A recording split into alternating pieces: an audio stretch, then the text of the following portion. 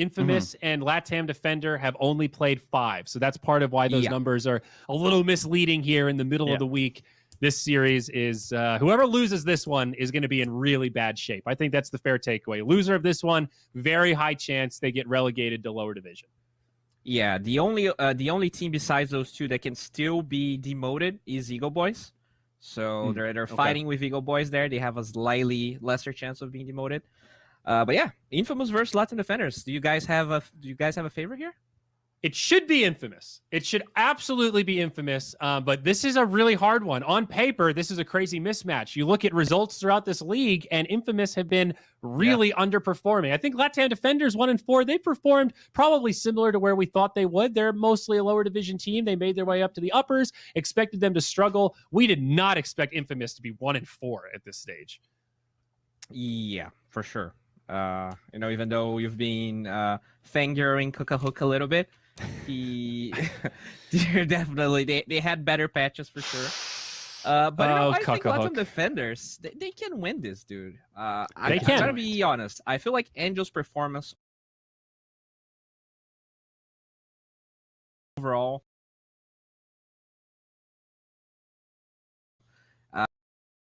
really disappointed me. I hyped this guy the entire league. True. I feel like he had some game-losing mistakes through. He's your cuck-a-hook. Okay, he's my cuck-a-hook, dude. We got a game here, boys. Though, so let's jump into this draft and see what we're working with and see what kind of Nyx Assassin shenanigans we've got to play with. Oh, look at that! Oh, Pup already. A fairy drag with no Nyx in the game. Wow. Okay, we haven't seen.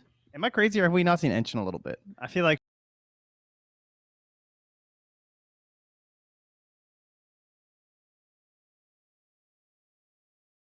She has been just chilling. Her and Beastmaster. Yeah, pretty much only in these scenarios where Beast is left in and you kind of want to deter the pick. I think that's about it. Have you guys ever used the Sproink? You know what was in the eggs before and then they put in the shard now, I think?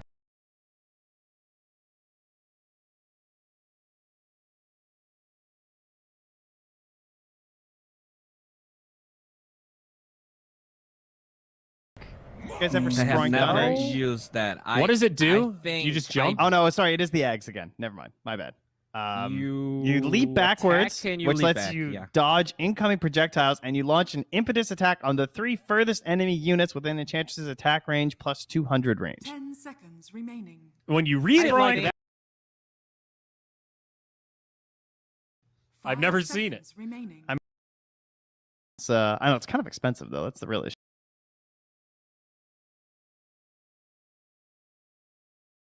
I think I have literally never seen it. I've seen it like twice in a pro game, I think. What was that, like a 60-minute? Exactly. Hey, yeah, we've all got 4 Aghanims. Here you go. Like it was one of those. I definitely remember. Yeah, this could be a game pick for Infamous.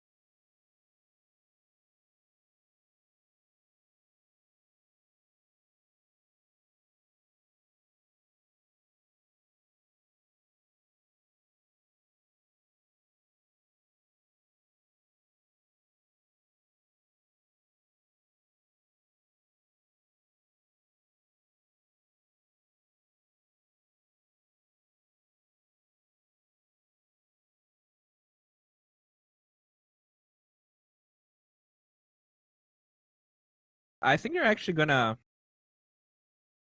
go for this carry out here. I don't think he would remove the V.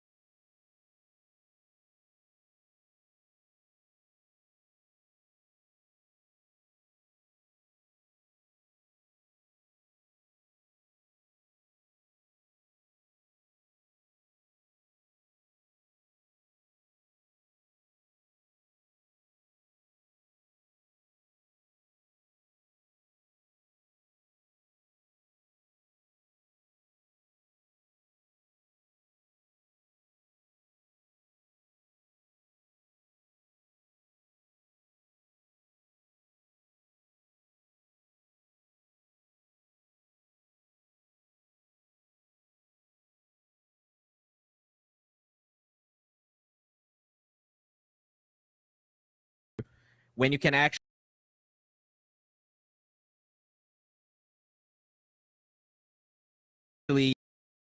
fourth pick your carry.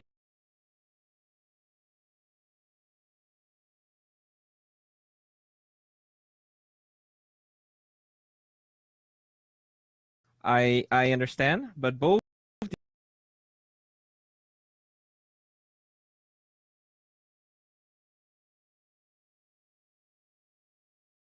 clocking. Okay. Okay. Well, it's great against Shadow Shaman, I tell you that. That matchup feels bad. Dude. Yeah, it's fine. As long as the creep doesn't come around. But yeah, after all that, I clocking. Okay. Okay. Hey, and then we left it in the second phase. Yeah, love it. Okay. More slow now. Good amount of zoo going on. Does Alk need more attack speed? Well, everyone's going to be swinging this game. Well, so isn't Alk one of those because the whatever? I'm pretty sure it's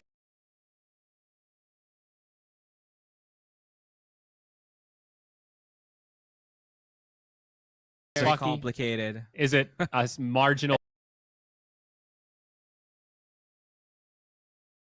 difference? There is not a yes. It's just all good. Yeah. It's not one of those like what, I see diminishing. Usually,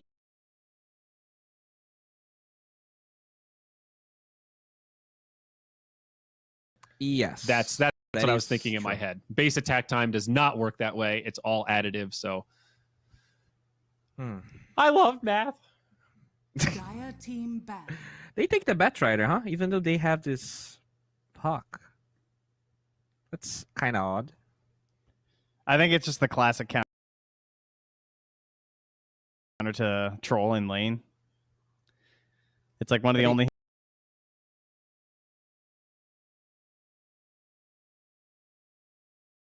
heroes that troll hates playing versus. They could have theoretically maybe done something with that, or it's also just really broken that I think it's completely fine to run mid versus puck too. Just a game counter versus troll. 5 seconds. It's a pretty good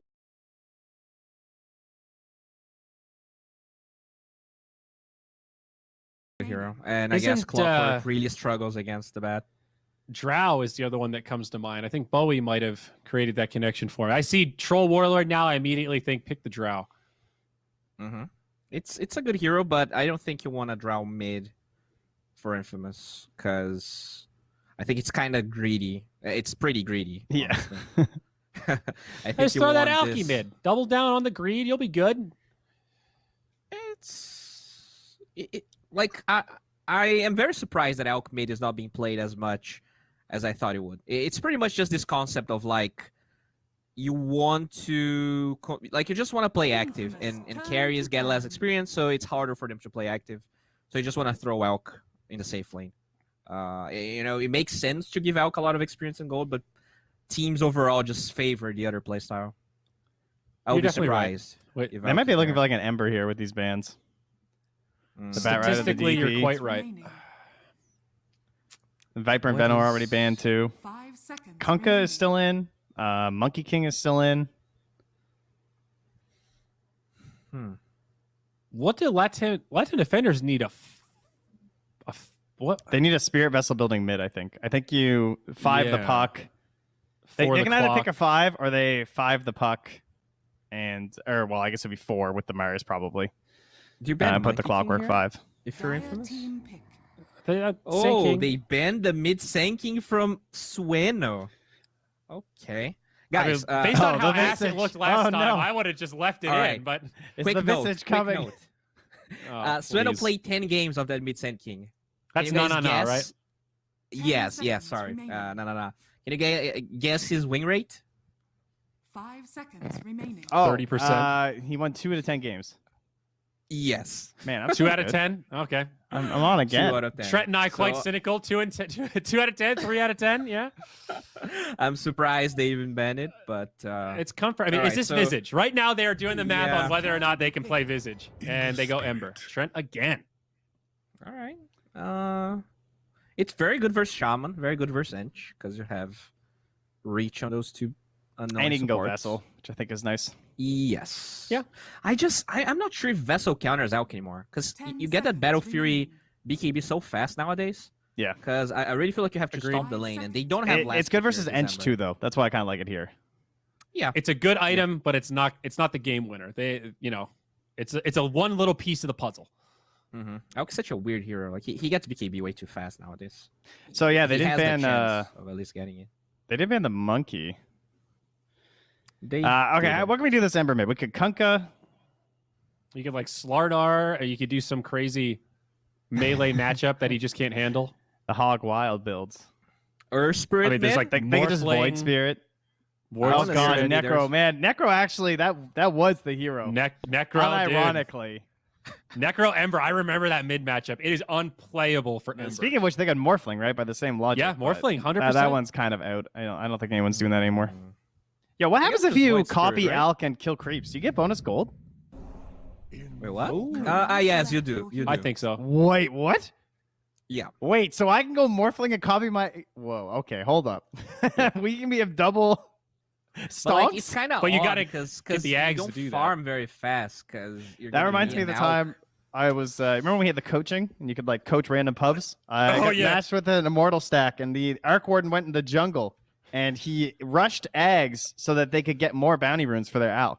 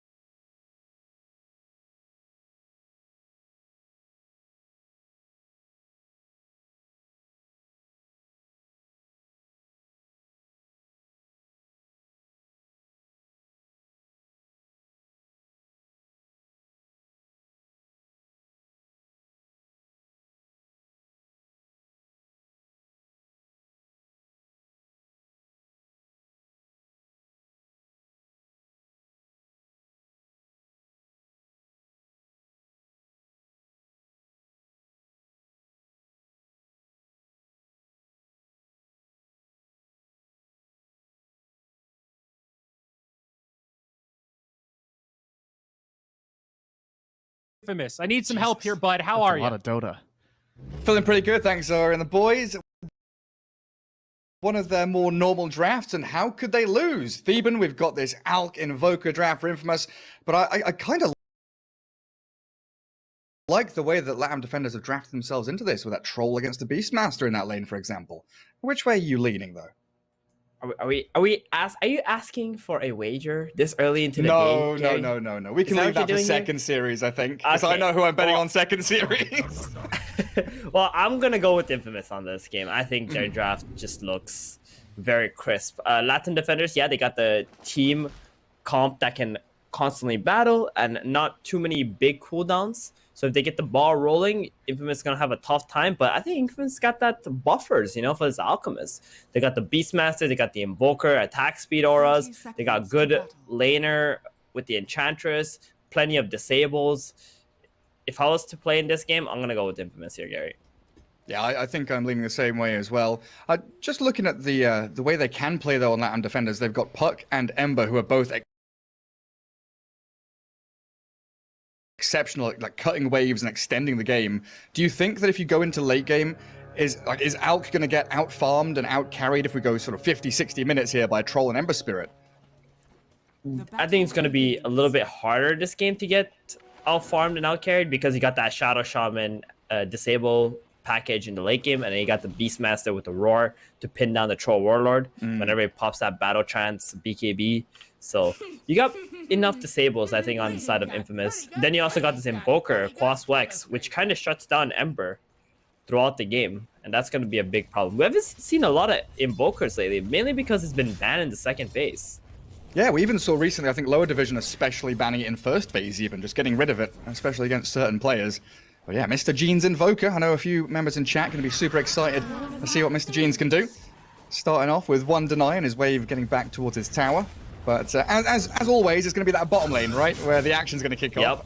Alk Enchantress against a Puck and Mars. So there was a few questions around why this Alk was suddenly picked, or Enchantress. This is something to do with yesterday's series between EG and Quincy Crew. So when that series happened, Alchemist was a really hot pick. Enchantress was also first phase picked or banned, and this was one of the lanes that just absolutely dominated. You got the acid spray, and you got the Ent just chucking out these spears onto these heroes. You pretty much just secure the Alk's lane. And you know what happens when Alk's lane is secured? He gets a lot of gold. Yep, indeed it does. And we're gonna see Axel here constantly just running at the enemy with some creeps in the mid game and creating a lot of space for the Alk to farm. Yeah, and trading up against the Puck, like 4 armor on Enchantress, you don't expect her to be, you know, particularly tanky with 500.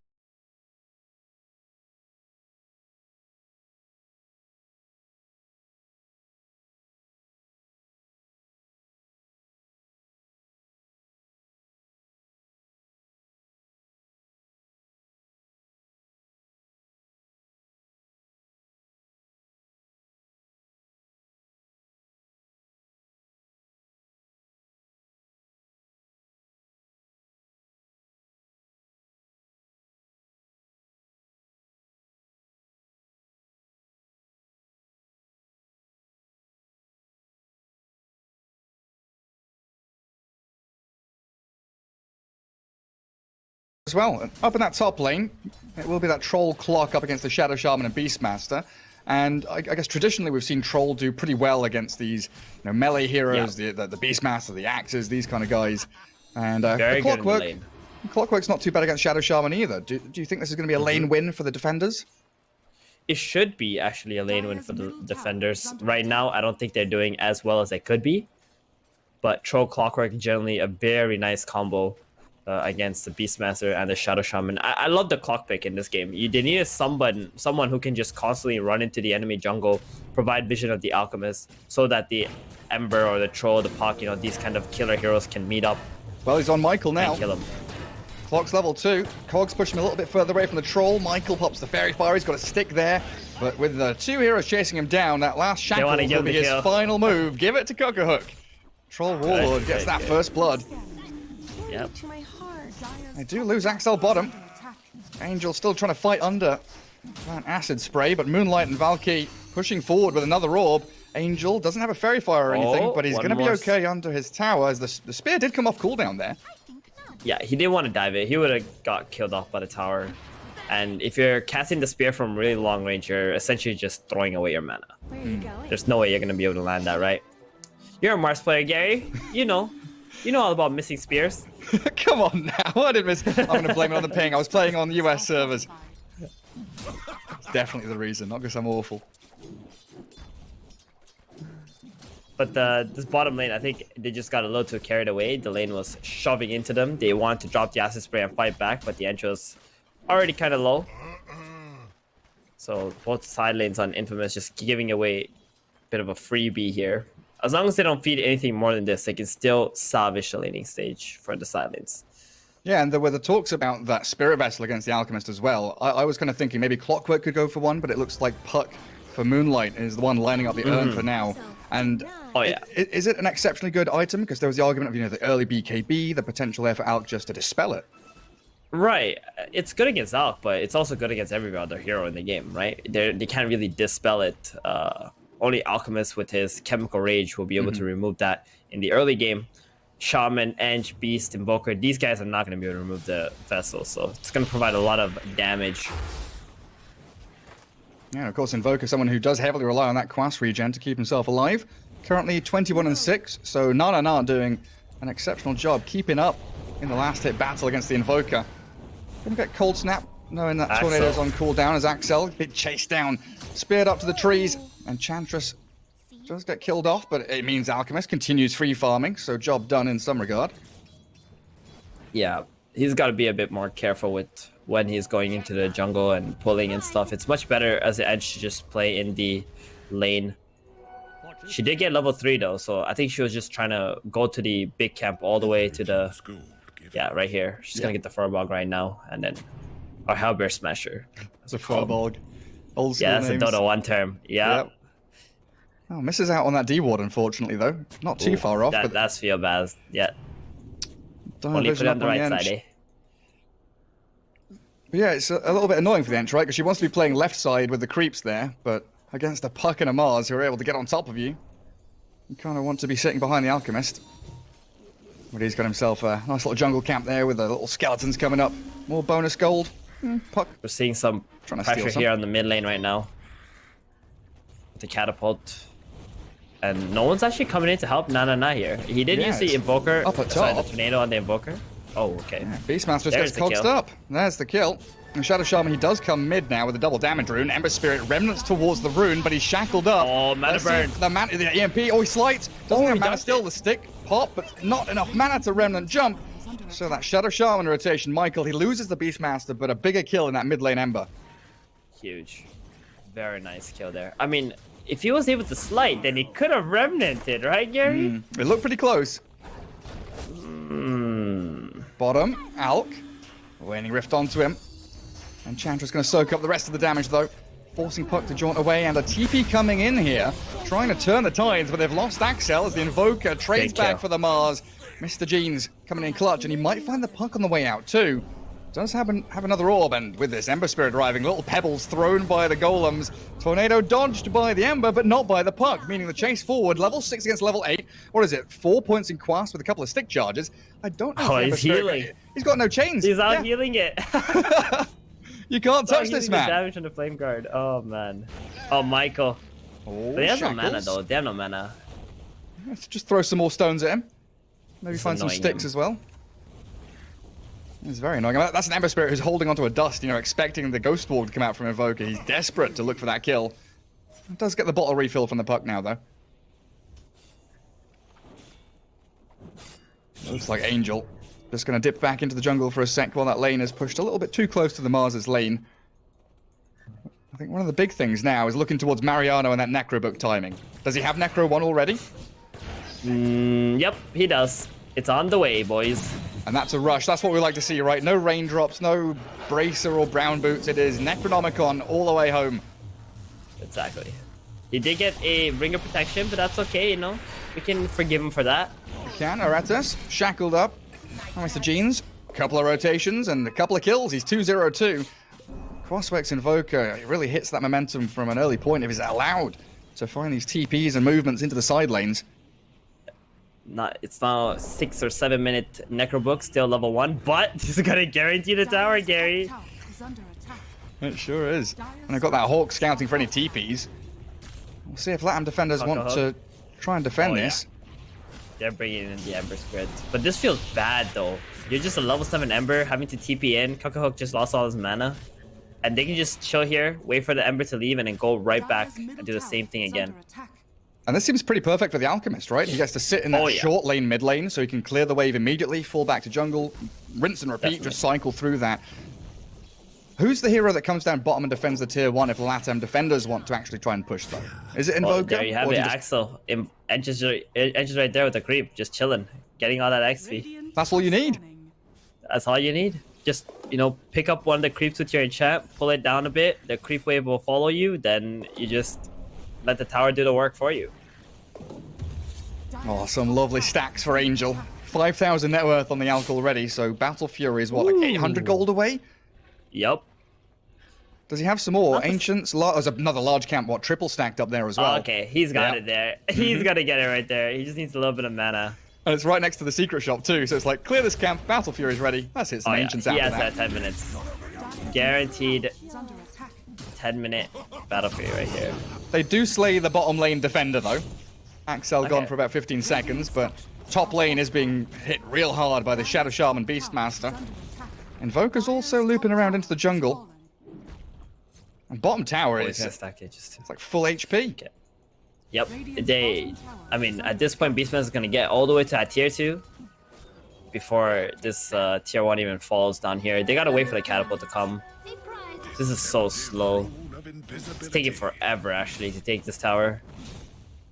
Yeah, Invoker's even pinging it out, saying, hey, do we want to go down there? As a roar up top catches Clock, he's cogged himself up, but the summons are just right-clicking him, range style. Necro Warrior's on top of him, so Beastmaster gets a solo kill there, and like you say, he's on that tier 2 already, while the bottom tier 1 has finally fallen. Yep, had a little bit of a roadblock thanks to the clockwork, but you know, it was a nice roadblock. Got a bit of gold from it. I thought Troll might go on that Enchantress for a second there, but they've dropped Serpent Wards in mid. Mars getting tagged by that EMP on like that, the very edge of the range, it looked like, shackling up the puck, killing off the tower. Valky slipping away, he's popped his... Well, he's got a 1 to pop. Ether Shock though, level 2 up, a lot of damage, and Mr. Jeans finishes him off. I feel like I'm watching Quincy right now playing this game with the Radiance lineup and how they're rotating, how they're prioritizing the towers and not really falling under the pressure of this Mars and Ember just pushing bottom. You saw how the Beastmaster took top before they even started on bottom, so what did they do after that? Switch straight to mid.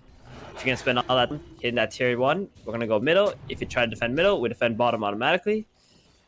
And they just have no map control on Latin defenders anymore.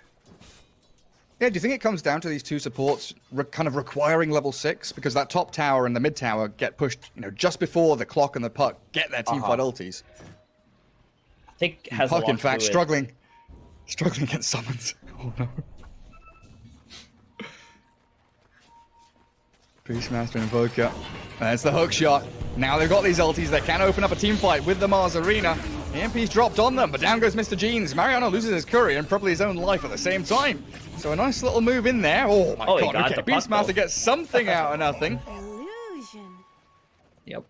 I think Latin defenders' problem is the Ember versus Invoker matchup mid. It was just so favorable for the Invoker that wherever the Ember goes to defend, he's neutered. Like, he can't do anything against this Tornado, especially going this Flame Guard build. So Invoker just had to go top, help the Beastmaster take the tower, open up the map, and that just unraveled everything. Yeah, it's not like a bad decision by Nana to play down bottom lane, right? It's making the best of a bad situation.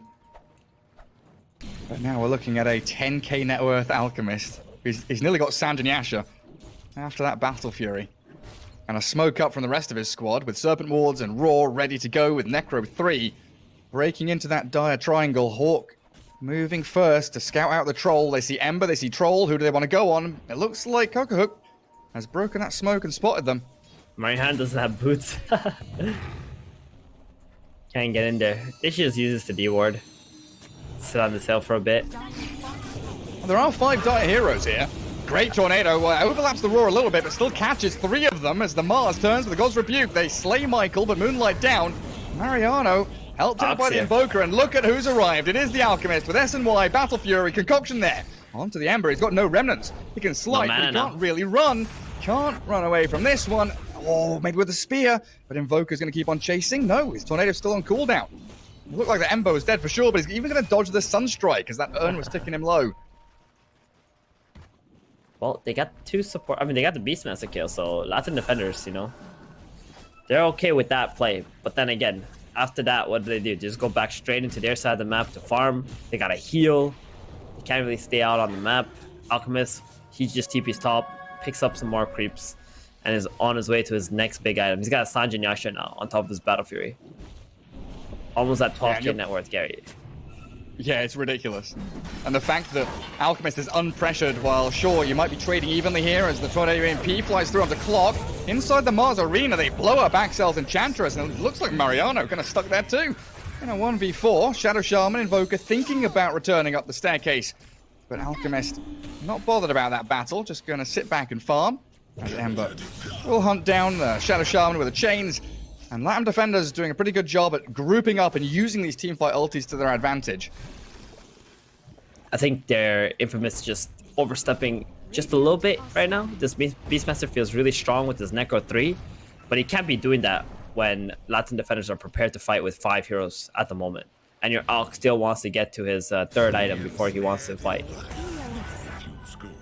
Well, he might get his third item off this kill. If they can catch the clockwork, farming up the cogs. He's going to grab a bounty and run, though. But yeah, do you think it would be better if Beastmaster, instead of these smoke moves, kind of angled towards the troll, if they push to lane and open the map for themselves? Would it feel a little better? Yeah, exactly. I think you just let the Enchantress summon or get the Enchanted Creeps, run into the jungle, provide some vision while the Beastmaster just pushes through the lane. And you just go on the first target you see, instead of making the Beastmaster run face first into the jungle areas. Because he's not that tanky, to be honest, because he's no way to really get out of the engagements, right? As a beast. Mars kind of kills you in the arena and your summons. Yeah, now it's Mars with a blink and a smoke there. Wanting to start something off again. But the map does get spread now. Beastmaster for Mariano is going to play down bot. Invoker's just continually shoving out the mid lane with meteors over and over again. Really difficult for the Dire team to actually move forward towards any kind of objective. No towers they can really grab unless they make a decisive smoke move and win a big team fight themselves, which it looks like they're going to attempt towards the mid lane, maybe into that Radiant Triangle where the Alk has been sitting for a while. He's already popped his Chemical Rage, so if this fight starts here, it's very bad for Radiant. They spot the Alk. Oh, he didn't kill his courier. What? I guess the Ember and Troll are far away. Yeah, they're too far away on the Troll Warlord. But now the turnaround. Serpent Ward's there with the Hex and the Shackles. Moonlight's Puck stuck inside with all the little snakies. And a Cold Snap with Roar onto Aretas means they're going to trade 2 for 1. There's the arena. Angel's inside it, but they're not fighting him. He missed a spear on the Alchemist. So they just back off. And the immediate run into Roshan. Got the 2 kills. That was very awkward for Latin defenders, right? The Troll was farming bottom, and then they decide to invade the jungle without the Troll Warlord, where if they really want to kill Alk or any big targets, they're going to need the Troll there. Jeez. Yeah. Alk with Inner Beast and Alacrity's hitting 3 times a second. 0.32. He's got AC now, too.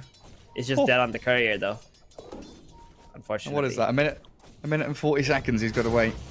Yep. Mars misses a spear again, this time on the Enchantress.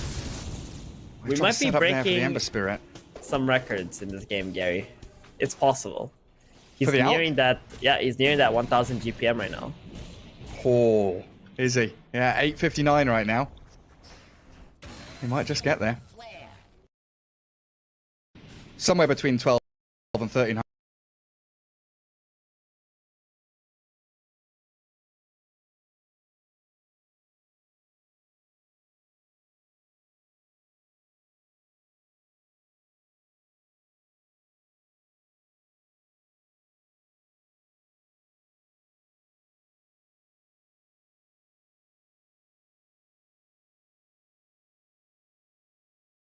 It does create a bit of a barrier for the Troll to continue farming, and Troll's not doing too poorly, as they do find the Enchantress yet again in the mid lane, spending Arena on the Enchantress +5 though, and still not getting anything off the back of it, right? You're spending teamfight ultis, no towers.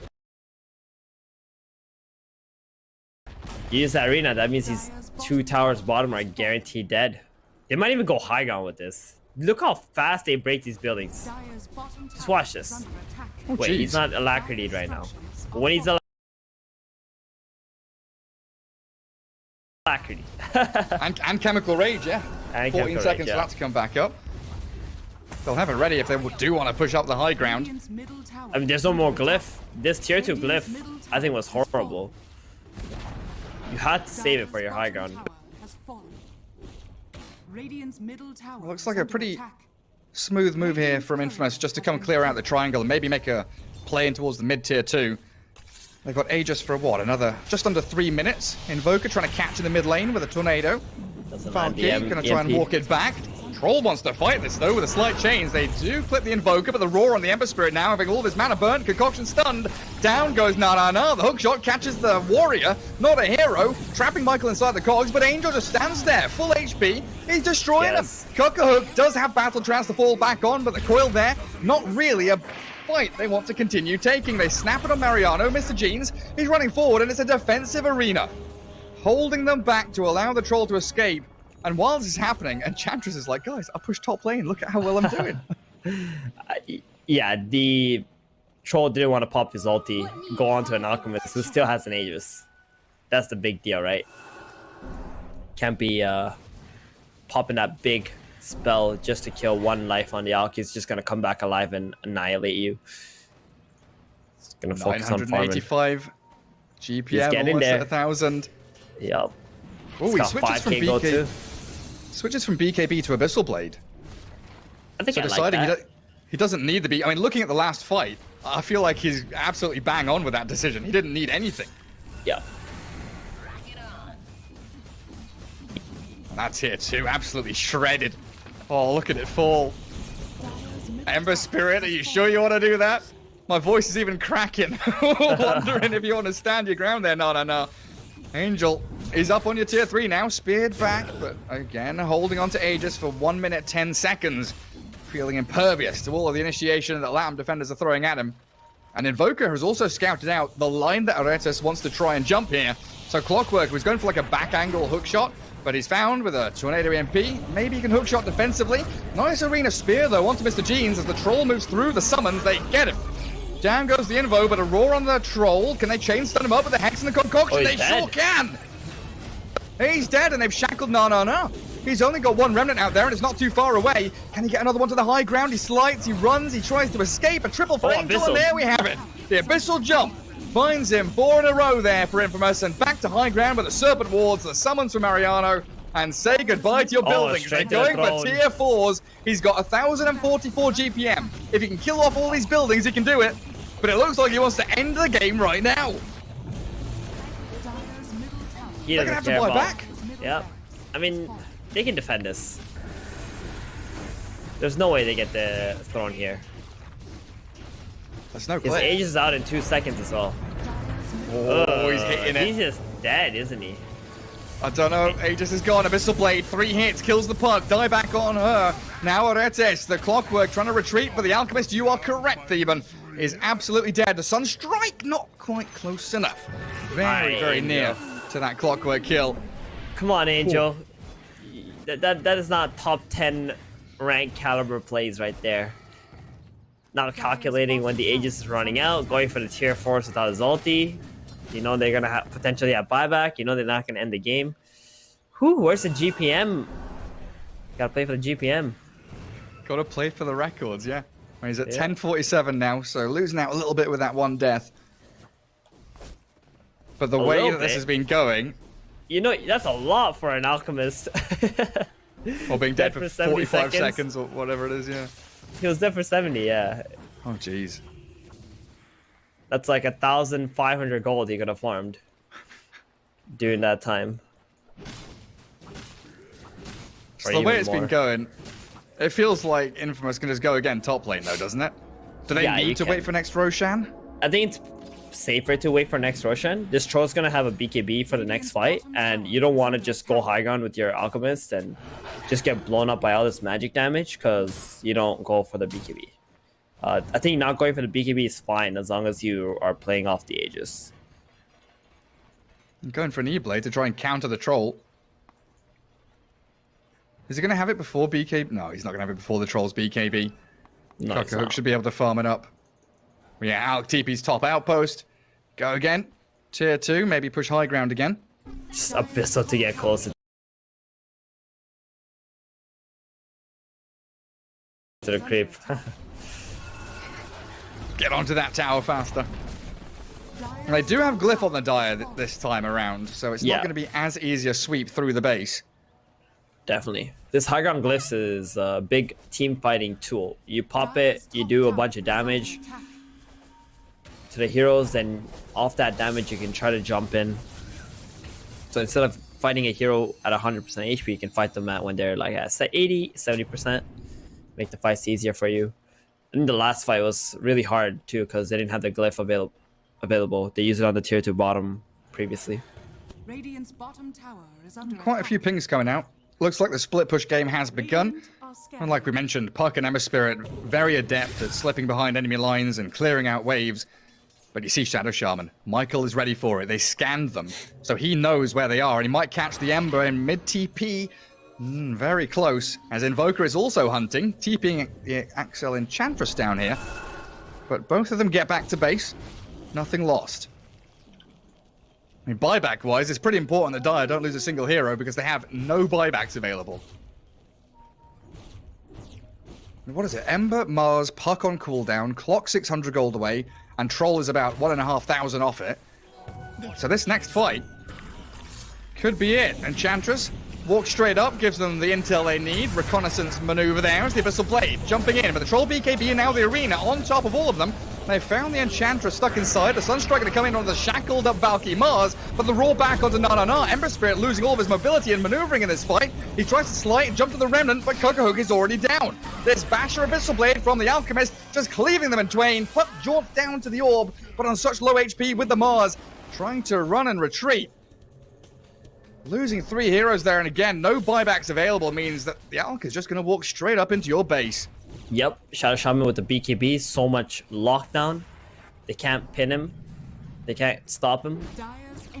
It's Alchemist, he just went straight out to that Troll. Troll had to pop a very early BKB, didn't want to get disabled up. But then his late battle chance just means it's going to get kited quite easily. And there's game. Infamous take it. Yep. Game 1, I mean 22-20 with a 20k net worth lead for Infamous. Alchemist, first phase pick, uncountered, but is he uncounterable? I think the follow-up picks on Infamous were very important for the draft too, right? The disables for the Shadow Shaman, Beastmaster, and Invoker. But because they got the win condition early, and they know as long as this guy farms, he's going to carry you. So they just had to make sure the lineup made up for whatever they were lacking on Infamous side. So Latin defenders, I mean, they had some cool heroes, but they would have had to play like gods this game to be able to take this against Infamous. Well, we'll see if they can do that in game 2. A quick break before the series continues. We'll see you guys in a little bit.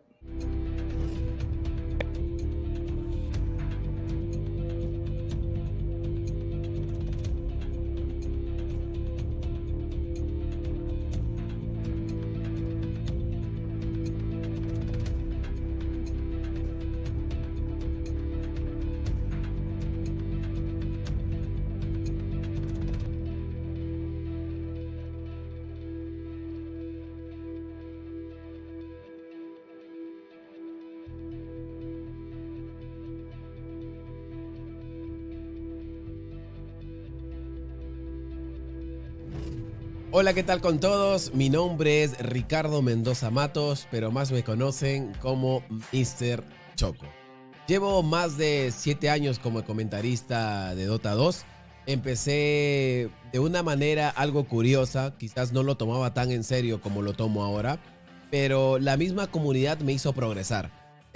Aún me acuerdo de ese año 2016 cuando recibí la invitación de Valve justamente para comentar el International 2016 desde Seattle. Tuve que viajar a Estados Unidos, fue una locura para mí, no tenía la visa, los papeles, ¿no? Y era algo de presión interna, pero la comunidad lo tomó de buena manera, hice lo que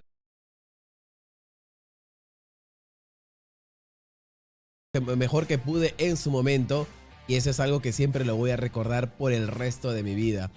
Muy aparte de eso, en todo este tiempo he ido tratando de mejorar mi estilo. Quizás hay muchas personas que aún a la fecha extrañan el estilo anterior que utilizaba, aunque una que otra vez lo suelo utilizar por ahí, pero siempre tengo esa picardía, ese toque humorístico cuando comento con alguien que creo que resalta mucho en mí.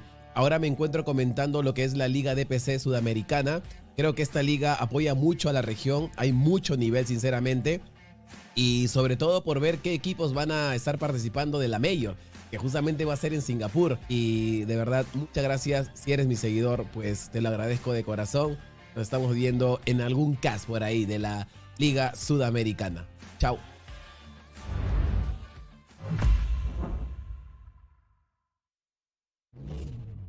Dota 2 is on the menu today, and the Latam defenders, well, a struggle in game number 1. The early picked Alchemist works wonders, mega farm, mega far ahead, and of course they did close it out. Bowie, how you feeling after watching that smackdown? I want to play Alchemist, dude. It feels so easy, right? You can just suicide into your 4s. You don't really care. You're just Abyssal Blade to creeps to get farm faster. I want to play your head-to-head. Tough one for the troll. Cuckahook did what he could, but within 15 minutes of that game, it just seemed like a tall order to try to close the gap against Angel. Yeah, I honestly feel like he played really well. I think he laned. Maybe they could have won top a little harder, but you can't really farm as fast as an Alchemist as a troll. It's impossible. So what they needed was ways to get those early towers. But you have an Ember plus a Mars, right? I think they actually got some pretty good fights, but the Alk was already too farmed. He got that 950-minute Battle Fury. So their only hope was just really good Dream Coils and hook shots to try and salvage the tower fights. That's really your only hope at that point, and that's asking a lot. The game was just outright very difficult for them. I also feel like giving away that Roche was pretty bad. They really did. It was a pretty obvious move towards Roche. I think one of the more impressive things was just how in getting that Roche and everything though, the way Infamous just recognized completely their strength, right? The 5-man just group up at towers with the Alacrity on the Alk and the Inner Beast Aura, and he was completely jacked up. There was not only do they not have really any good tower push there, but if you're not there in time from the defenders, then the tower push for Infamous is just completely overwhelming. Right. Yeah. That's the aspect I kept thinking about. When you have the team that has the farming advantage with the Alchemist and you have the pushing advantage, and it was sort of a wash in terms of team fight. Both sides had pretty good setup for mid-game team fights. It's just so much easier for Infamous. They can own the map with doing less, simply put. Yeah, I don't think... I think what you do is you probably ban... you can give the Alk away. Just don't give the Beastmaster Alk Invoker track. Yeah. A Shadow Shaman, little sprinkler on top of that, too. Yep. Yeah. Little Susant I think of the that, Shaman. 9th pick Ember, knowing Invoker was open, was also a little bit questionable. I think he played really well, but, it just feels like they always put Na in this weird position. He never gets a hero to destroy the other mid matchup. He's playing Visage against Quap. He's playing Ember into Invoker. What I want is an interview with these guys. I want to know if that's Na saying, trust me, I can handle the tough matchup, or if that's a Raytace selling him on these matchups, right? Which one? Is it the drafter leading him into a tough game, or is it Na who's overconfident and asking for these heroes? Because I've heard a lot of teams say when it comes to mid matchups, if you're 10th pick, a lot of times the drafter will say, who do you want? You're the specialist. This is your lane. How do you win this lane? You tell me. So I would think it's Na, but I have no idea. It's tough when you're 9th. That's true. That's pretty much the issue, right? Just pick Lina, dummy. They even banned his Sand King, so he couldn't even play his Sand King, I was getting salty in the lobby chat here. Our admin. Latam defenders trying to decide which side they will take. They now have 30 seconds to make this decision.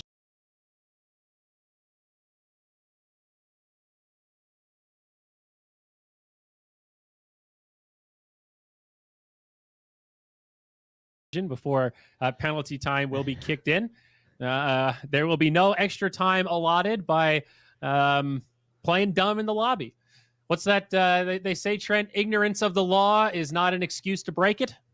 Aha. Sure. That sounds very American. Yes, that is a very American set of ethos there. Bowie, let's talk about Mr. Jeans, though. How'd you feel about the Invoker performance? We've been a little hard on Mr. Jeans, I think partially because we expected him to be one of the standout performers in this upper division, and he's been just a mediocre performer, let's say. How was that game on the Mr. Jeans scale for you? I think it was a 9. He obviously had a better matchup. I think he overall rotated well. I think some of his EMPs were not perfectly positioned. There were a couple of fights he actually didn't drain any mana, had to like buy a lot of clarities, couldn't really play as fast as he wanted to. But overall, I think he did really well. He just beat the lane, got the items they needed, and was the Alacrity bot, just making sure Angel was hitting creeps, hitting towers. I thought the Ench from Excel was also very good again. Just so it's so versatile in what you can do. You're right. It's not like the best at a lot of stuff, especially things you ask at your 5, like maybe a little bit of team fight and stuff. But you can do a whole lot during the mid game. Test. I think the creeps, the having the creeps to split push is probably the biggest difference between Undying, right? Because Undying, you don't really want to tombstone a lane to like push it faster, but you can just get a tomato and just like shove a wave while you follow your team. I think that's actually pretty valuable. I'm really hung up on that analogy you made though, Trey, like Ench and Undying, how they bring a lot of similar things to the table. It does feel like Ench is just a little more flexible. Like Undying in the specialist situations can dumpster harder and do more of the tombstone, but Ench just feels safer, way more versatile and can just do a little bit more. Undying has a higher cap in the very specific niche of the team fights though.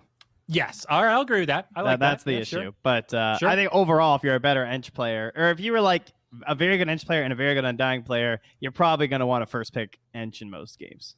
Yes, right. Blind, absolutely. Yesterday we saw this like Undying Tusk core, Tusk duo, and the Undying would hit a core, and Tusk would Walrus punch him with tag team, and I think they like one shot Alina or something. He did like 1100 damage 11 minutes into the game. That was really cool. The 25% amp with Walrus Punch. That was cool. I kind of want to do that in a pub. Goofy amount of damage. That's an actual one shot right there. We joke about one shots regularly, but that's. We got a response, guys. They wanted Radiant. They finally included, and it did cost them a little bit of time. That's a minus 30 seconds for Latam defenders because they did have to think about it for so long. So hopefully this Radiant decision was well worth it. Let's jump into the draft here for game number 2. Perfect. And Alki first banned. There you go. All right. Now, sometimes this feels like an overreaction when you see a team lose to a hero and then ban it out right away. But I would say we haven't seen this enough. These SA players are so stubborn.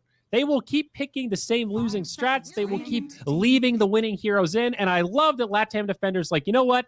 We're not going to play that same game again. Win or lose, we're not getting Alchemist. I like it. That's a +1 from Zyori.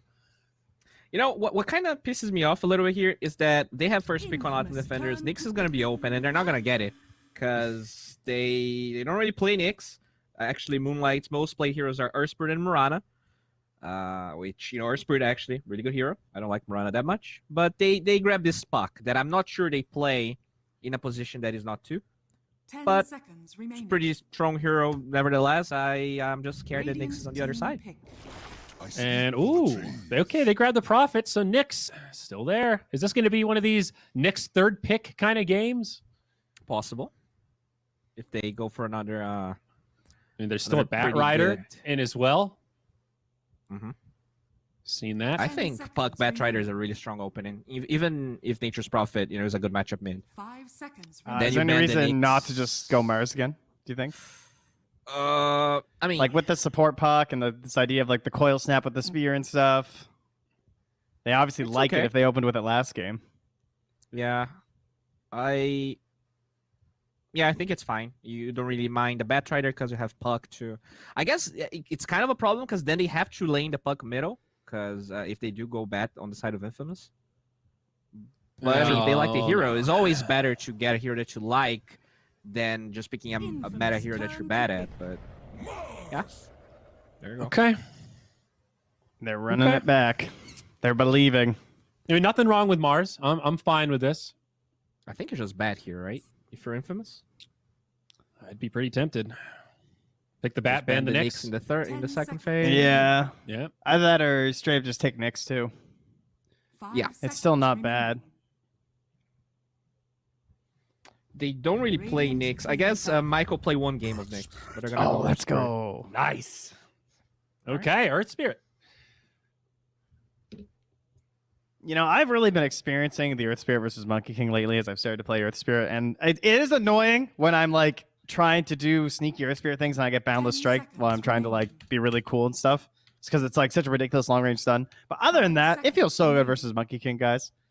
Like when they're trying to run away and you just drop a remnant and pull it under his tree, that is the funniest thing I think I've experienced in Dota. Yeah. It's so easy. It's literally a point and click, like, wipe out trees. Do you quick cast everything on Earth Spirit, Trent? Everything except the Aghanims. I see. Because I'm a quick cast player and I struggle so hard with Earth Spirit. It feels like I'm always kicking everything in the wrong angle. No, it's so easy once you learn, dude. I swear. I spent like half an hour in demo mode. Once you learn. It took like half an hour. All you have to do is turn on the Alt key self-cast and you're good to go. Okay. Then all you have to do is hold Alt and hit D and it drops the stone right under you. And then all you have to know is that if there's ever a remnant within 200 range of you, you will kick the remnant. If there's not, then you will kick you just have to click the person you're actually trying to kick. Quick cast is when like you just mouse over somebody and you hit the spell and it casts. You don't have to actually click on the target. Yeah. Yeah, I don't use that shit. Yeah, I don't use it for anything but Earth Spirit because I'd never played the hero and it looked like it was going to be very useful, and so I just learned that. Bowie, do you use that for every hero? Everything. What? Have you always done that? Do you use it for like Black Hole and stuff too? It feels weird at first, but then it's so good. I mostly play support, so I find it's like not necessary. I agree it is optimal though, for the most part, right? Yeah, I dropped 1,000 MMR the first time I started doing this, but it's been like 5 years and I did get everything back. But the transition is rough, dude. It is. I think it's objectively better. 5 seconds. 98% of the time, I would say. Yes, exactly. Yes, there's definitely exceptions, but I think like learning it on all of your heroes will make you better at Dota in the end. Really? All right. I mean, you're just straight up removing inputs, right? Because you're just taking away left clicks. Yeah. Okay. So you're just that much faster. It makes sense. I think it's one of those. If you played Dota 1, that is a painful thing to unlearn, man. That's like, I got a lot of hours of no quick cast.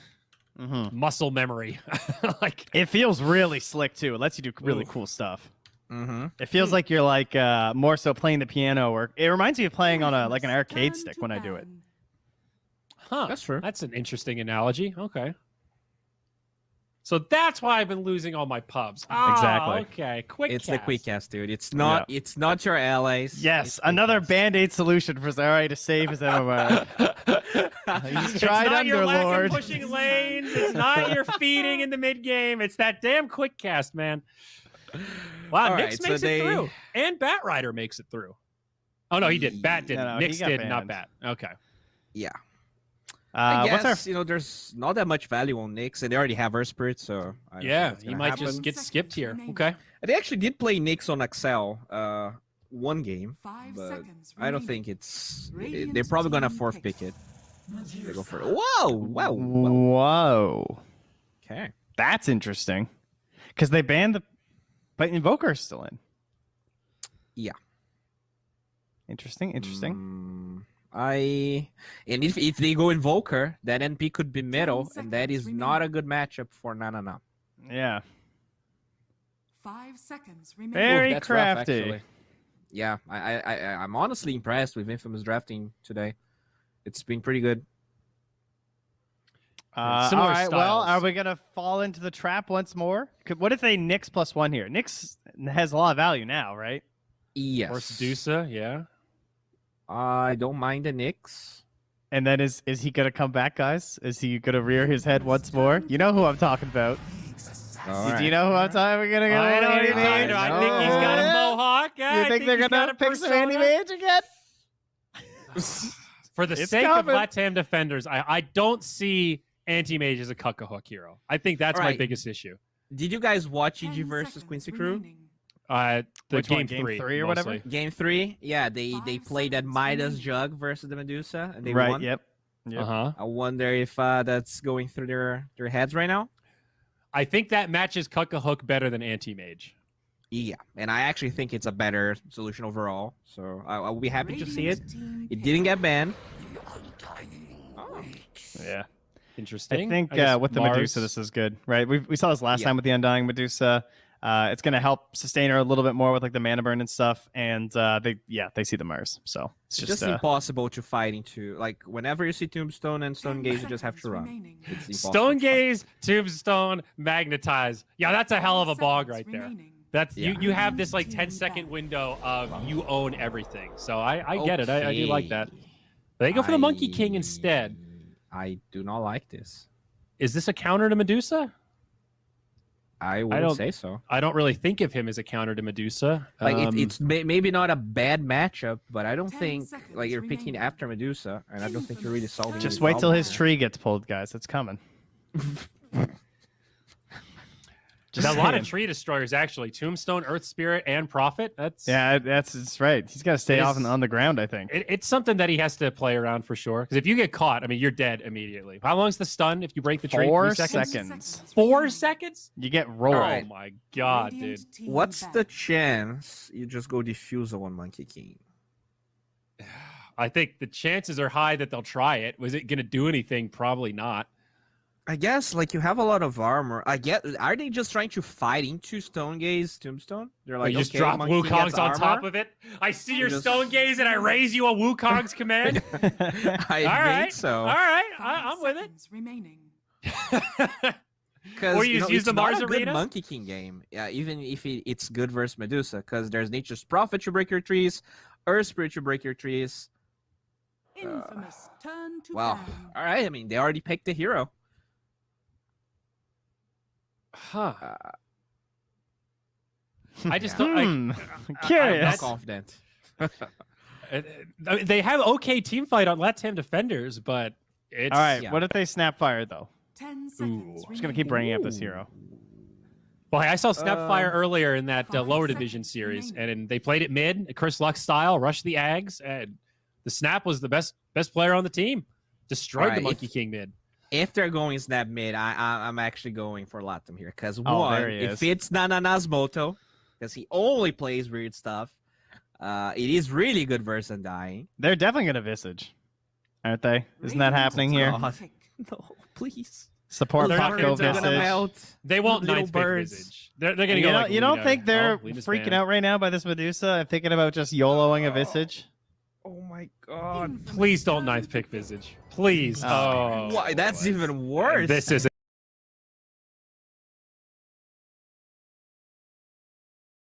any better. Oh god. This looks familiar. Isn't Invoker still in again? Yep. Yes. He's just all right, chilling. there's a Nyx though, at least. But okay. still. Okay. You can only mana drain one target at a time. I was going to say, I mean, that's like one of those. Invoker. The Nyx is really annoying, but I think the Invoker still just. He completely shuts down everything Ember wants to do.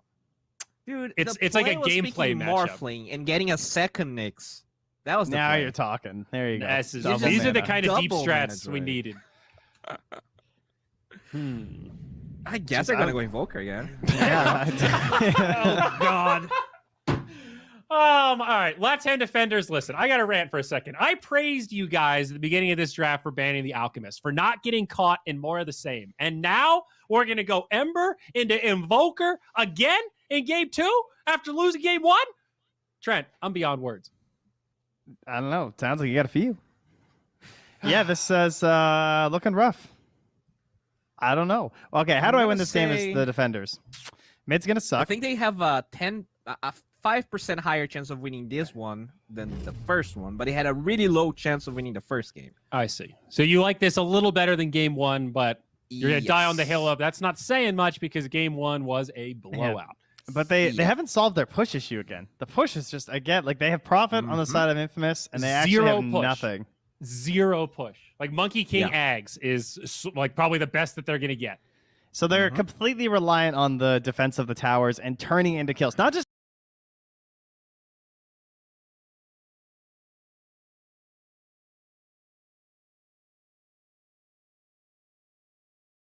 like making them walk away like last game. They need to actually convert into like double, triple kills and stuff, and then hope they come back to the tower again and they get more kills. And so playing around their cooldowns, they don't have that many cooldowns, at least, like, you know, Arena and Wukong's, but I do think it just looks straight up easier for Infamous again here.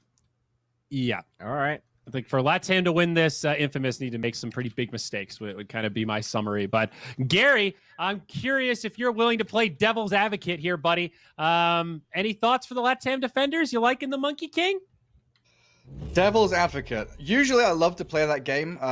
This time around, though, it feels like we're looking at a lot of the same here for Infamous up against Latam defenders. Theban, the panel talking as though it's like a complete outdraft. Do you agree? Man, Alacrity plus Medusa. That's really hard to deal with. It might be even harder to deal with than the Alchemist. But this game, though, I think Latin defenders have the chance to start killing and never stop. So that's what we're going to have to watch out for in this game. Nyx Assassin is a pretty good hero against Dusa, but Dusa, once she gets that BKB with the S and Y, even the Nyx can't do anything against her. Yeah, and then looking at the lanes, talking about that Monkey King with the fact he's against Prophet, against Earth Spirit, Tornado can scout him and catch him on the trees. It's not going to be an easy one for him. So is this going to be a matter of, you're saying they've got to keep the kills going, a snowball rolling? Is it down to that laning stage? Have they got to win 2 lanes? Do they have to win 3 lanes? What are their chances looking like? Well, they're definitely going to have to win lanes. I think Mars plus Puck, that's a pretty decent lane against the Dusa, but you're playing into an Undying, which is a huge problem. One more thing to mention is Monkey King Wukongs versus Tombstone. That's really rough for the Monkey King. He can't just stand his ground and fight in there because now the Tombstone zombies are going to start stacking up. And if you get out of the Monkey King's Wukong, now you don't have your big team fight spell anymore. So you have to make sure that you shut down Infamous in the early game. You don't let them come online, and then you keep on putting the pressure, keep killing them over and over again. And then eventually you have this big lead that lets you just take the buildings naturally and overwhelm them. There. Yeah, exactly. Yeah, you've said that now, and I've realized there's 4 melee heroes on Latam defenders against Tombstone and Magnetize and Stone Gaze. And no good heroes to kill the Tomb either.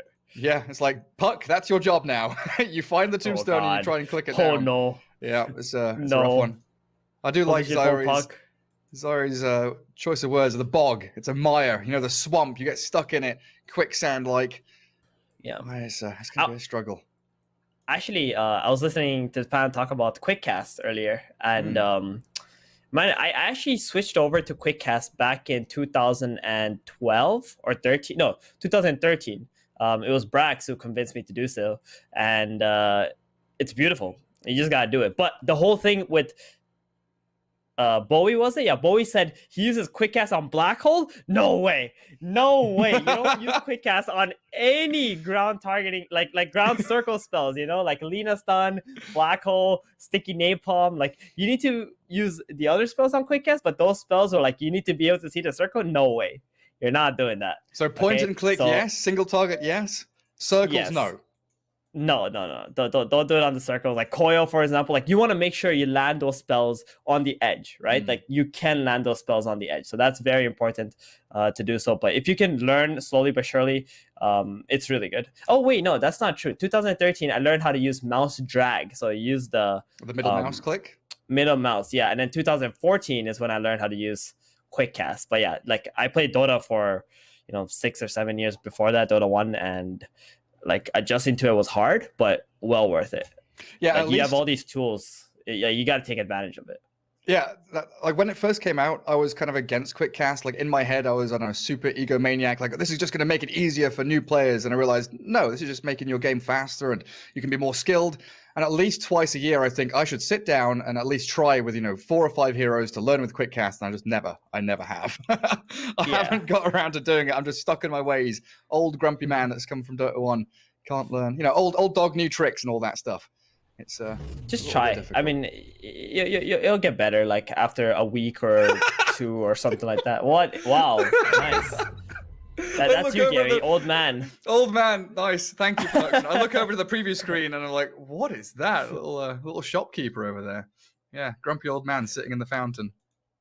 Oh, dearie me. Are there any other tools that you like to use? Because we used to have I know a lot of the Hon players like the little tooltip that appears, the hero bar that we used to have, but I think it's kind of bugged now. No. That thing lags. I'm pretty sure that thing lags your game, and it's like completely distracting. So definitely won't be using that. On the mini map, using colors instead of like just icons? Using I think. Yeah, icons. Because then if you use the colors, you can see the positioning your teammates are facing. Yeah, the and little where your arrow on enemies top are of the kind of circle, facing right? to. Yeah, exactly. It's kind of like a teardrop, right? Use the teardrop icons so you can see where your allies are facing, so you know whether your allies are running towards you or they're running away from you. So you know like how they're gonna play or what spells they're gonna cast off of that. Those little things matter a lot. But mouse drag though, that one you got to do, like not using edge pan. Yeah, Dota 1, that's every Dota 1 player is notorious for that. Just using edge pan is so inefficient. You know, you got to drag your mouse all the way to the corner of your screen and then bring it back to the middle to like cast spells. It's extremely inefficient, and I think that's probably more important than quick cast even. Like just getting used to using mouse drag. Yeah, it's pretty impressive how extensive like the settings and kind of customization is with Dota 2, right? I know there's a bunch of pro players and a lot of streamers. Like I know Wagamam has done a whole like 30-minute video on settings and what you can actually do with the game. And I remember you talking about middle mouse drag. I remember Dendy was one of the first players that I heard was like, yeah, this is how I move my minimap. There's like no other way to do it. Why would you try? But there's one setting that I've been using a while. I can't remember what it's called, but it's the attack move command. Like when you attack move, it creates a circle and it will attack like the nearest unit to that circle. It's a pretty cool one. You know, there's double tap, smart double tap. There's so many cool things. Literally just sit there for 10-15 minutes, go through the settings, have a little fiddle, test around with stuff, and you will genuinely, you know, gain MMR just from changing some settings and getting used to them. It's great. Less things you gotta think about, the better it is for you, Gary. That's what it is. The person who convinced me about like really sold me on mouse drag was S4. Yeah, when I started coaching S4 and I was watching, I'm like, oh, using middle mouse drag as well. Like I was lazy, right? I'm a Dota 1 player. I'm lazy, so sometimes I'm using edge pan and whatever. But then once I saw him use it, I was like, yeah, it's so efficient. Why wouldn't you do that? I'm like, all right, fair enough. You know, you're the TI winner, the most dominant TI winner there was. You know, I'm just gonna listen to you, buddy. Yep. That's what it is.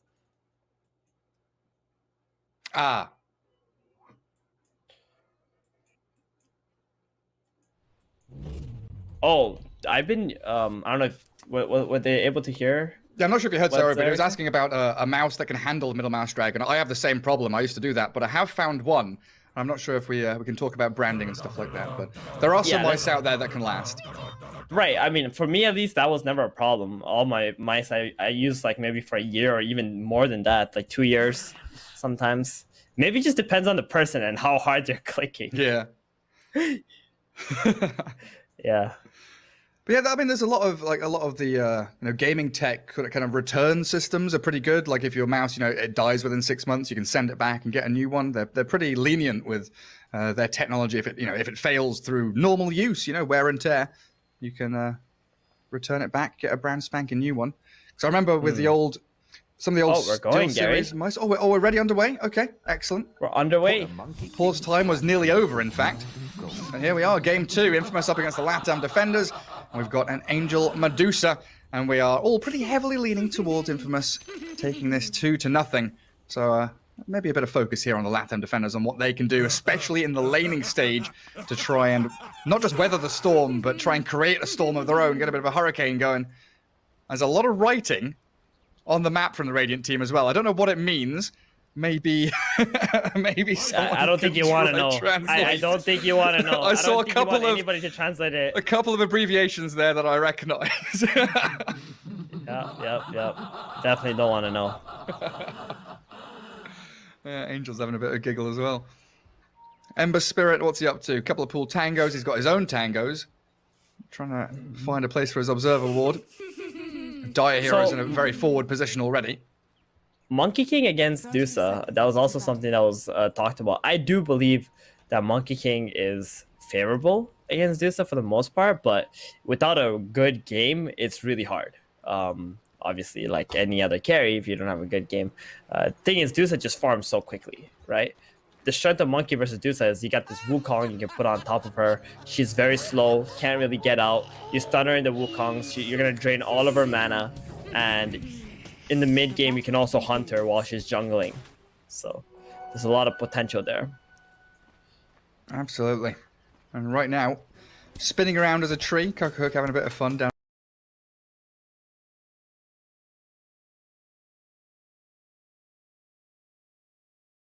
bottom. back into normal monkey mode.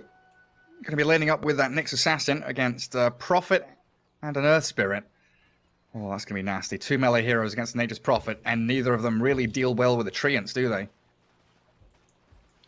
Yeah, they don't. You typically want something that can at least lock up these Treants or just be able to right-click them down. That being said, when Earth Spirit does roll mid to try and control a rune, that's a perfect time for Monkey and Nyx to try and get a kill onto the Nature's Prophet and get back some of that loss in the laning stage. Yeah, force the hand a little bit. In mid, we see that Ember against the Invoker again. Mr. Jean's rotations were pretty good. Oh, top lane, they're dropping low on the Mars. So what happens, you're gonna get decayed, and every time the Mars walks up for creeps, you're just gonna get snaked as well. Actually, very, very difficult for Valkyrie right now. Yeah. And he does not have enough regen to sustain this. And this is the kind of tactic we were mentioning in that first game, the Enchantress.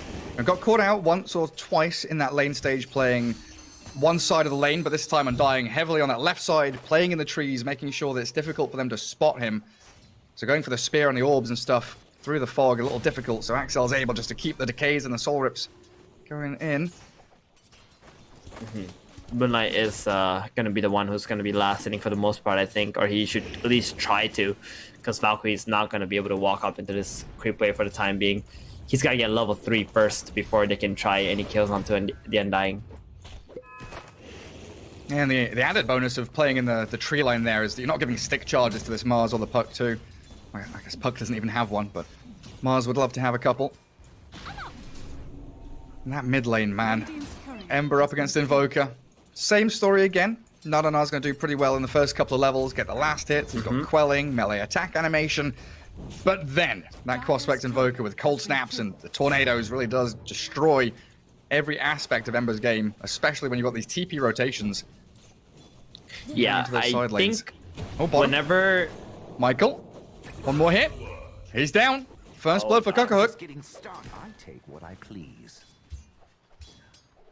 I was going to mention, like, whenever you play this matchup again, the person who lost the matchup previously typically learns something that lets them have an easier time in the next game. So I expect Nanana to do much better this time around. Adapt, improvise, overcome. Let's see if he can do that, as Earth Spirit has TP'd into that mid lane, hiding behind a couple of trees there, waiting for that roll. Level 3 Ember Spirit. We have seen some sneaky little slight plays, so he could find a way to slip out of this. And Earth Spirit's actually going to go walk around the long way. Come in from the right-hand side instead, as the tornado starts it off. I'll go for the D-Ward instead. Get rid of the vision. Exceptionally important just before that 4-minute rune when Ember needs the bottle refill. Back down to bot. Spotted out the courier with his Observer Ward, so a snipe there. Ob sentries, a clarity down for the Nyx. It feels like Mariano's had a pretty reasonable time here, even without the Earth Spirit sitting in his lane. Still keeping up. Farming pretty damn nicely, even up with the Monkey King.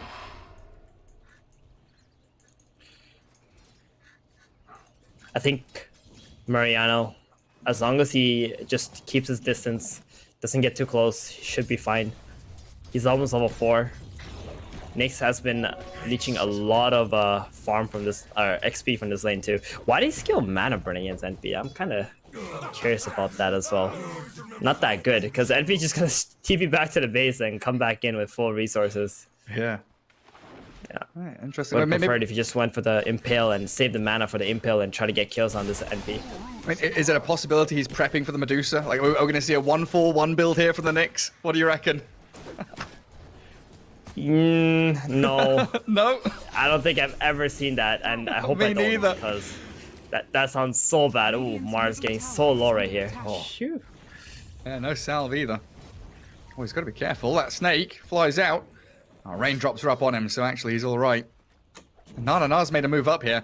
And yeah, they didn't rotate any heroes for the rune. So that 4-minute rune got grabbed by the Earth Spirit. Puck didn't move. Nanana's here trying to take bounties, but the Dire team have bullied him away. So your Ember has rotated up top with no chance of a kill, wanted some runes. Oh, and doesn't get the other bounty too? No way. He's going to get neither of them.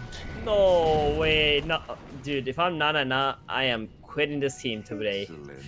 That's it. I'm out. Goodbye, team. Hey, where's my backup? No one helps me for the power rune. No one helps me for the bounty runes. They've given up hope on nah, guys. They've given him a salve. Feels bad, man. That's all he gets, a salve.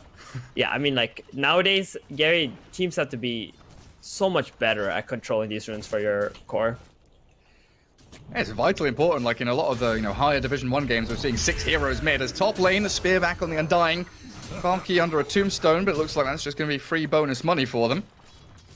Yep, there we go. Finally got a kill. I mean, Angel should be a bit careful. Mars does have another combo ready, and they might just go for him. Yeah, they could give it a crack. Hand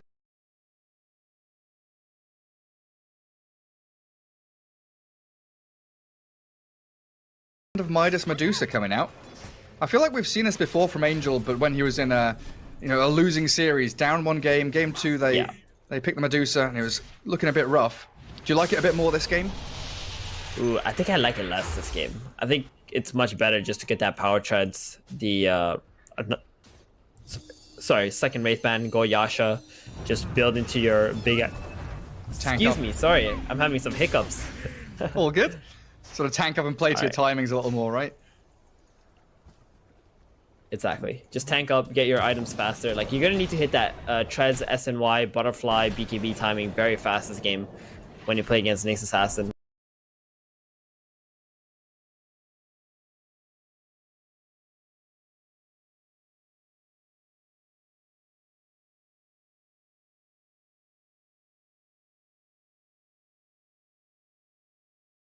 And I really dislike Midas on Medusa. I know the hero is just meant to farm, but it just doesn't make a whole lot of sense in this kind of game. Doubling down. A lot down of magic damage. Tripling down on the farm. Exactly. There's too many heroes that are just going to keep running at you. So Midas going to hurt you in that situation. And Axel is keeping these top heroes at bay as mid lane. Ember Spirit and Earth Spirit having a little bit of a party, but Mr. Jeans has come back in. And so far the Invoker, 0-0-0. His couple of rotations hasn't found anything. Wrath of Nature's going to bounce in as he does get a 2-man tornado, but the Carapace, no follow through. Ember doesn't want a remnant towards him. And with a move up towards top, the roll from Earth Spirit catching out Valky. Spears him back, but Mariano has already TP'd in here, so it looks like a kill into a tower around this early catapult wave. Very, very good rotation here from Mariano. I'm pretty sure he's the one who made this call too. Guys, let's just go top. I don't want to sit around bottom anymore. Let's just make a play on this tower. Get some momentum going. Monkey King also having to TP up here. Moonlight. He jumps in aggressively. Monkey King also leaping into action, but they've lost their puck. Jingu stacks the Boundless Strike. There's Cocohook. Maybe he can get a second one. Mariano pops the Fairy Fire. It's a double kill for the Monkey King. Invoker's Tornado. Cold Snap will hold them back for a sec. Oh, Valky, he wishes he was level 6 right now, but the Ember Spirit will close the gap. Finding that Mr. Jeans Invoker with a nice little jump. And all the heroes in the world from Latam defenders do converge on the top lane for 3 huge core kills. Yep, there's Sayori's Cocohook right there, TPing in, seeing the angle to jump onto Adusa. I mean, Adusa had no mana, so when they turn around onto the puck, I feel like they should just turn around onto the monkey instead of the puck, and maybe they would have had a better result, or a different result at least, than whatever just happened. Yeah, Bowie pinging the Midas. Do you think it would have gone differently if he, if the Dusa did have treads? Yeah. Yeah, treads and another Wraith Band. Hell yeah. Maybe a stick. Would have gone differently. I mean, when you get treads, you have so much more mana. They've dived in. Valky maybe has bitten off more than he can chew. Still has the arena. Monkey King's here. They throw the arena onto Michael and Mr. Jeans as Cocohook. He's going wild onto the Earth Spirit. He'll get that kill, but is he stuck around too long now? Decay, there's no tornado. Yeah, Cold Snap in 3 seconds with the urn. He can't jump. No Primal Spring, but they don't have any more chase. Yeah, they wouldn't have had a tornado for another 7 seconds anyway, so decided to just let him go. I think they're okay with that on Latam defenders. They did lose the Mars, but Invoker playing into the safe lane. Still got the trade onto the Earth Spirit. Plenty of space for the Ember now. Gonna be level 8. Doing much better than game number 1, Gary. Oh, for sure. A nice dodge bottom as well by the puck. Face shifting away from the roll. That looked like a sure kill for Michael and Mariano. I've been wanting to come back to this for a while. I noticed that Mariano's Prophet here, he didn't go for the Blightstone. He went for that Null Tally, then into the Treads and the Orchid now. Yeah. Usually we see the Blightstone, you know, for the laning stage, sure, but the tower push as well helps out tremendously. What's the big reason for the Null? Very much. I have, honestly, I have no idea. I really don't like the new Null Talisman for Nature's Prophet. Finds Undying. He's still got Remnants to go, so he's alright to dodge away from Mariano's TP. And try to take the Rune. Undying was contesting that on the bottom side and just got chased down. Got a catapult up now. Let's see what both teams are going to do around this catapult. I think Mariano is thinking about where he can go and pressure with this Nature's Prophet, while top lane, they've already been pushing this in with the Monkey. Mars also has a DD in his bottle, so if a fight does take place, that God's Rebuke is going to do a lot of damage. It looks like a pretty secure tier 1 top, especially with Aretis there, Vendetta'd up. TP from Axel, Undying's going to plant his body in the front lines. But Radiant are bringing 5 up here, while Medusa Prophet still stick around down bottom. The roll in after the Tornado AMP, catching Valky. Sure, he's got a DD, but he's got no mana for Arena. Finally pops the 1 and gets it off, trapping 2 inside. And now the Wukongs, the Venn diagram, overlapping circles. Huge damage onto Mariano and Michael as the coil in the back finds the Invoker. Mr. Jeans battling with Moonlight's Puck. There's no Ghost Walk. Aretis, though, unfortunately, taken down by the big hulking Axel Undying. So, look how much fight ends. HP's got. 1500 health on the Knight. Like, it just does so much damage once you pop that ulti. The Tombstone was really nice too, but I think the Ember plus Monkey, this timing from them at the moment is just a little too strong. Oh, he's dead on Monkey, isn't he? Catch the Monkey King. Soul Rip tries to turn with a Boundless Strike. He's got no more 1 charges.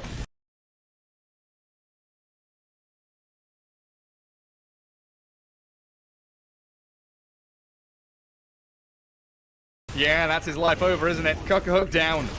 Prophet TP's up here as the Puck is trying to backstab again. Moonlight with a jaunting, the jumps to the orbs. Has he successfully escaped? There's another cold snap and another urn.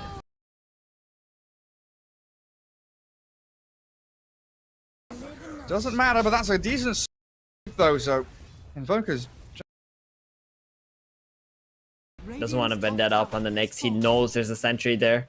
He would just pretty much feed into this Invoker, and from Infamous, getting the kill onto the Monkey. You really can't be underestimating Undying's Flesh Golem.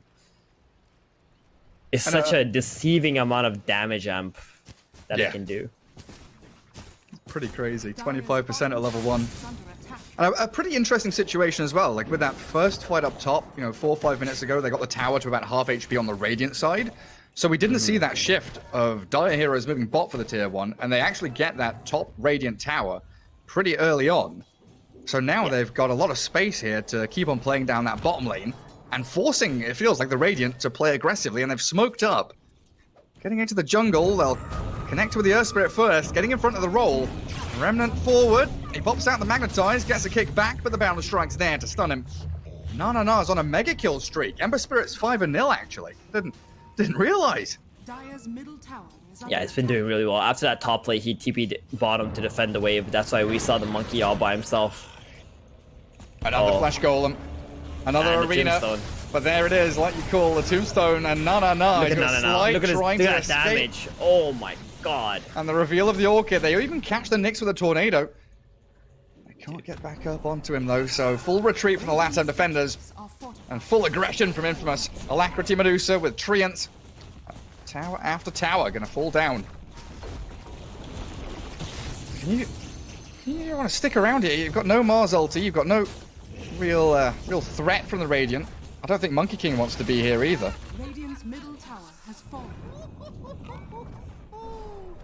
Medusa just gonna go back home. Triangle time.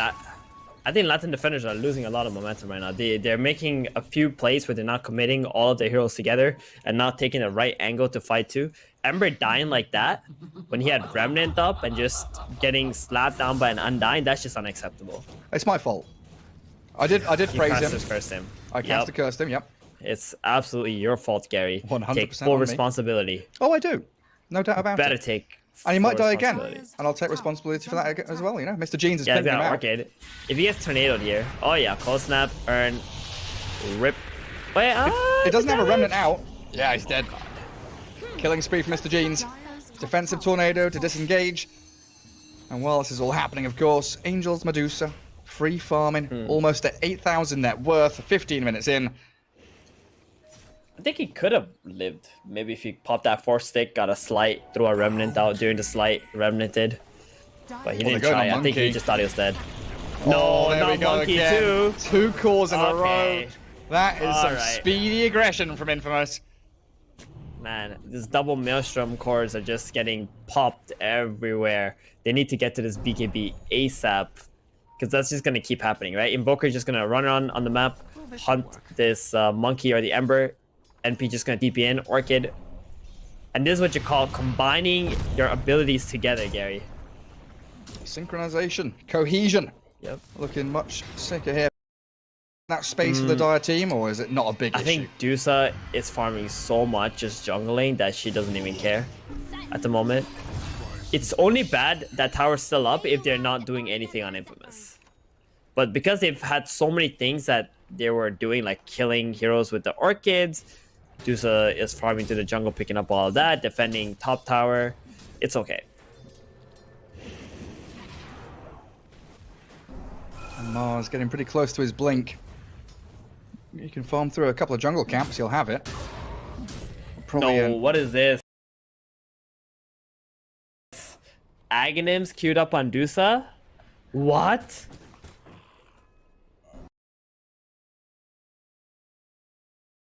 No. She's Okay, gonna finish I won't Manta believe first, it. right? I won't believe it until I actually see it. Like, See, Angel has been Can queuing buy up it. some wonky stuff. I noticed Angel bought treads and then queued up phase boots, so I'm pretty sure he's trolling the casters in this game. yep. Monkey King. Oh, slips away. They spot out the ancient stack though, so I think Angel's gonna be like, okay, I'm coming. I want that. Looks like a little bit of mine. Oh, they won't move. Alright, he's going for the Scotty. Whew, okay. Initially he had Butterfly, and then he went Ags, and now he's got a Scotty, but you know what? Let's just wait until he actually buys an item on this Dusa. Huck though, Arcaded, Rip. Phase Oh shift. no, No Jort, no orb. no, it wasn't. Yeah. Like, yeah, do you not just, like, Manta Star has so much value, do you not just want to finish that first? Or is Midas Yasha Skadi good enough? Like, what do you want to Manta here? The Ember Spirit Searing Chains, get out of the Wukongs. Pretty important to me. Yeah. Silence from the puck. Yeah, all that is good. I think, honestly, I would prefer if you just went SNY statuses though, and then bought Butterfly and BKB, because Monkey King, you're gonna need Butterfly against that guy. Nyx Assassin. Under the tombstone, and here comes the Prophet again. Orchid Sprout. Easy pickings onto the little cockroach. Tornado flies, doesn't connect, but that roll does. Michael kicks back the Ember Spirit, silenced for now. Turns with a slight chains, and Monkey King from this treetop's going to drop down a big bound of strike. Finds Michael, so they trade the 5 for the 4. Radiant structures are fortified. It just never feels like they can break past that, first 1 or 2 kills on the supports and find the Medusa or the Invoker right now. Radiant's bottom tower has No, they fallen. cannot. This Earth Spirit Undying, these tanky strength heroes are just so difficult to get through that they provide so much time for their cores to just get out if it's unfavorable fights. But at the same time, these cores are just so fast on the map as well. Look at the Invoker just constantly hunting. Going for a first item BKB as well. Radiant's bottom tower Doesn't die to the has Nyx Assassin that way. Undying nearly has the Holy Locket. They found the puck again. They're trying to cut waves up top with the Mars. Orchid's going to pop with the Soul Burn. And Moonlight just fodder here. Easy food for the Dire team. Mariana has been playing very well this game. Dire's top tower is How under fast he's attack. farmed his Orchid, just being there at the right place, right time. It's got It a looks like- BKB complete. And it's nearly 20 minutes, so it looks like it's pretty much close to bang on perfect item timings. Orchid BKB before 20, and then you've got what, 900 gold saved towards your shards. So you'll have that in the next minute or so. He's doing it, dude. He's going for the Ags. He's bought another Blade of Alacrity. Well, he did get the Skadi first, but Yasha Yeah, Skadi into I mean- Ags. that doesn't really help against Nyx Assassin, right? And I'm quite surprised that Nyx Assassin is not skilling up mana burn. Typically, when I see Dusas, Nyx's go for like 2 levels in Impale, max out the Spike Carapace, and then max out the mana burn right after.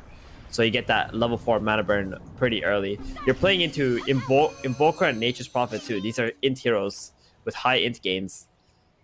So much value. Radiant's top tower is Yeah. under attack. Mana burn. Oh, quite Invoker interesting. getting mana burn. Oh, he hates that. He hates that so much. That's like half his mana pool if you hit him with level 4 mana burn. Are scanning. Into the pit though, with the tombstone already dropped preemptively. They're going to get the Medusa in here with that Scardy alacrity. This is the fight for Monkey. Monkey's much faster. Doesn't have a lot of mana though. Oh boy. And there's the Orchid Tornado. Nyx Assassin under a sentry ward. He was trying to scout this out. Blown up immediately, and there's the buyback. Snap decision from Moretis. Gets into the battle. The Wukong's going to come out onto that Mars Arena. Orbing over the top, and Medusa stands her ground under the tombstone still, and Valky falls so quickly. These BKBs help from the Monkey King. Angel, It doesn't no feel like mana. it does a lot. Angel sure is out of mana. Roshan's pretty low. And the Earth Spirit inside the pit is getting blown up. But now with the ulti's end, Ember Spirit back Angel's in, dead. gets the chains onto Angel, and Medusa's still up and running no, though. he's not dead. Not dead just yet. And maybe if they had more levels in the mana burn, they would have found her, but Infamous. The one buyback off them, the Earth Spirit returns onto the Nyx Assassin, a dieback from him. And Puck is the last one standing. Could try and go for a sneaky steal play because that is all that remains now for Latam defenders to do. Attempt it, try it, go for it, get in there, Moonlight, Waning Rift, Orb, kill the Undying, try and steal something, but it looks like you're stuck here, silenced and slain, a 5-man wipe, or even more, probably 7-man wipe, as Latam defenders die back on several heroes. Oh no. Yeah, they die back on the Nyx and the Puck. And on Infamous side, the only hero who died was the Earth Spirit, and he instantly buys back. Dude, that Dusa was so low. And one of the big problems in that engagement was the Monkey King went in with pretty much no mana. He had to walk into the fight to drop the Wukongs and was waiting for Magic Wand charges so he can cast another spell. That is very sad. It was a great attempt by Nana. I think Ember Spirit played that fight exceptionally well. Got really great slide chains, the end of the fight especially onto the Medusa.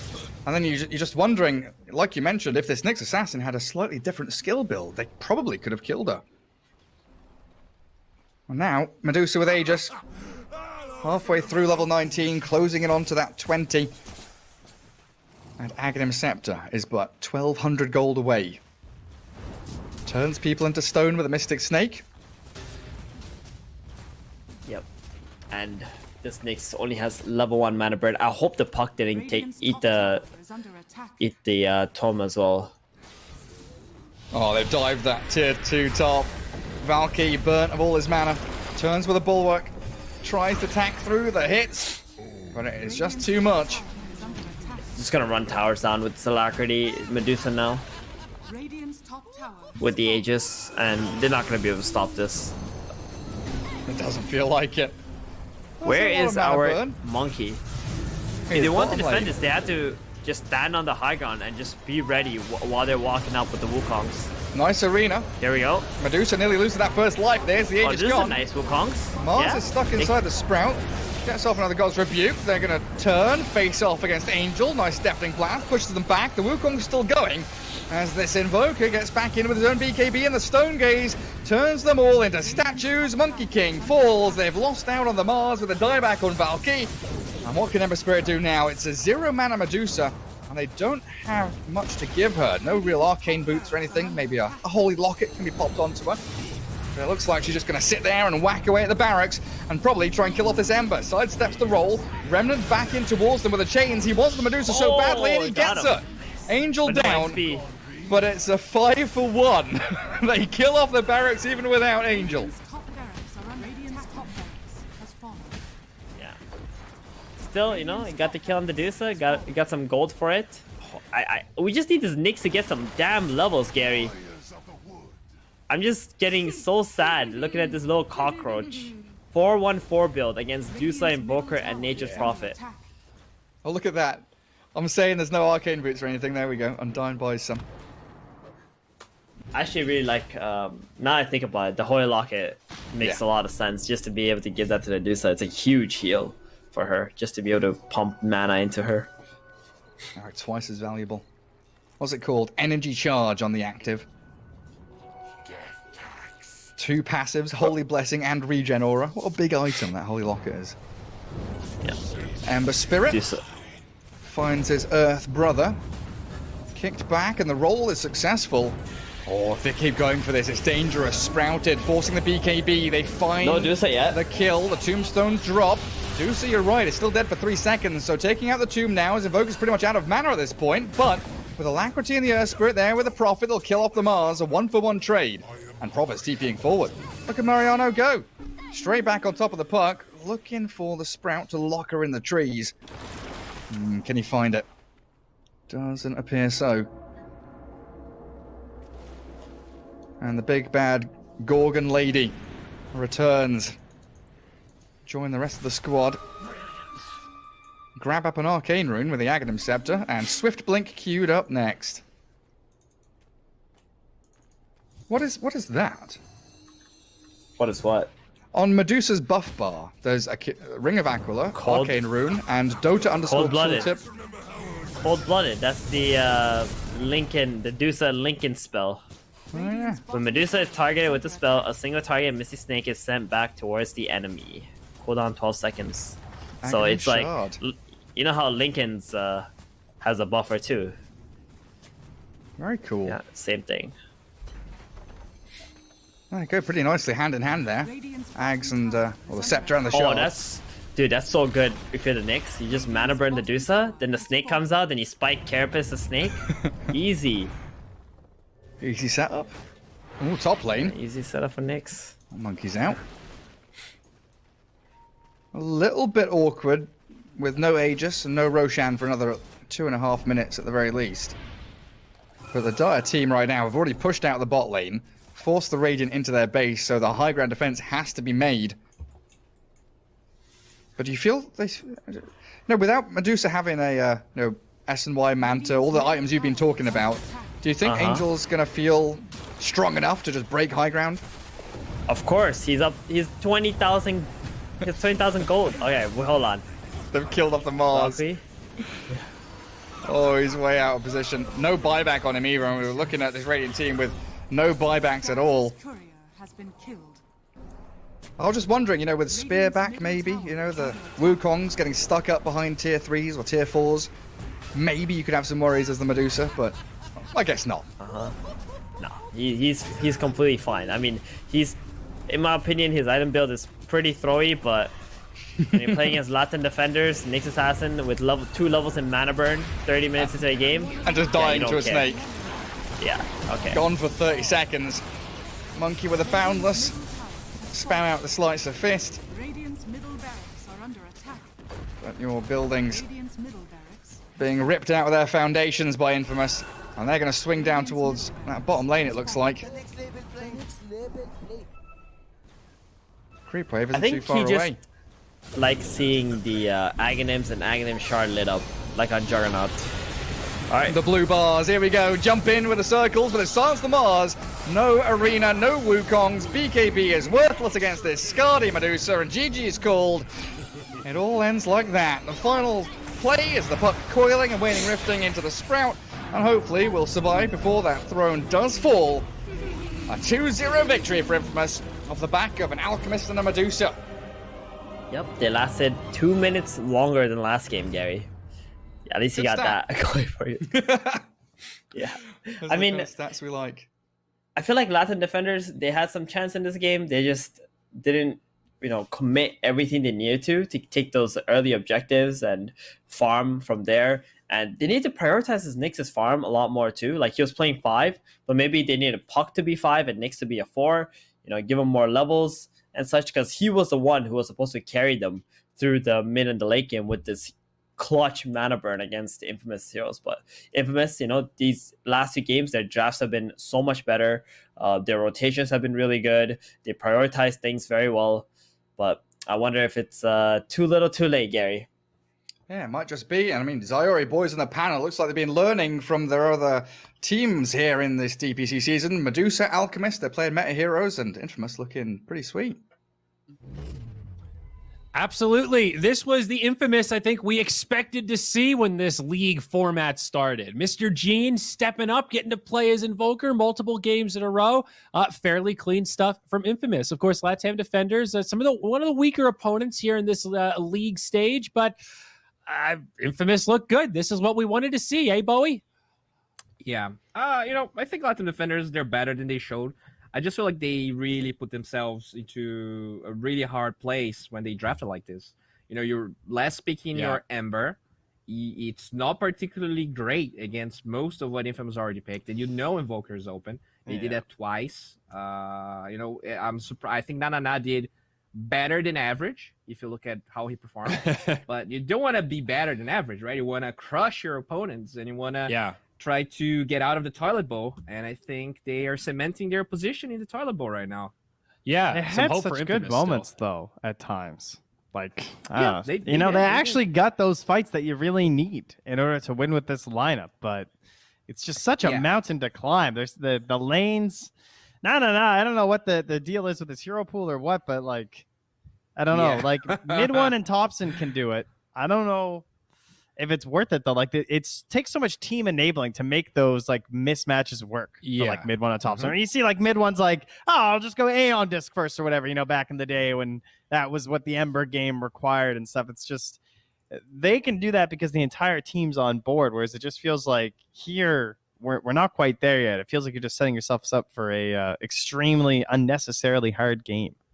Yeah, and I think the second mistake I saw with the way they drafted is that they didn't play these Knicks as a 4. I really feel like if the Knicks had a couple of extra levels, the fights would have been so much closer. In that Roche fight, Medusa had like 100 HP, no mana. If you have 2, 3, 4 points of that mana drain, I do feel like it would have been more impactful than this Puck 4.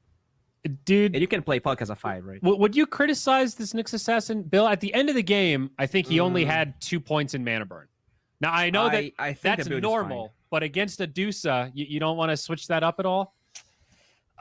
It's just that, like, you really don't do anything if you can't set up the carapace and the stun well, right? So as a 5, no items, I feel I don't really think that was the main problem. That was an extension of him being a 5, basically. Yes, like if he wasn't so under leveled, then we would have had that mana burn. It would have made a difference. Okay, I think that's fair. That's the most likely way to put it. Yeah, he kind of needed like some Earthshaker time, Yeah, it's not something you think about for Nyx Assassin, but he might. I mean, that's hard. You don't want to be on the map as a Nyx either, because the value return that you're getting of that XP, you're losing out on potential threat on the map. And again, that kind of just goes back to being the 5. But they also had a Puck, so I kind of get that too in the same regard, right? So, a tough one. Just tough. A real tough one. Pick themselves in a bit of a hole. Take a look at standings here, and I fear math has led us into a conclusion here for Latam Defenders. I think they should be the first team that is pretty damn close to guaranteed relegation into the lower division. They still have a tough matchup remaining. I think it's Thunder Predator for their final series. So they have to win that. Just straight out. They have to beat them. So that will be the final decider. They've got like a 1% chance right now. The other matchup left is Infamous versus Ego Boys. Okay. So because that's the matchup, that is actually the loser of that is going to be eliminated. Or, relegated. Yes, sorry. They'll be relegated to the lower division. Whoever loses between Infamous and Ego Boys. Not necessarily, right? Because there's going to be, if Latam wins, there's tiebreaker. But yes. But assuming Latam lose to Thunder Predator, Ego Boys Infamous, that will be, basically their final series will be the tiebreaker for that bottom spot. And, well, hold on. If Latam win and they go to 2 and 5, and then one of these other 2 teams is going to be 2 and 5, but then that's going to put Infamous at 3 and 4. Oh, you're right. Yeah, I think they just get eliminated anyways, right? Yeah, they'll just both be eliminated at 2 and 5. So yeah, Latam Defenders are just straight up out now.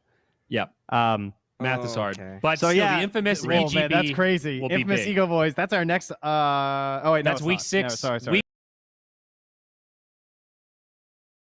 Week 6 first series. Yeah. So up next we've got No Ping Beast Coast, and then tomorrow we have Unknown SG. Then our series after that will be Infamous versus EGB on February 24th.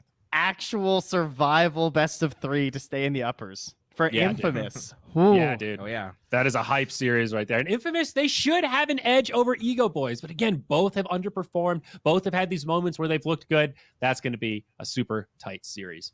But today, back to this broadcast here. We've got a break, gentlemen. A fast 2-0. I think we've got about, an hour and 15 minutes or so until we've got No Ping versus Beast Coast. Another big matchup here. Will Beast Coast continue this undefeated streak? Will No Ping find an upset? Will Mangate play? Probably not. I think he's out still. We're going to find out, though, the conclusion to all those questions coming up in about an hour. Come on back and join us right here.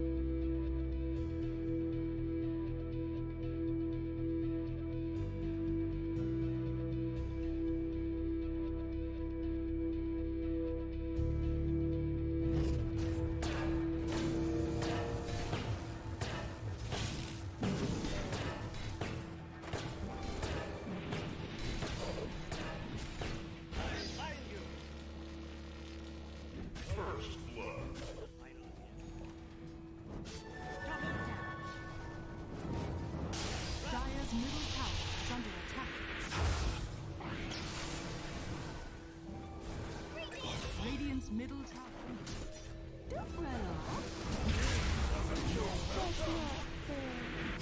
Valor, my love. I failed you. I outlive another.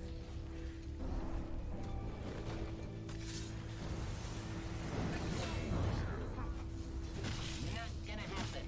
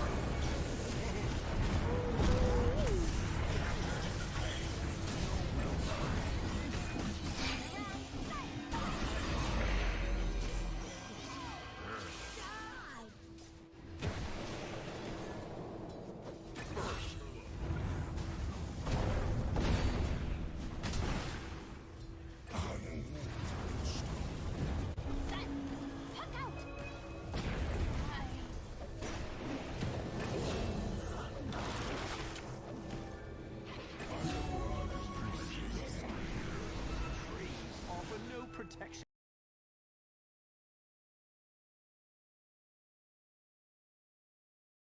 From me. Radiant's top tower is under attack. Tower is under attack.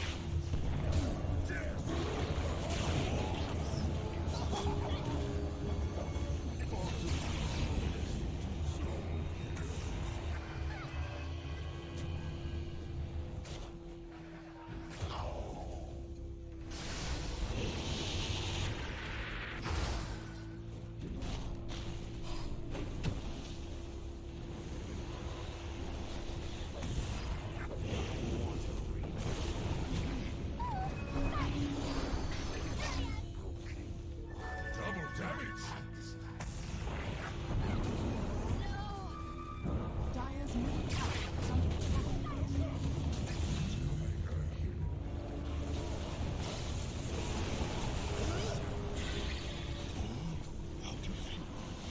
Top tower is under attack.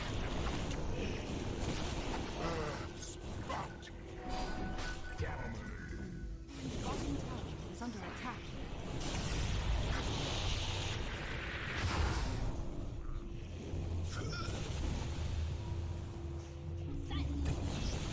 Radiant's bottom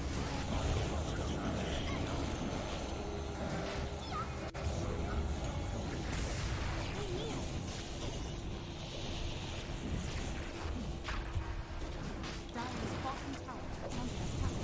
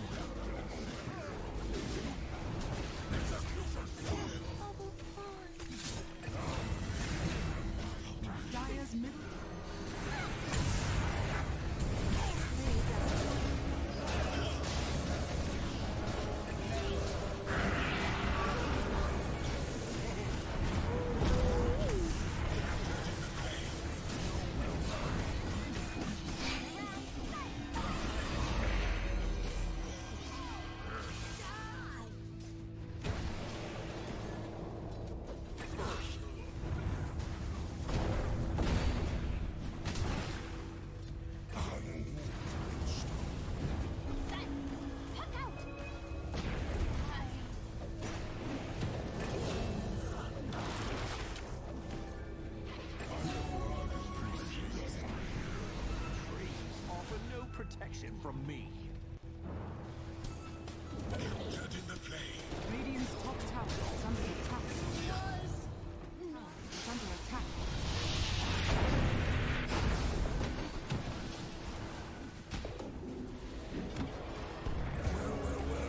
A real killer on the loose. It's under attack.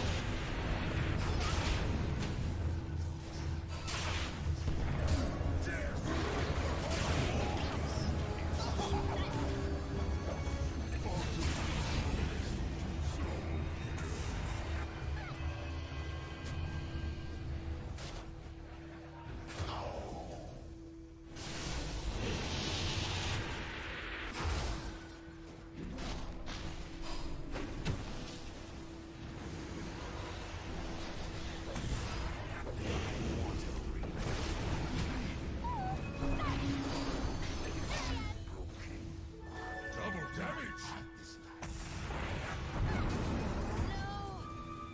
Dire's middle tower is under attack.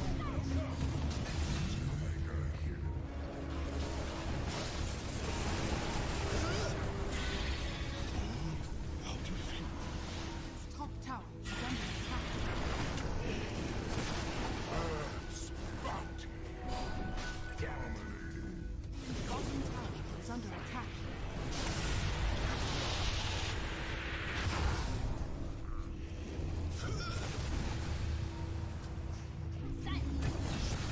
Radiant's bottom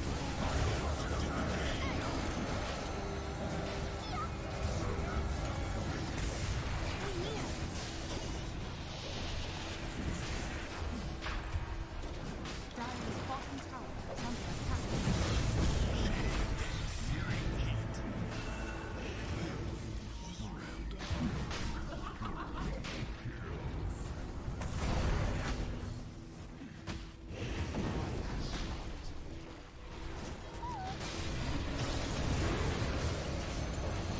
Dire's bottom tower is under Dire's bottom tower.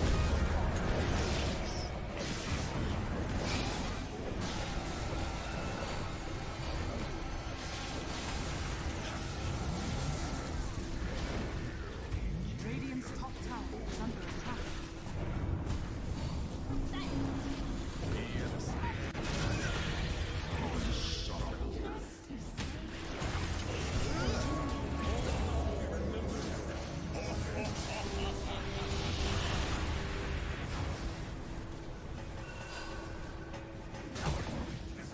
Just don't tell my father.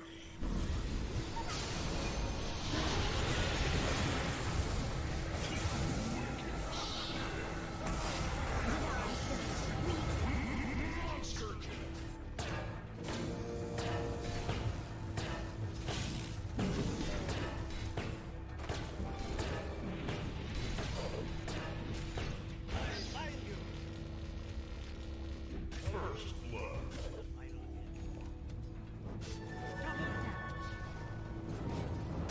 Dire's middle tower is under attack.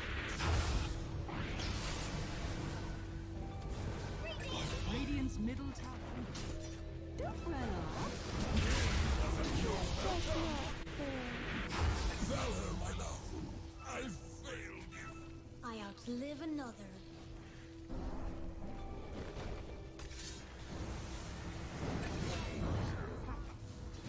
Not gonna happen.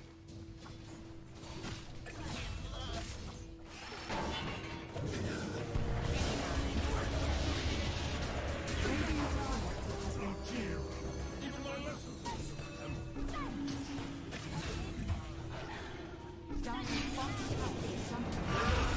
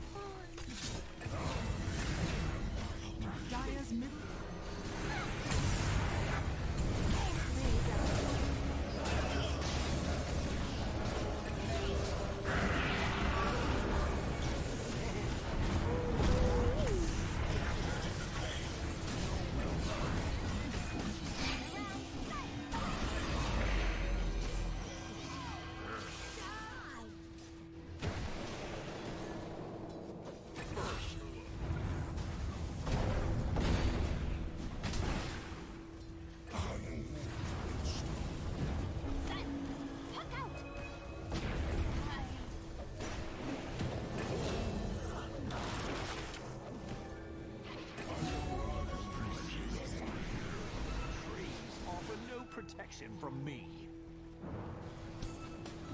Judging the flame. Radiant's top tower is under attack. It's under attack.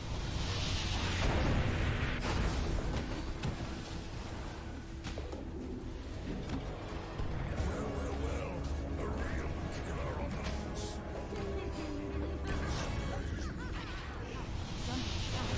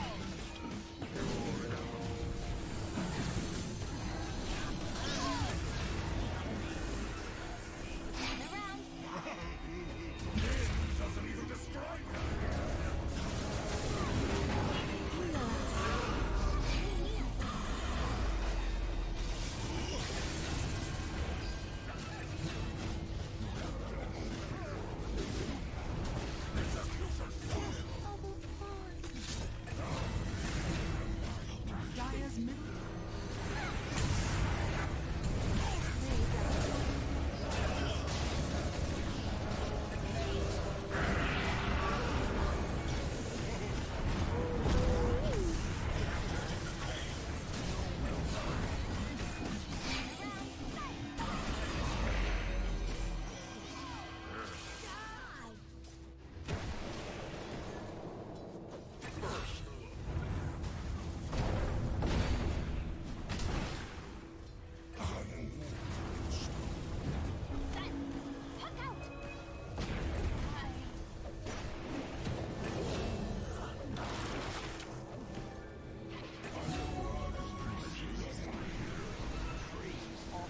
Protection from me.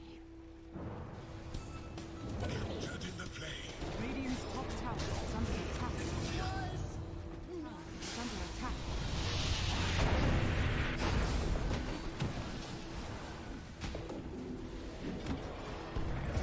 Well. A real killer on the loose. It's under attack.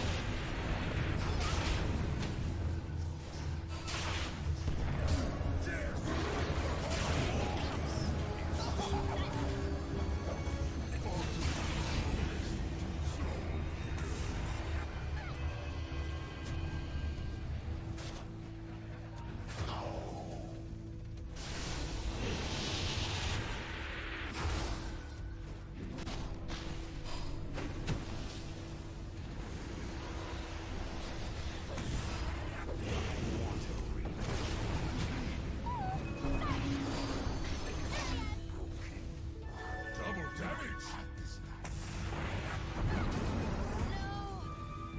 Dire's middle tower is under attack.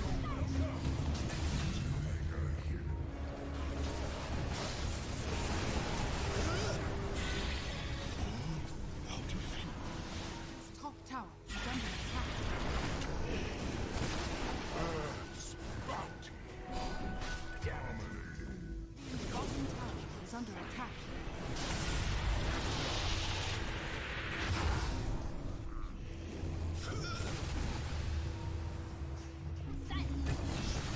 Radiant's bottom.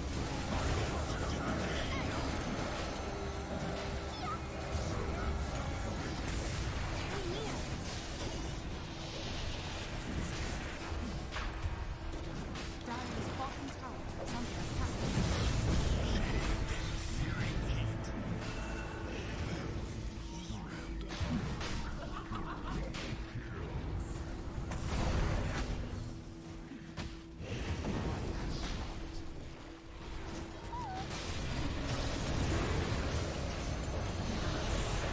Dire's bottom tower is under Dire's bottom tower.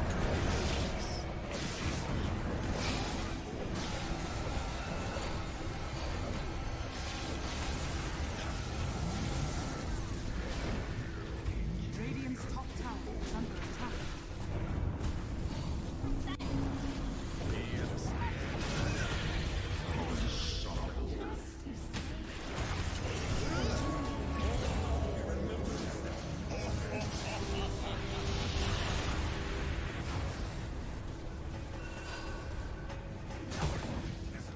Just don't tell my father.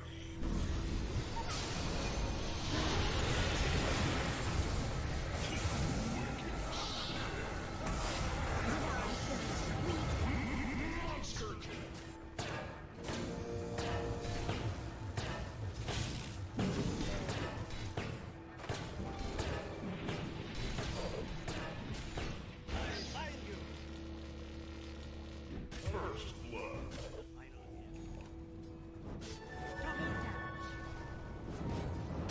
Dire's middle tower is under attack.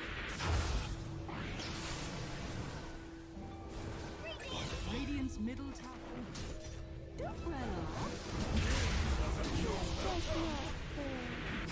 Valor, my love. I've failed you. I outlive another.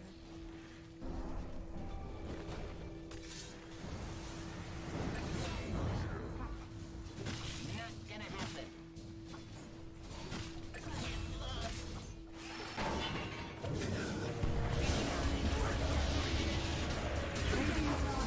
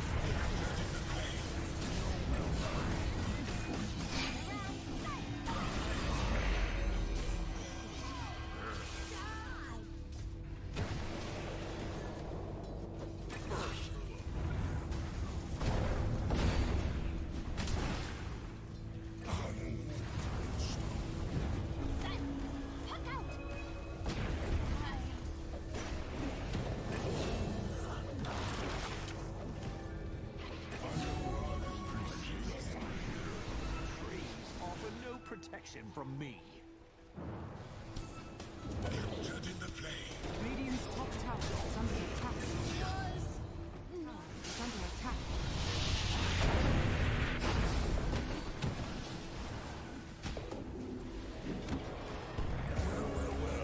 The real killer on the loose. It's under attack.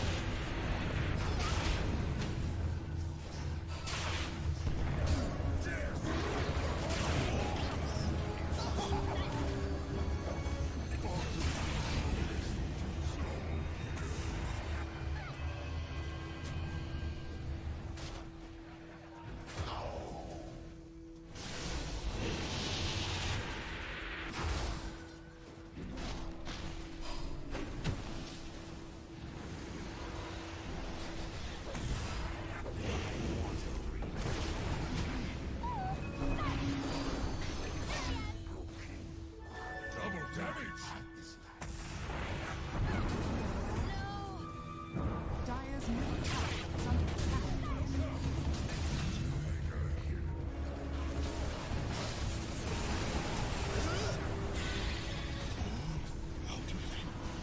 Its top tower is under attack. Earth's bounty. Dominating. Its bottom tower is under attack.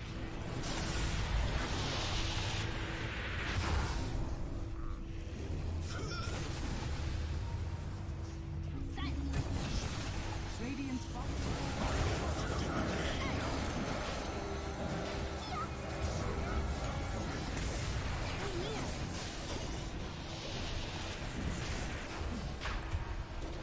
Dire's bottom tower is under attack.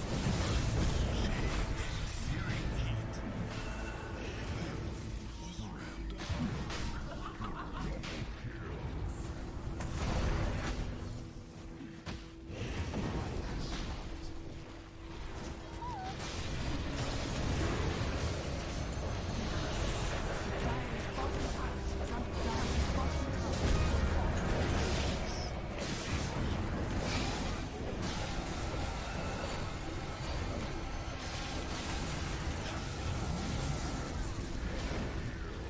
Radiant's top tower is under attack.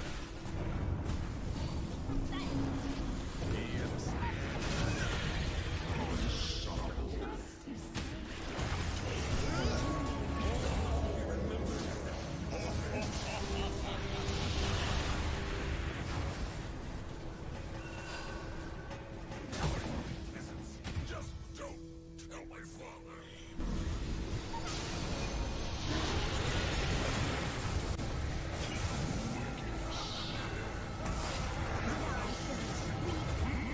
Monster kill.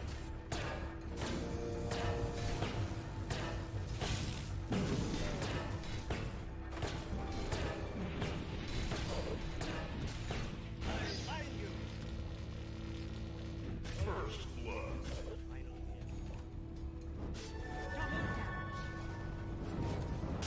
Dire's middle tower is under attack. Radiant's middle tower. Don't run off. Valor, my love. I failed you. I outlive another.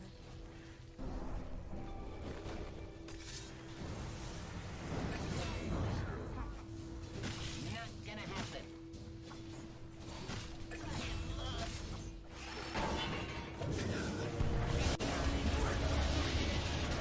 Radiant's tower has been killed. Even my lessons Dire's bottom tower is under attack. Nature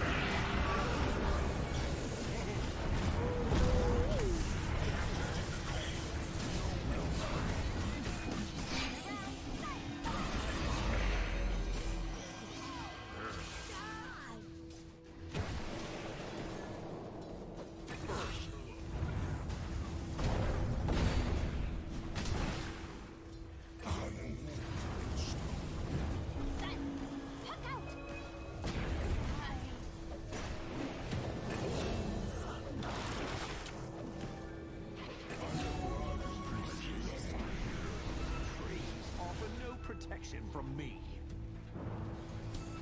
Captured in the flame. Radiant's top tower is under attack. It's under attack.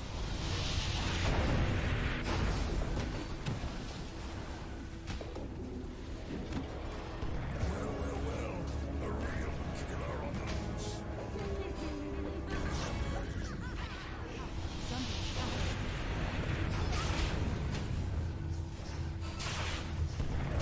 Dead.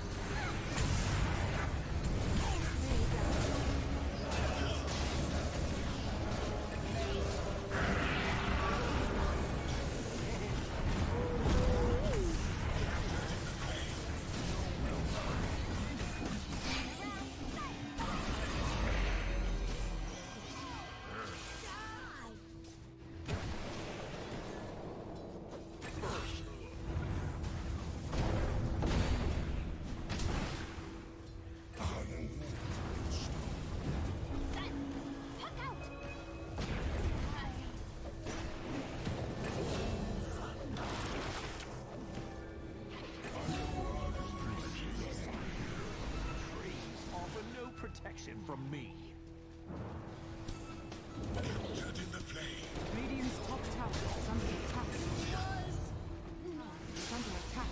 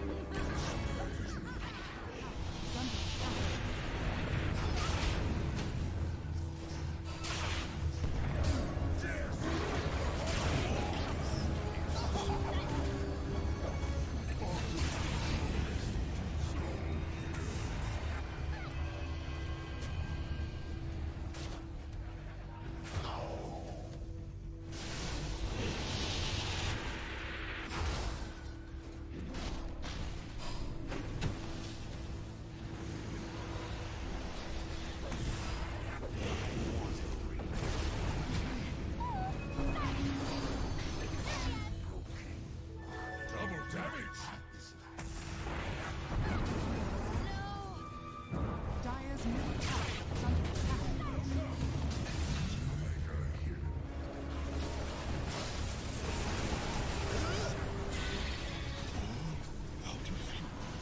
Its top tower is under attack.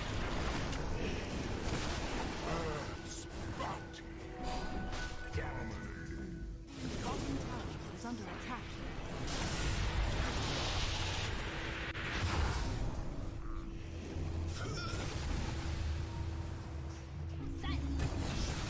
Radiant's bottom.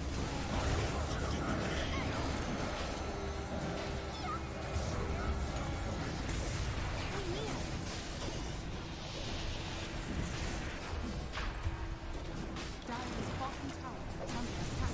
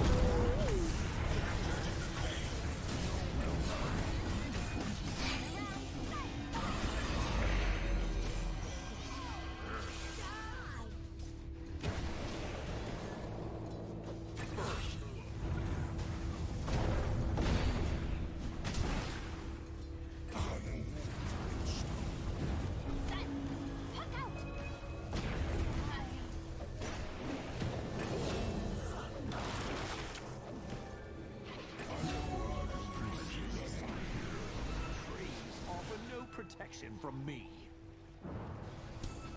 Captured in the flame. Radiant's top tower is under attack. It's under attack.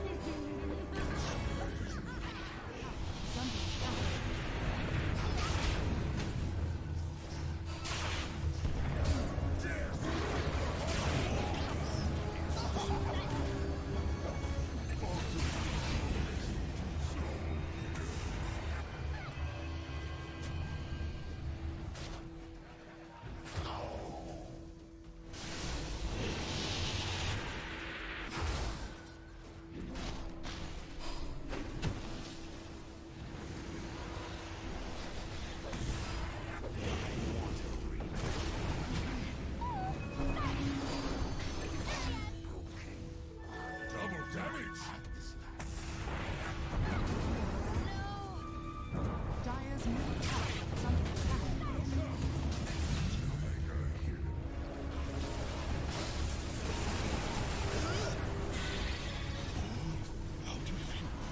His top tower is under attack.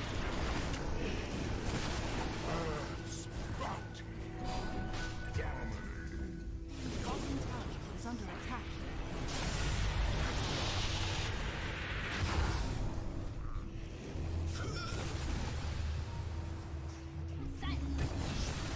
Radiant's bottom.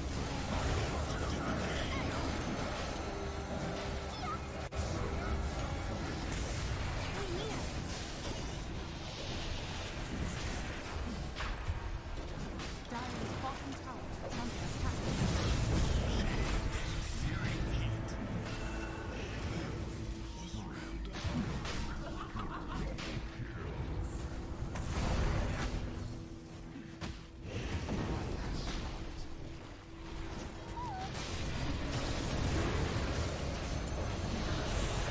Dire's bottom tower is under Dire's bottom tower.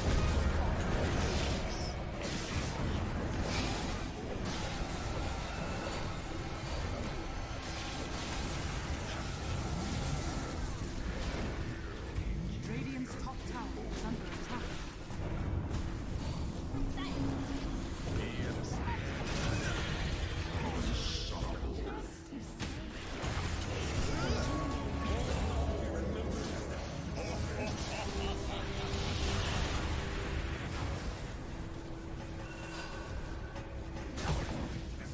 Just don't tell my father.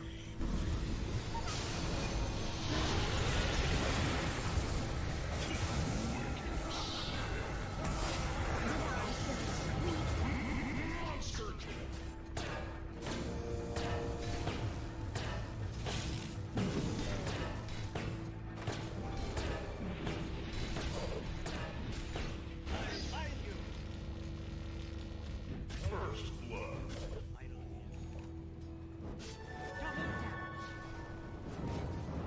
Dire's middle tower is under attack. Radiant's middle tower.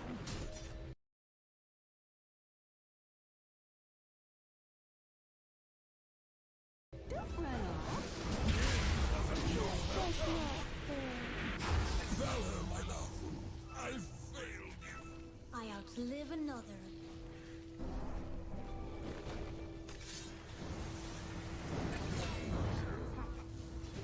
Not gonna happen.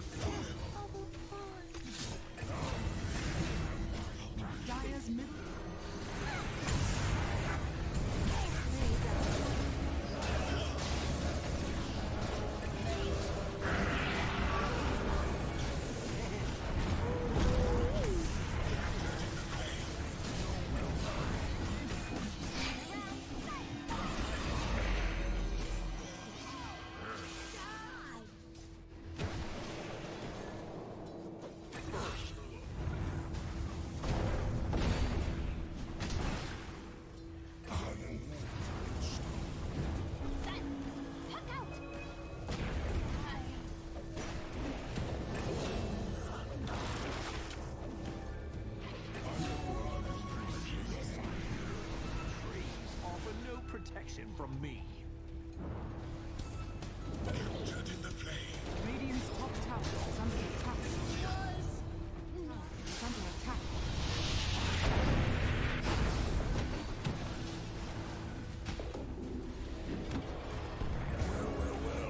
The real still are on the loose. It's under attack.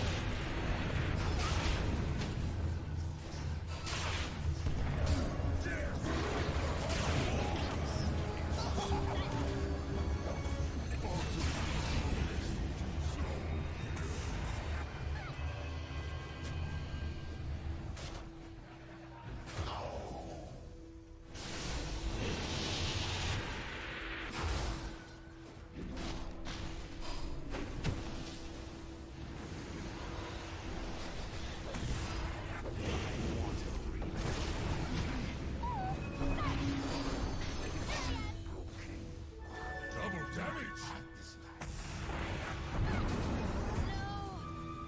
Dire's middle tower is under attack.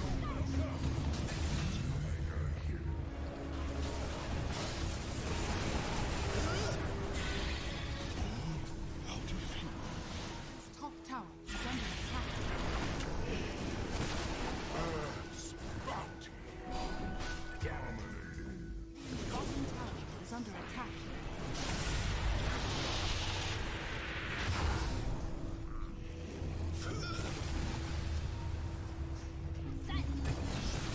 Radiant's bottom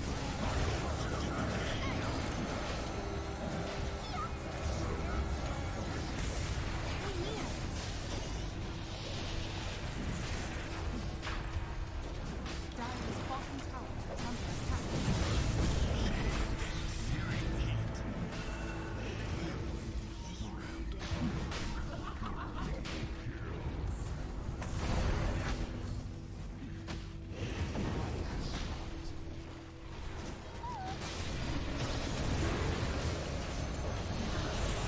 Dire's bottom tower is under Dire's bottom tower.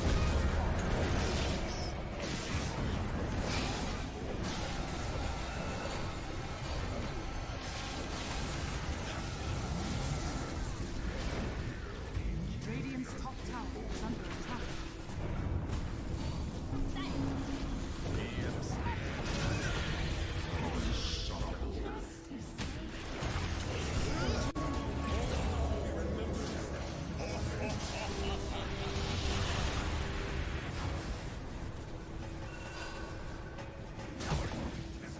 Just don't tell my father.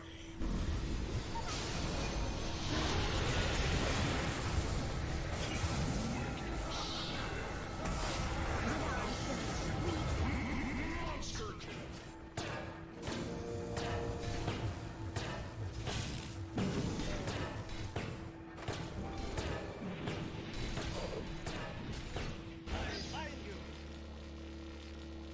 First blood.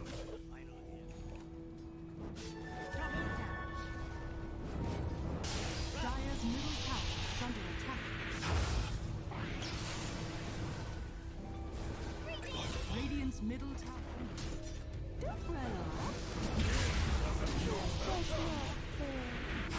Valor, my love. I failed you. I outlive another.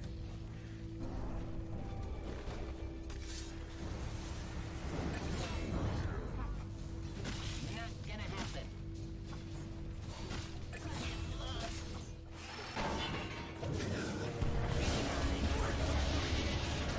Radiant's tower has been killed.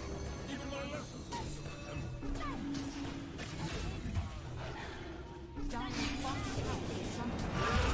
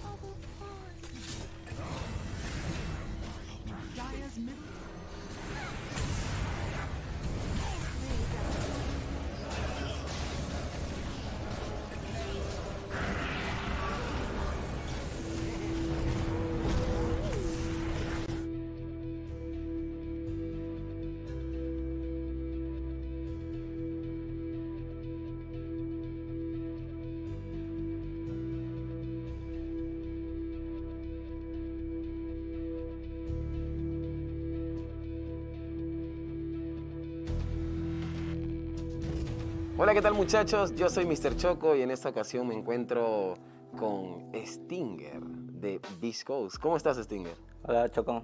¿Todo bien? Todo bien. Después de tiempo. Sí, aquí con el sol. ¿Cómo sientes que ha cambiado el tema de estar separados o estar juntos? ¿Cómo lo han tomado el equipo? El tema de estar separados creo que sirvió como que para que cada uno descanse del estrés, ¿no? Que se genera cuando estás en concentración por mucho tiempo. Y lo bueno es que ahora que ya empezó, ¿no?, la liga, estamos juntos y todos están como que más frescos. Si alguien comete un error, es como que fácil para los demás como que aceptarlo y conversar sobre eso. Y hay varios factores externos, ¿no?, que no puedes hacer cuando estás en una llamada, no sabes lo que el otro está haciendo. Cuando tú ves que la otra persona te hace algo, te motiva, si ves que está prestando atención, ¿no?, es como que te genera más confianza en él a la hora del juego. Todas esas cosas influyen. ¿Cómo están tomando hasta ahora las victorias que están teniendo en esta liga? Sí, acepto las victorias, ¿no?, como algo bueno, con calma también, porque sé que faltan todavía algunos de los equipos que dan más pelea de favoritos, ¿no?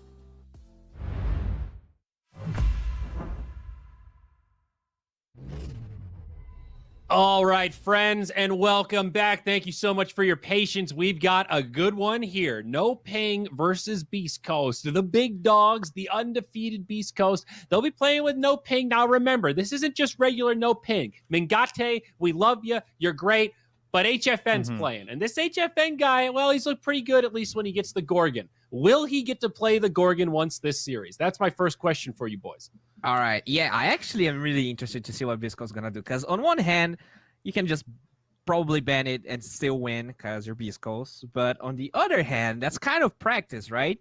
You might be forced to like not actually ban Medusa. And we did see Quincy Crew beating the Medusa. So maybe they'll try to, copy what they did. Maybe they have some of their own ideas. I actually want to see HFN play Medusa and see what happens. K1 anti-mage? Yeah, huh? I agree. Oh, I would like to see them do it. Yeah. Okay. I actually kind of think it's worth leaving through, at least to the first phase. I think force them to first phase it, and if it's not picked in the first phase, then I'm okay with banning it. Okay.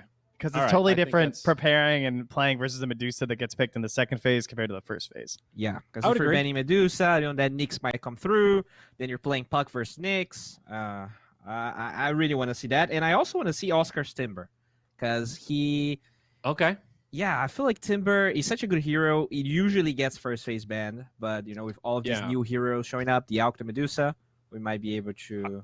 see through. I know Alk was pretty high on my list of heroes that might be banned by Beast Coast first because we know K1 likes those strength carries. I think CK, these sorts of cores that really hate Timbersaw are right up his alley. So, if you know it's comfort zone on the other side, just get it the hell out of there, But hey, we'll see. Beast Coast, they've been fairly unpredictable. I think, Bowie, didn't you mention on a previous broadcast the hero diversity for Beast Coast has been pretty high this event? I mean, they've played less games, which helps, but their hero per game ratio is quite high.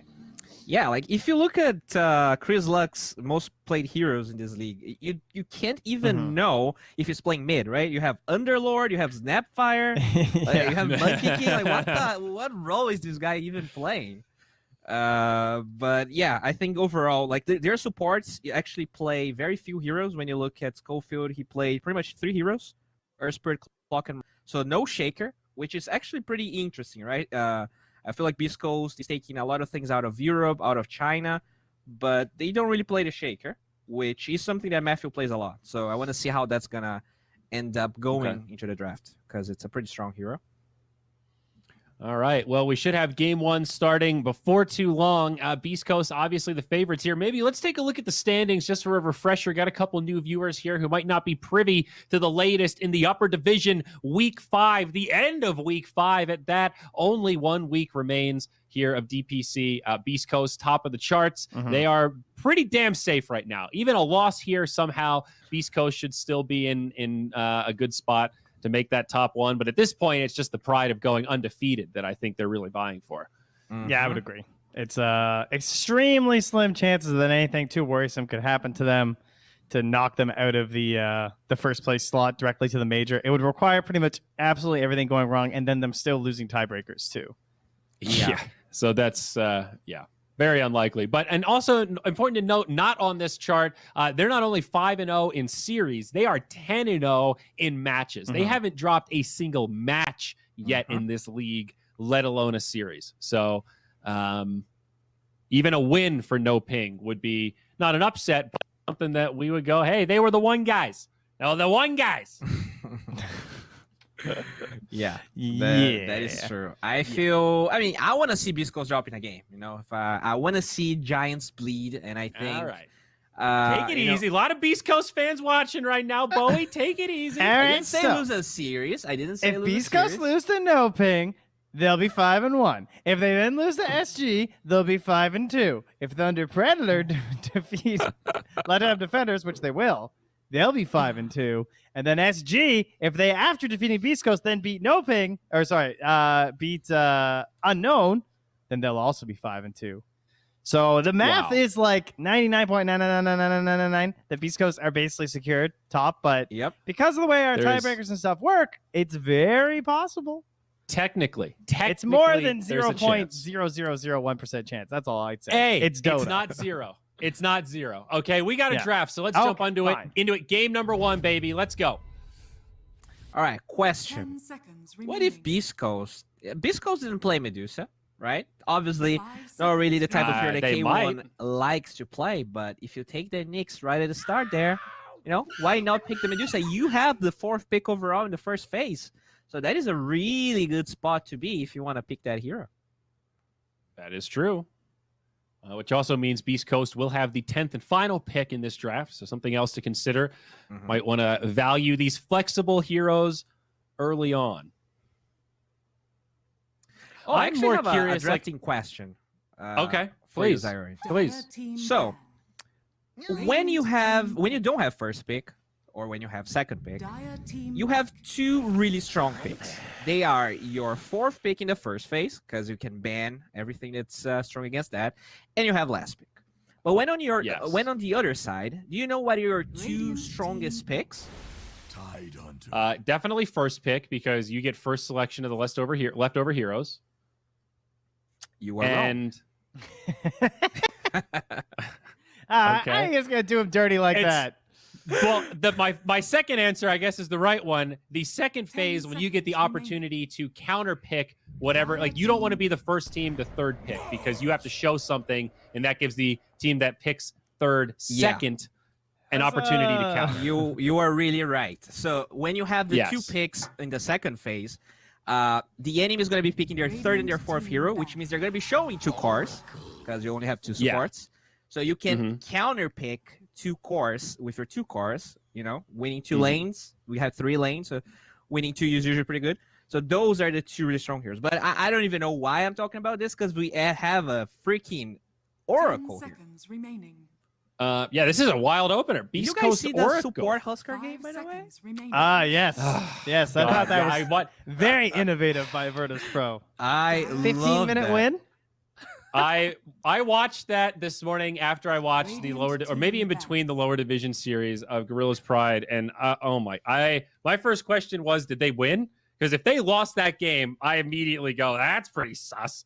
Oh boy! But they stopped it. I mean, they dominated. I was also thinking, when that Huskar was armlet toggling against Roche at like 7 minutes or whatever it was. Yeah, he was doing it perfectly, but I really was thinking, doesn't Roche have like crazy RNG with Bash? What happens if you get double Bash? Don't you just die?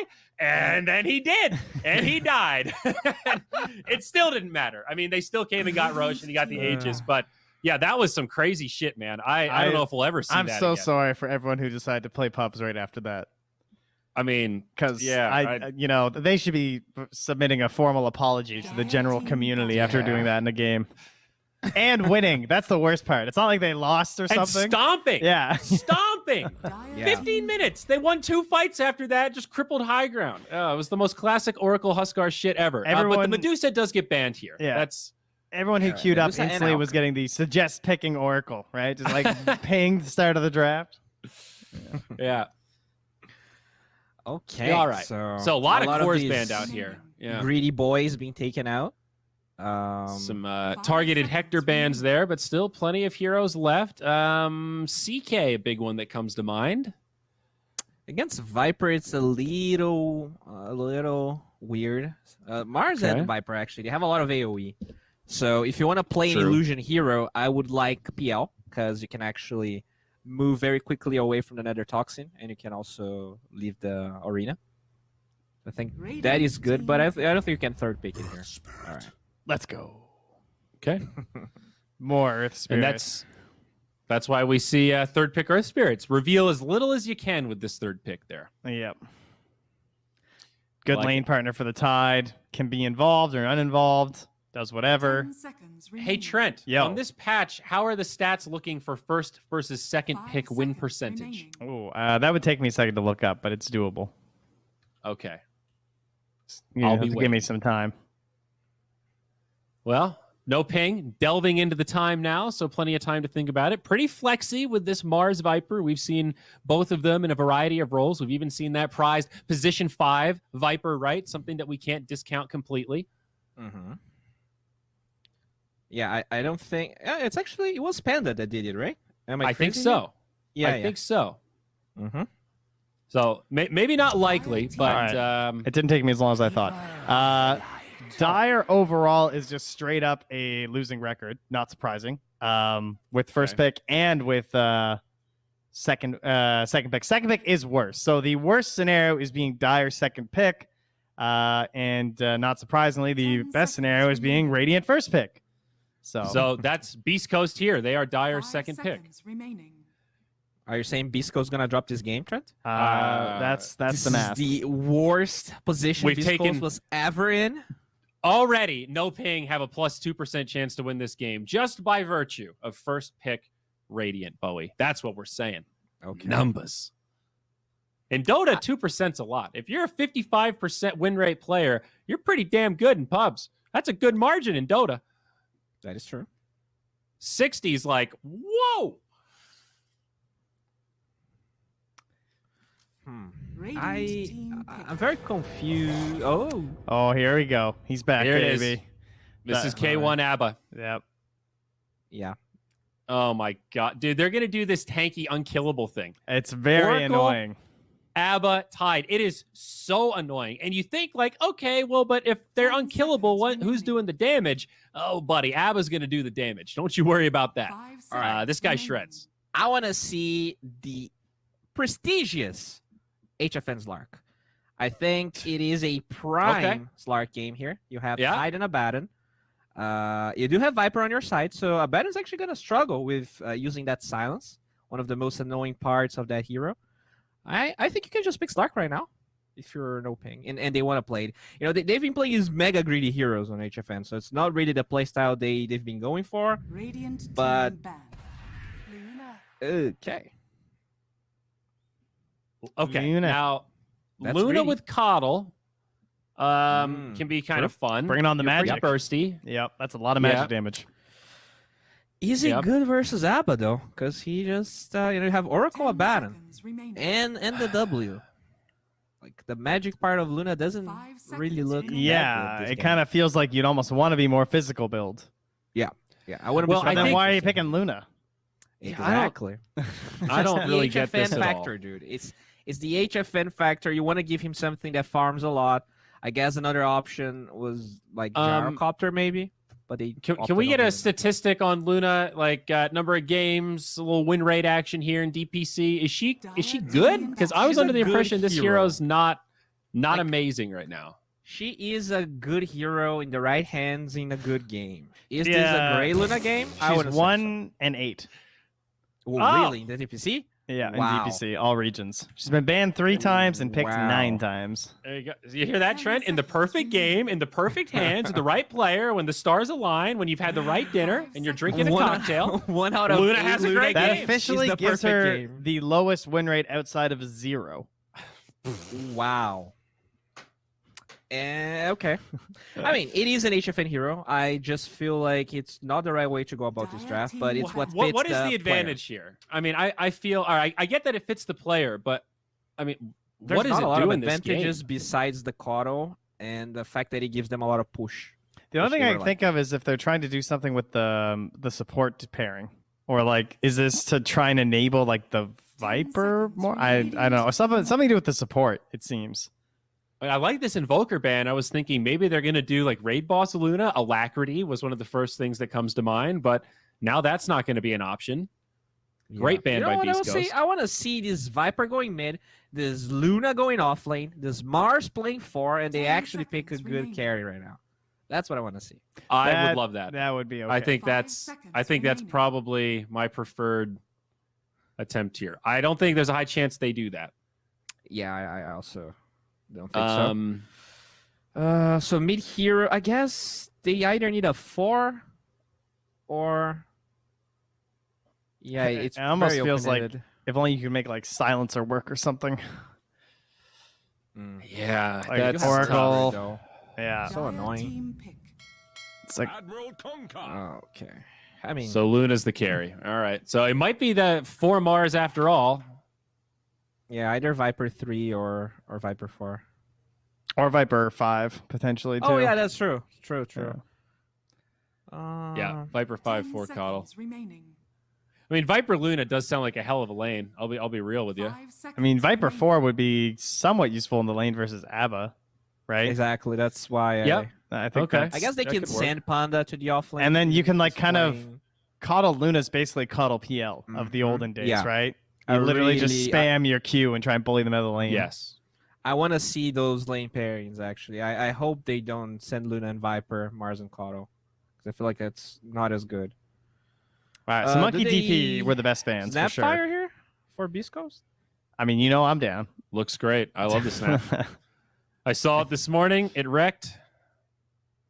Ready to see it again. What else do we have in our favorite mid heroes right now? Like Leshrac, I guess, is still in. Yeah, although can't you just put the Viper mid and then Underlord's not having fun? They could Pango. Oh damn, Pango would have been kind of sick. I'm sad. Well, I like this because they have such a beefy like carry core front line with the Earth Spirit Tide, Abba. Now you got somebody who can jump back line, do a lot of damage, also benefit from the Oracle. Beast Coast all day, man. I as much as I want to believe in Luna, I love the Luna with Coddle. It's nice. This looks hard. Looks very hard. And they've got the well, we'll see how the lane setups go, but currently they are set in the way that doesn't look quite as good. I mean, we say that, but then maybe the Viper versus the Tide with the bonus damage. I mean, that could be kind of annoying too. That's what I was thinking.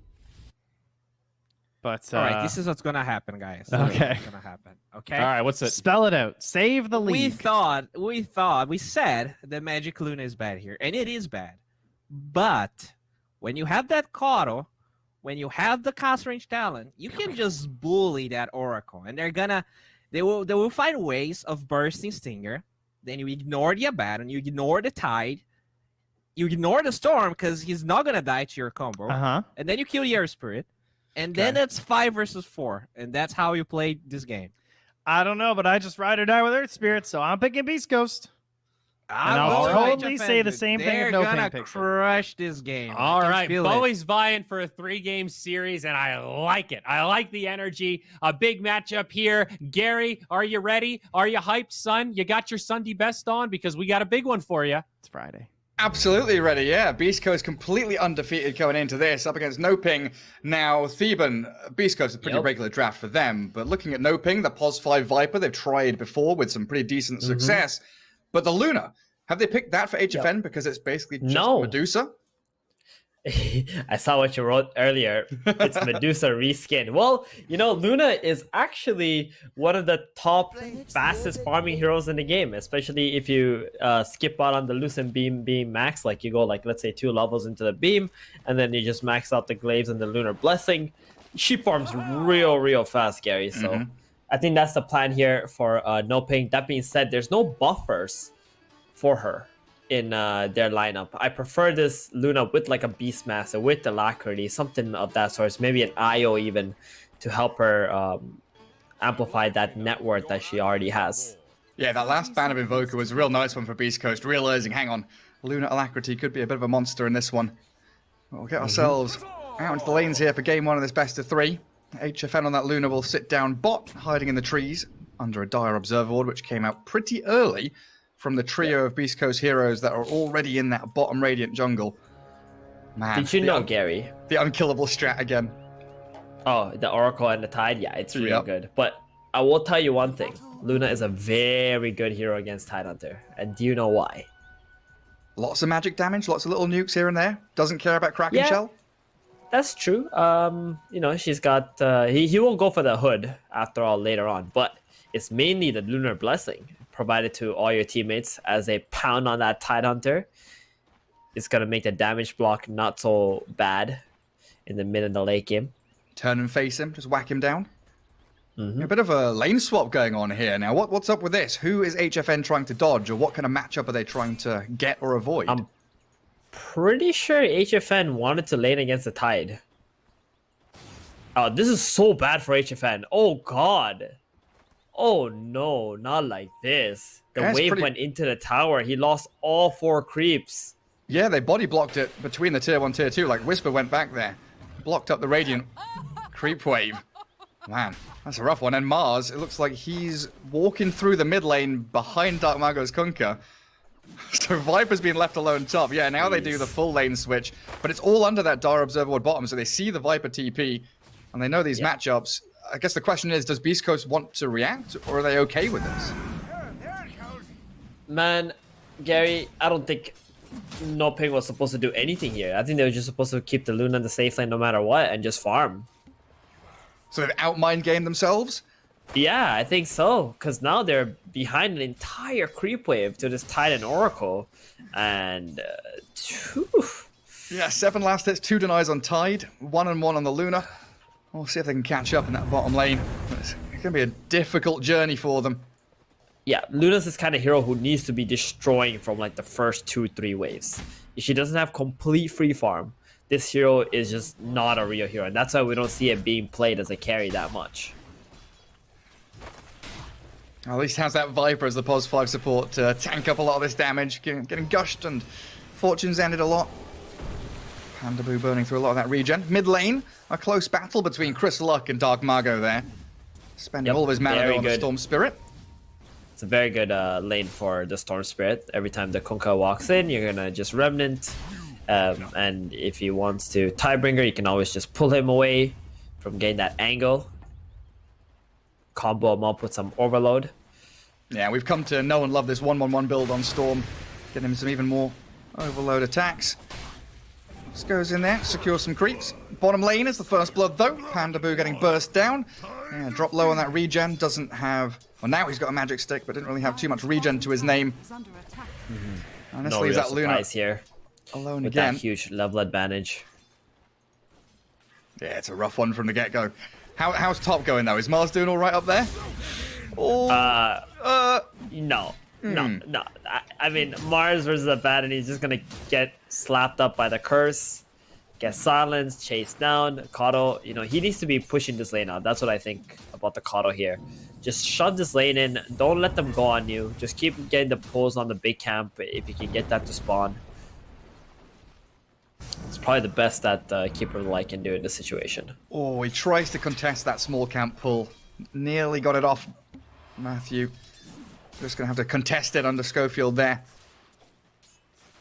Yeah, K1 a bad 4-minute runes are coming soon. Both mid laners have bottle Gary. Here we go. So what does that mean? It's on. How many heroes? 4, 5, 6? Stinger's going bottom, Schofield's going top, so we can almost guarantee Dark Mago's not gonna get this rune. No, never mind, Stinger's just pulling. He's not going bottom. If the rune spawns bottom, Dark Mago will get it.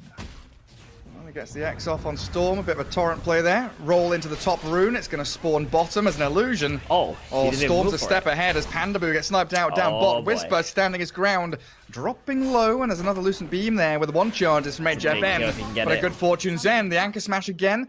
HFN, can he actually finish this? 90 HP on the Tide, he's getting away, the vision's lacking, he's being juked around, and Stinger with the body blocks will secure the safety of the Tide Hunter. Devastating stuff. Maybe they get the Oracle here, but he's just being run around. Very fire too. Dude, they're just outplaying HFN so hard right there. They had no vision of him. He just juked so well. No, he got too close. He comes back in. Playing a dangerous game there, Mr. Tidehunter. And Stinger with the poison attacks from Pandaboo. One more hit. Oh, doesn't even need it. Just the damage over time. So they get what they wanted in the end. Yeah, they just outplayed themselves. Just get the Tidehunter back in. They got frustrated. It's like, oh, I got no regen. Maybe it's just better I die, but I don't think that was a good idea to die. I mean, they just bailed this Luna out big time. And Viper, down at that bottom bounty rune with Kunkka arriving. Storm Spirit still level 5. A rotation from Pandaboo there. Helps out the Kunkka tremendously. Yeah, Storm's still level 5, so cannot really do anything to get out. Dark Mago 6, taking some small camps away. There's also a funny little battle between this Earth Spirit and the Kotl. I've been watching them on the minimap dance around with each other. This dance of death in that Radiant Triangle. Kotl's going to get the D-Ward at long last. Stinger's also getting some vision, some information on what the stack situation is. We got triple stack on the big camp right now. They're going to want Storm to go in there and clean that up later. Oh, absolutely. Viper down bot, gushed up again. There's another level 2 Purifying Flames, but the Fortune's End already being spent. Means the Viper's all right. Smash. Yep. Alright, you know what? Noping have really salvaged his bottom lane, Gary. Yeah, it's doing really good for themselves now. It's looking great. 14 denies on the Luna. Going to feel great for HFN. Okay, quick question. Damage.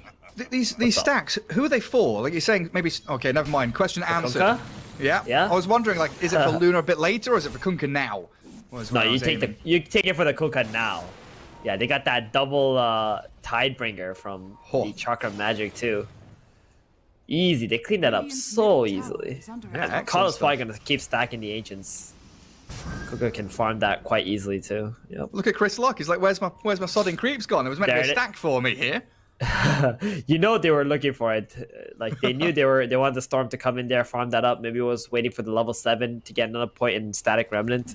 But Kunkka did it so quickly with that Chakra Magic. Yeah, because Storm's got a regen rune bottled. He's, if feeling it. Yeah, I can clear all these stacks as Mars throws the arena top. K1 doesn't have borrowed time. A boat crashing on him. Dark Mago securing that kill on K1. Opening the lane for Oscar a bit as Chris Luck falls in, but that's a full HP Mars. And Dark Mago is still here. Give him the gold Tidebringer. Schofield with a kick. Hunting Oscar still, but he's got another spear back into the trees. The Storm gets caught up, and that Chakra Magic from Matthew has secured them not 1, but 2 kills. Huge. That is so good. I mean, Dark Mago, he made that rotation top because Mars gave the information, the Abaddon's meanwhile, bottom lane, they're going to get another one. HFN gets it with that Loosened Beam. Maybe the Viper will fall here to Purifying Flames. The Eclipse, though, gets a double for HFN. 8-3, and Noping, they've come into this game 1 to play with this HFN Luna. We take that. We got the Mask of Madness coming out now on the Luna, I think. Soon, at least. And got the kill onto the Orko, solo XP. This hero does so well with levels. You can see here, he just skipped out on the 4th level Loosened Beam, scaled up his Moonglaves. He wants to be going into the jungle already, understanding that Beast Coast is going to start to come down here and gank him. Yeah, start to play into that Tide's lane because he's just hit level 6. Ravage is ready, and that's where somewhere Storm would love to ball into that bot lane. Maybe get a kill on the Luna. There's just a chain effect from the time Whisper walked in and just casually died to Luna after getting away. Look at him. Just walks under the tower. Quick little gush and anchor smash. Putting the pressure on HFN. Yeah, TP's that. Very good TP out. Great choice. A little stack made there. And Kotl, like you said, the Triangle, Ancients, large camp, but also a number of these other camps being stacked up pretty heavily by Matthew. Storm's going to find one himself, steal it away. And Dark Mago getting a number of neutral items there. Oh, yeah. Fairy's Trinket, Ironwood Tree. He's going to steal this stack too. And a D-Ward coming out from Schofield. So they will be able to bunker down in that jungle. Not pushing the bot tower too quickly, though. Just the creeps hitting it for now. So not really a concerted effort to actually shove that lane. And they'll have their Spirit to guard top now as well. Everywhere I looked, there was like a stack being farmed. Yeah. I looked at the bottom lane, there was a stack there, there's a stack on the left side. Jeez. Luna just moves through a triangle. Like, where are the stacks? Oh, Kunkka's taking them. He's level 10, sitting at 90 CS and going up into that top spot, finding the Earth Spirit and crashing that boat torrent combo onto him. And both top net worth right now, like 5.5 grand on the Kunkka, 4.5 on that Luna. No ping with the 2 big cores.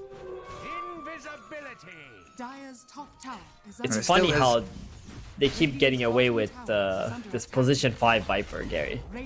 Like, it actually just works. Yeah. Like, at this point, it's like, okay, you're first picking it, you're flexing it, but then they never actually flex it into a core role. It's always +5 for them, it feels like. Yeah. It was kind of nice with the Luna, you know, getting that little bit of extra Lunar Blessing damage and just poking at them with it. Yeah, and then having, like, magic resist with Lucent Beam, too, you know, maxing out that poison attack.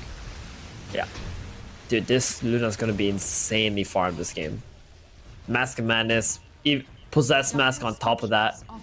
Got the top tower, gonna stay up here. There's no real catch on Beast Coast apart from the Luna, apart from the Storm. And this Luna, if she's topped off, how's the Storm gonna kill her?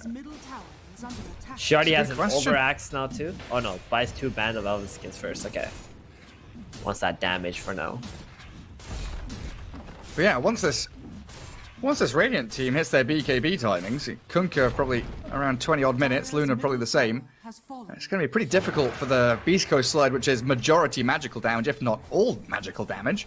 Because you're looking at K1 go for his regular build, you know, it's that timing hit similar to the Wraith King, that Radiance.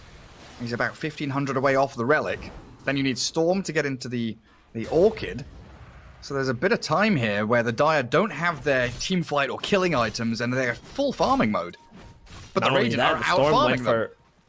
Yeah, the Radiant will always out farm. They have all the tools for it, right? Kunkka, Luna, these are insanely fast farming heroes. You got the Keeper of the Light even TPing the Luna to efficient places on the map after she farms some creep camps, so she doesn't have to walk there. And here comes their smoke. Whisper leads the charge with a 2-man Ravage. In they go onto the Cottle, onto the Viper, blow up Pandaboo. And Dark Margot, he's got the help of the Eclipse, and HFN has rotated down here, so the Viper does finally die, barely. In the Mars Arena is going to turn around onto Whisper now. They've killed off Schofield, false promise there onto the Tidehunter. Might be able to try a sneaky escape, but he's run out of heals. Out goes the Oracle, TP's home. Everybody's bailed from Beast Coast side, and that final X-Torrent will secure the Tide kill. Chris Luck, he just wants to skip some creeps here. Oh man, that was really rough. They saw the Kato and the Luna top, so they jumped bottom with Beast Coast, but then the Kato TP bottom, and they recalled the Luna from top to bottom. Yeah. So they had 5 heroes in that engagement instantly. That was super nice from No Pain there. Like you said, they're here to play, Gary. They absolutely are, no messing around. And that was meant to be Beast Coast making that, you know, first step, that one big movement with that Tide Ravage. Looking for advantageous team fight, but now 1.5 minutes with no Ravage. Yeah. Abaddon still needs to farm up into that Relic. Oh, so it's just Abaddon is going to get completely out-farmed by both Kunkka and the Luna. These two already have their accelerants, and Abaddon need to get to that Relic first, and then the Radiance, and then they still need to win a team fight with it. They're going to be constantly catching up to No Pain. So what do you do in that kind of scenario? Like, sitting passive, like you say, is kind of a losing battle, right? But if you go aggressive, do you just want to keep trying to push lanes, or do you go for those smoke ganks again?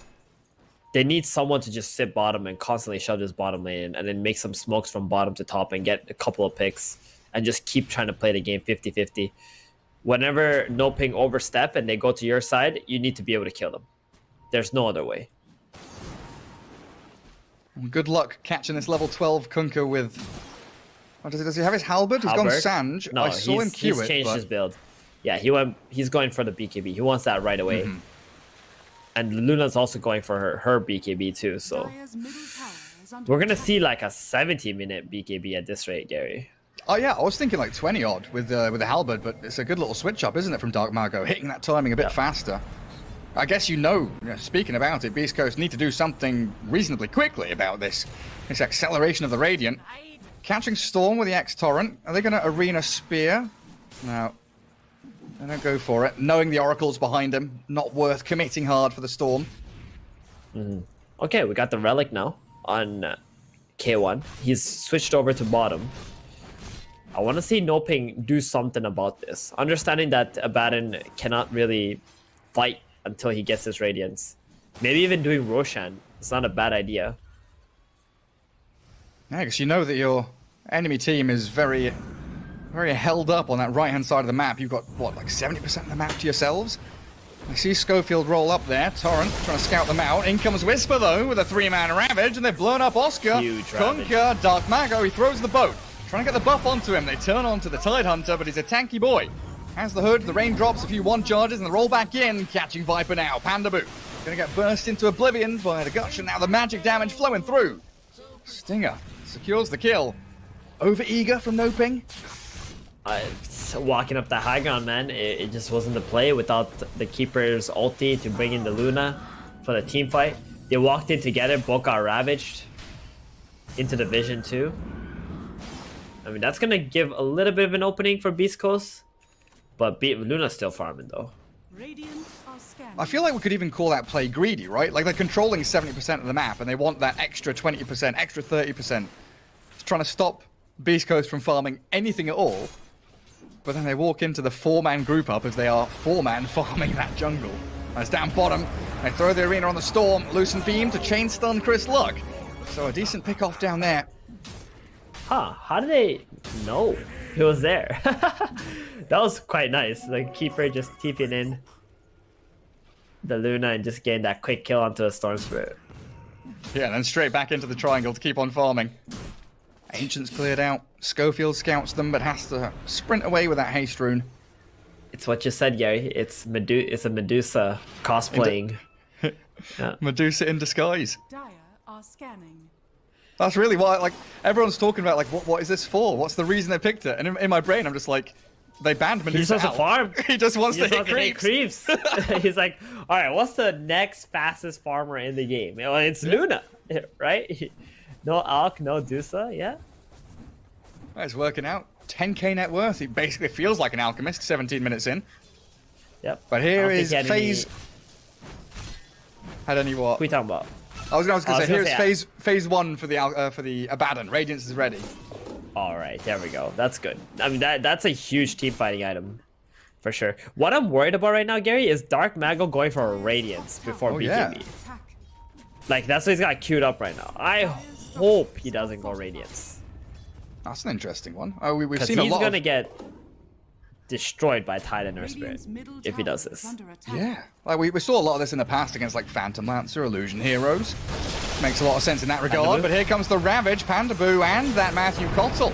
Caught up in the teamfight ultis, and in comes HFN with the Eclipse. Trying to burst through anyone they can, but the Abaddon's already popped his borrowed time and run back. Now the arena comes, spearing up the Tide. The False Promise, though, onto K1. Heal him up. The BKB Luna goes to work, though, and HFN with the Glaives, bouncing through all of Beast Coast. Probably going to pop on the Abaddon. There's the big kill. Storm Spirit now, X'd after the Lucent Beam. They're going to drag him back. They even need to. They've got so much damage, they don't even need the stuns. Torrent connects on the Earth Spirit mid-roll, too. Okay. Dark Mago with a prediction and a triple kill for HFN. Gorgeous stuff from Noping. It's going to be a 5-man wipe. They got their timings right now. The Luna BKB is on. You can see how much damage this Luna's doing right now. It's a raw physical damage. They got the kill on the Viper, they got the Coddle, but now you've just ravaged 2 supports. You don't have any gas left for the core heroes. It looks like Kunkka is committing for that Radiance. He's bought up the Relic. Do you feel it's not so bad after that team fight? I guess so. I guess because you just won the battle, it's okay. It's just awkward when you buy the Radiance and you go to a battle, you get ravaged and Earth Spirit silenced, stunned, locked up, Storm pulled, die before you can even get a boat off. That's the time it feels really bad. But because you just won this last engagement, you get this burst of gold from killing 5 heroes. It doesn't seem so bad. Man, for the first time this DPC, we're seeing Beast Coast on the back foot, 20 minutes in. We've seen a couple of kind of shaky laning stages, but they always come back strong. This time around, though, do they have a chance against this Noping side? The last time we saw Beast Coast even be in a situation like this was in game 1 of that was like the first game of the DPC, right? Where They played against a Lycan. Well, And they had a little bit of a tough time, but they still won that game. K1 mid forcing the borrowed time. Can they keep going for this with Torrents, X mark in 3 seconds, another Lucent Beam? K1 needs the backup of his Oracle, but Oracle is a little far away. They do get the X back into the arena, tied with no Ravage for another 10 seconds. They can't save anyone. Oracle, he's got to come back in to get the Storm out of danger. He balls out, but now the Yule's onto there. Oracle is going to find him with the stuns they've got. Lucent Beam through the False Promise. He'll try and burst Pandaboo down with another Fortune's End and that Purifying Flames, but they can't kill a single hero. Another double for HFN, a monster kill streak. And the entire map is open for them. They've got a DD to walk into Roshan if they want to, or they can just go high ground. Oh, man. They want Roshan. I don't think they're going to throw the game on the high ground right now. They got Ravage ready. They got Radiance. So you still don't want to be doing that yet. Get the Roshan. Finish your Butterfly. He's going to buy a Talisman. Split his Mask of Madness. Insanely farm Luna. Oh. Honestly, Gary, feels good for when HFN. I saw Luna miss an entire creep wave on wave 1, I was so over? worried. Yeah, I thought like, I've never seen a Luna recover from that, right? But the following creep waves, the following creeps, he got all of it. And then they got that kill on that Tide and the Oracle, and it just changed the whole game in that one moment. I mean, what are we looking at now? No Ping, they're on a bit of a streak, aren't they? Four games in a row? Yeah, 4 individual games in a row, 2 series wins in a row. So probably feeling themselves right now. This could be the 5th one, and up against Beast Coast. That's a big win. What better opponents? Yep. But you know what, Gary? You cannot count out Beast Coast. These guys. If there's one team who can come back from a position like this, it's them. And there's the ball in. Ravage catches Luna pre-BKB, and they burst the Koffel, but now it's time to turn tail and run. Tide pops his pipe. Gets used up though, and they've got spears. All the silence. Make sure that Whisper has a little bit more room to maneuver, but now the arena comes and it's going to catch the Oracle in addition. Another chain killing spree there of another 2 heroes. It's time to go high ground, Gary. Ravage is on cooldown. They pop that just for the coddle and try to retreat. Dire's not ready. HFN here skipping out on all of the Lucent Beam talents, going straight attack speed, going stats. I mean, I guess he goes for the Lucent Beam cooldown because the move speed's a bit garbage. But he's going all out right click, damage dealer build. Yule's onto that Abaddon with a boat looking perfectly placed, and the borrowed time has ended. K1! He just gets blown out of the water. The ball lightning forward. Storm does a bit of damage there, chips away and catches off the vortex. What? Oh, Storm Spirit can't finish him. Very close to death, but they're going to slay the Oracle instead. Now your racks are falling, the glaives are bouncing. HFN super happy, drops the well played. They might even go for mid lane after this. They're trying their hardest to clear out this creep wave and push them back, but this is a Luna with Aegis, Butterfly, BKB ready, drag Whisper back. X mark him in. That kick from Schofield, it slows them a touch. Storm zip again, but he's got to run away. Can't stick around in a 1v5, and they go towards mid. Creep wave is top, no backdoor protection here. Coddle bringing back the Mars. And the Magnetized from Earth Spirit. Okay, it's going to do some decent damage over time with the Glyph. Utilized as well by Beast Coast. They'll try and pop that Lunar Aegis with the Purifying Flames, they will. And Kunkka's also going to X-mark himself as he TP's home. Back with that full bottle, full HP. Tower's dead. That means another tier 3. When you play against Luna, if you lose a tier 3 tower, your Raxes are 100% gone after that. These glaives, absolutely impossible to fight into. Alright, it's a losing battle. They can't go bot lane. Something for Beast Coast there. Tier 1, tier 2 still standing. But I don't know if they want to chase out of the base for this one. K1 has borrowed time, sure. Still feeling like it's a bit of a 4v5 without that Tide Ravage for 10 seconds. And Storm Spirit, Chris Locke onto Dark Margot's Kunkka. Drops him to half, but he's got BKB to turn and fight. Storm also getting shiny and golden. Ball lightning is away. Can't stand his ground. Can't fight. K1's borrowed time. There's a Ravage. Catches a couple, but the Radiant have their own BKBs. Beast Coast are just bleeding out at this point. That's it. I think it's over. GG's called. Game 1, no ping. Take the first victory, the first Beast Coast loss of the DPC season. And Let's by go. God, that was a beautiful performance. Beast Coast can bleed, Gary. Oh my goodness. I've been telling people that Beast Coast is going to win this DPC without even losing a single game. And here it is. They get absolutely stomped by No Ping. I mean, No Ping, they got so much momentum from the previous series. Like, that actually led up to this point. They got so much confidence winning those 4 games or whatever in a row. No, other teams gave them Dusa, and then they started to theory craft. They're like, okay, well, we're probably not going to get Dusa again. We might not get Alk. We think it's a good hero. So what should we do next? And here it is. They come up with Luna, probably practice it once or twice, and they're like, yeah, this works for us. You know, you saw Keeper of the Light stacking a lot, giving farm to the Kunkka, getting him a head start, letting him make space, and then the Luna winning her lane with this Viper 5. I'm starting to think this Viper 5 is like something huge for No Ping. Legit. Yeah. It is real legit. I mean, Keeper of the Light might be worth a ban. Luna might be in there as well for that next drafting phase. Game 2 going to be coming up after this. My God.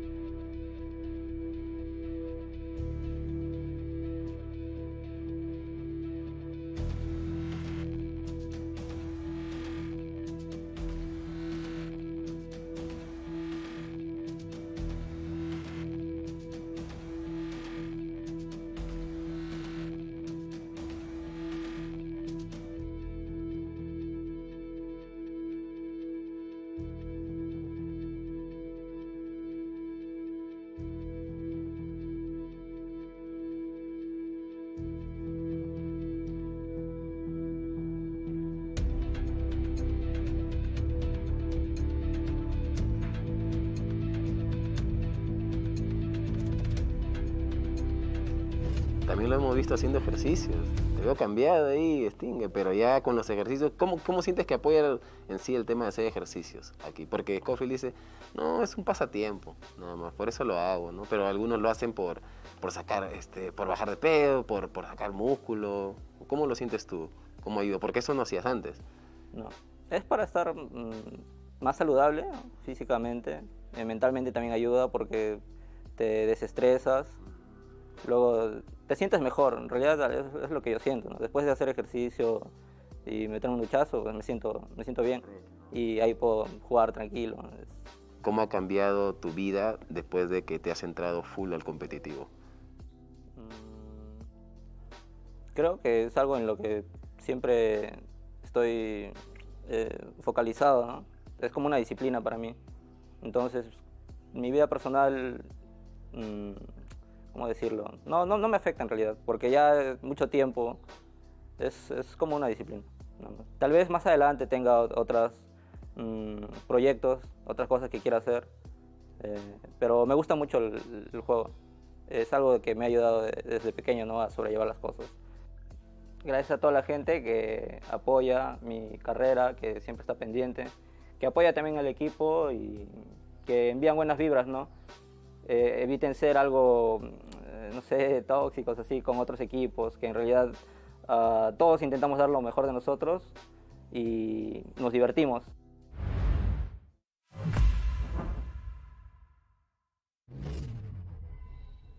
The beast can bleed. No Ping with HFN have done it. The first team to take a game off of Beast Coast here in the inaugural DPC for South America. Boys, we are witnessing history in the making. These No Ping boys got something going on. The Luna, deathless. Bowie, you called it, man. I got to give you some props. Well done. Well done.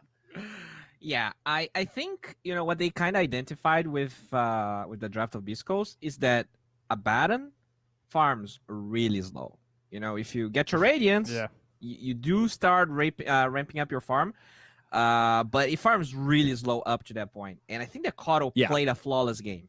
The stacks, the way he moved HFN around the map to like farm and fight, I think Matthew single-handedly won this game by the way he played. It was so good. He was farming Ancient stacks into a fight. He eclipses back into the freaking Ancient. Just perfect.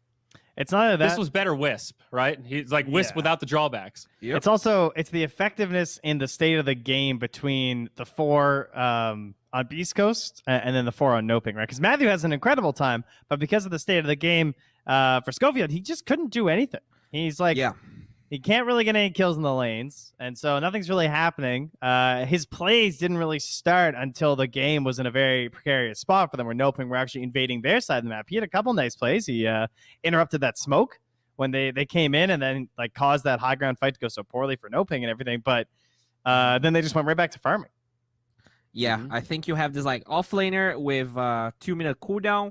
You have an Abaddon that cannot fight at all. You have a save hero on your Oracle, and you have a Storm that really didn't have a good lane. So it's just really hard for your Spirit to do anything.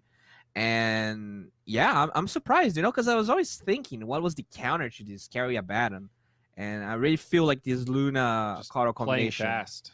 Yeah, Super fast. Yeah, mostly. And we have Caro, that Viper support too, right? We didn't really talk that much about it. I do feel like you kind of have to ban that. I think it's just too...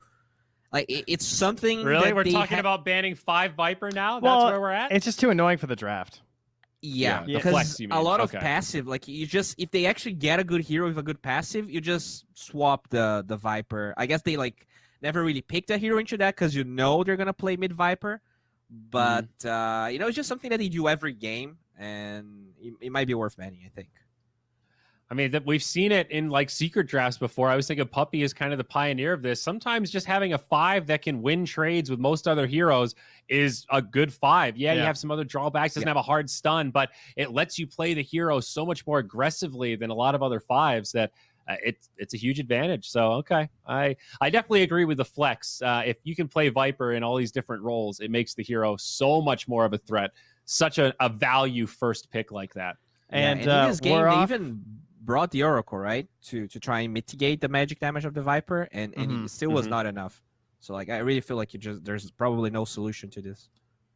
We're off to Brazil server now too.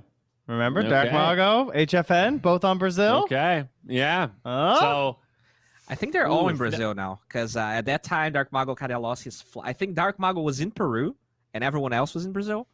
So they played Peru, even though everyone was in Brazil. Can someone type in? My keyboard's messed up. Can someone just type in and tell them just kick? All right, well, you're probably listening to production. You can just kick it. That's the manager of Beast Coast. All right. Who's in the lobby. So she's probably just in the party with them.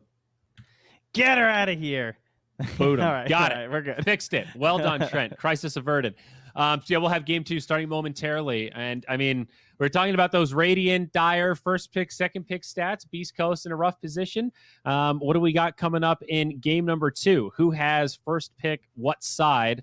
What is it, Trent? Looks like we'll have Radiant for Beast Coast this time. Yes, off to Brazil and first pick for No Pain. Yeah. So okay. All right. So a little switcheroo. Wow, exciting stuff. Now, I'm curious what Beast Coast do coming into game 2. So sarcasm. Wow. Exciting stuff. Exciting stuff. Wow. Servers, I love picks and bans.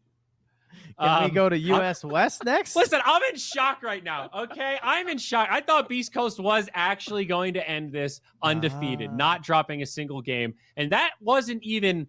I mean, that wasn't Dota, man. That was a slaughter. That was just watching Luna do what Luna does and taking over a game in 20 minutes. I mean, that was... What was Hector's final KDA there? 0-5-2? I mean, that's not...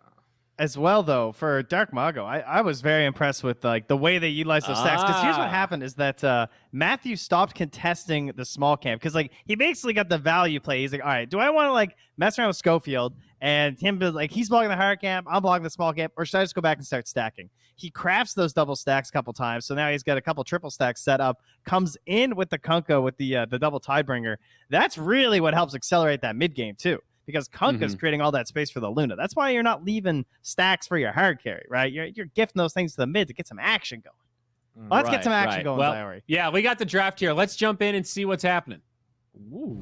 Dire team pick. Straight up Nyx. All right. Into a Grimstroke. So slightly Viper, by the way. Different opener. Yep. And the Medusa is available if they want to try to grab it. The Nyx could be a good cover. Radiant team pick. Ooh.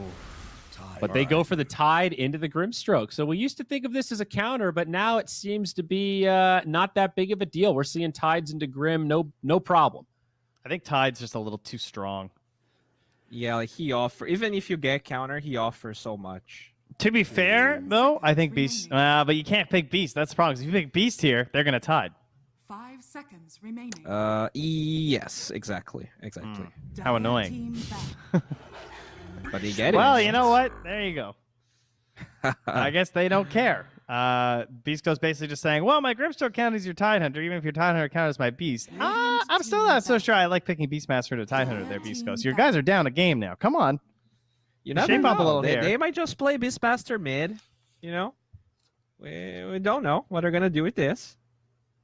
But, I mean, it's not so much the lane matchup, right? It's just this concept I know. yeah. It's like he's going to sit in front of that tier 1 destroying tower. the units, yeah. So, like, we've actually seen games ended because the Beastmaster just couldn't get online. He couldn't take down that tier 1 tower because of the Tide sitting there. Yeah. So the question is, what kind of a hero are you going to get on Beast Coast to enable that's not an issue? Because once you crack that tier 1, then I think a lot of this counter goes away. You know what I mean? Like, you're going to have Kraken versus Roar for the whole game. But other than that, you've got Grim to cover. It's all right. I don't think it's that simple, though, because you can always, like, bait the Tidehunter to fight somewhere else. I feel like those games that we saw, the teams were just being super stubborn in actually trying to fight the Tidehunter. But if you, like, force a fight top, you force a fight middle, then the Beastmaster is free to, like, actually go there and making sure the Tidehunter can't defend. And, you know, Beast Coast, they're a top-tier team. I expect them not to just run at a Tidehunter. Not to lose game 1 to no ping? Oh, okay. Is that what you were expecting? Boy. Damn. The burn. Dang. Okay. Well, still quite a few K1 heroes available, though. TA, Juggernaut taken out. They removed the Enchantress and the Medusa, but I like that Wraith King, for example, still available for now. And they have to ban the Alk. Do you take the Luna out? I think you do, Beast Coast. It's tempting. You don't want to get Luna again, and you just saw how well they played it. I would ban Coddle. I was to say Coddle's still in. That's what I would ban. 10 seconds remaining. Yeah, I think I'm fine with banning Coddle. Unless they want to play Coddle, then they can go for it. But then, do you need to ban the Luna? I think, as you said, the Coddle was the key enabler. So well, yeah, but you need the Coddle. Yeah. I mean, Beast Coast gets Coddle and does no ping cannot play Luna Coddle. That's exactly what I'm saying. Yes.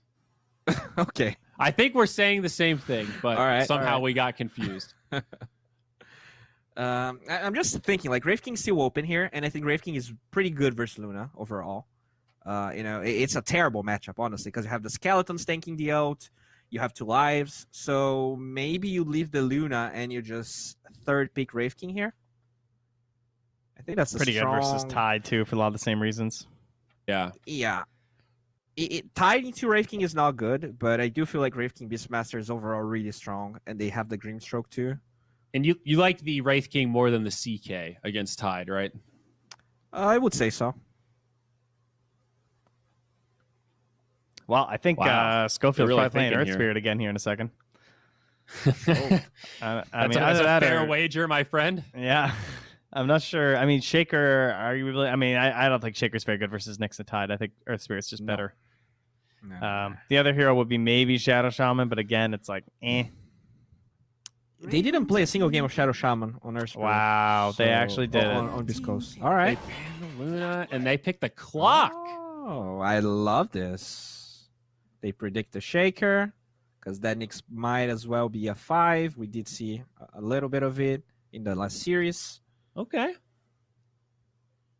And it took a lot of time to ban that Luna. To be a fly on the wall, man. I would have loved to hear that discussion. I wonder if this will be a 5 or a 4 clockwork. 5 seconds remaining. I feel like it'll be a 5. And they'll go troll or something.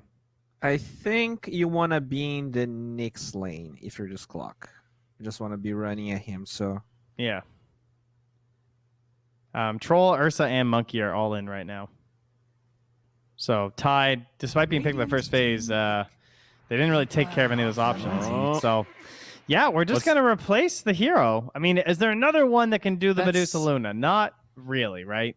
Medusa Luna out. I guess Bristleback. Bristle actually does that. Bristle Gyro, yeah. Both of those can actually do it. I don't think Bristle is an HFN. He's not into the bristles, man. He's okay, that's fair, but it can still do the same concept. And as you said, there's the Wraith King. I mean, they banned the Luna, but they still get the Wraith King because it's still good versus Tide. And okay, well, we know what we're doing. We're going back to Tide Brinker. Okay. Right. Okay. I didn't expect that, actually.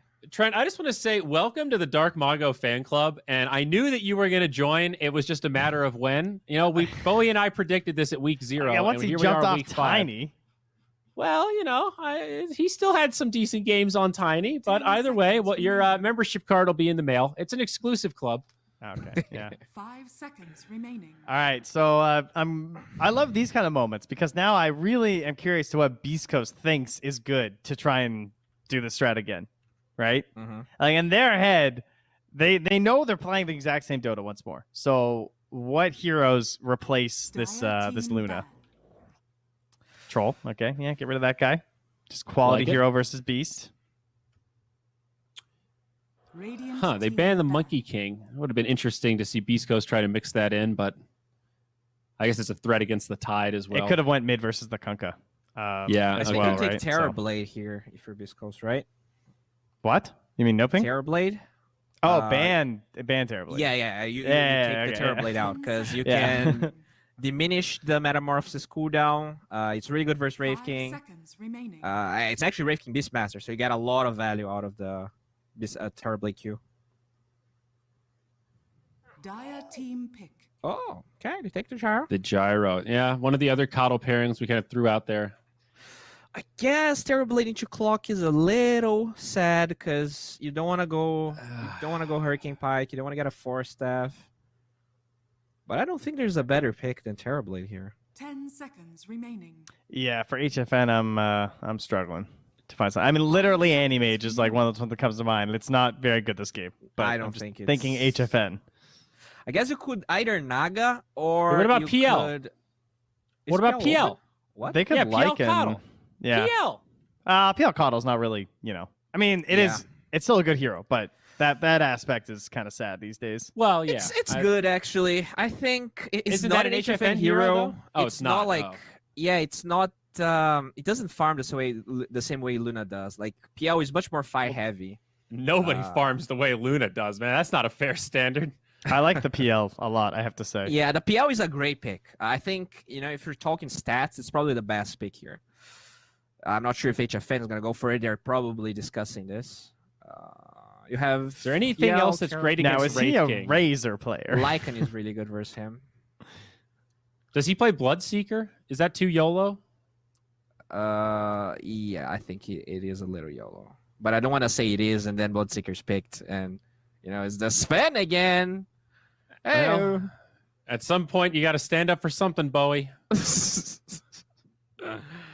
But yeah, PL still stands out to me. I don't know. Man, is this the Naga game?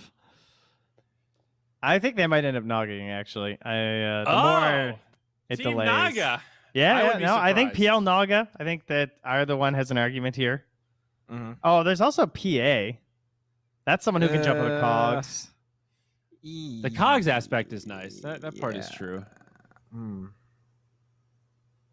Yeah, I think PA is actually more of an HFN hero than like PL. So we might be right. So what do we have? We still have a lot of heroes. And we have the Ursa. I mean, if you take the Ursa, it also takes it away from Beast Coast, but that's pretty unlikely at this point. I don't as much as I'd love to watch a Chris Luck Ursa. Sounds pretty hype. Oh, you mean for Beast Coast? Yeah. Oh! Yeah. All right. The Naga. All right. Let her Trent, sing. Now, is she actually good? I got a couple DMs from some of our buddies, Trent, that told me Naga was real bad. Real bad. Some of our statistical methods buddies. Statistical methods for the pursuit of income buddies. Yes.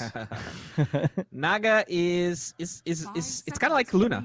It's pretty much the same thing. It can be really good, and I think Keeper of the Light definitely enables her more than a PL would.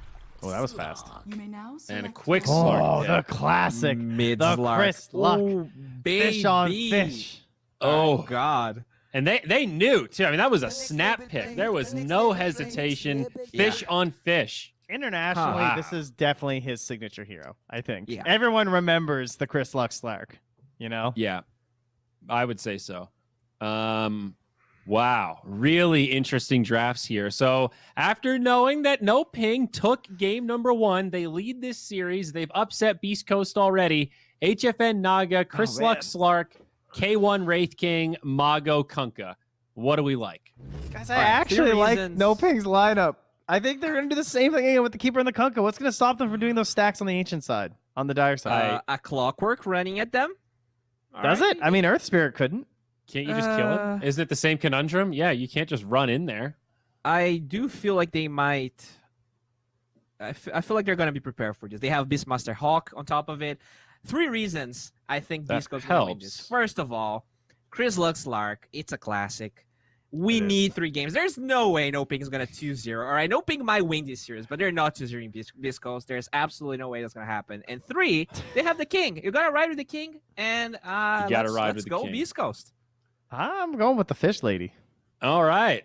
I think I got to go Fish Lady as well, but this is a big one for Gary. Are you going to ride or die with the King? Are you riding in the caboose, buddy? What do we got? Yeah, I'm down to ride or die with the King. I'm looking at this Chris Lux Slark as well, and he's looking real tasty. Beastmaster coming out from Beast Coast as well. Theban, what are your thoughts about this Naga Siren from No Ping, though? It was an interesting pick, but something I've learned is when, Zayori has to go all the way into the dumpster to find a hero to recommend because all the other heroes are gone. It doesn't generally end with well for that team who picks that dumpster hero.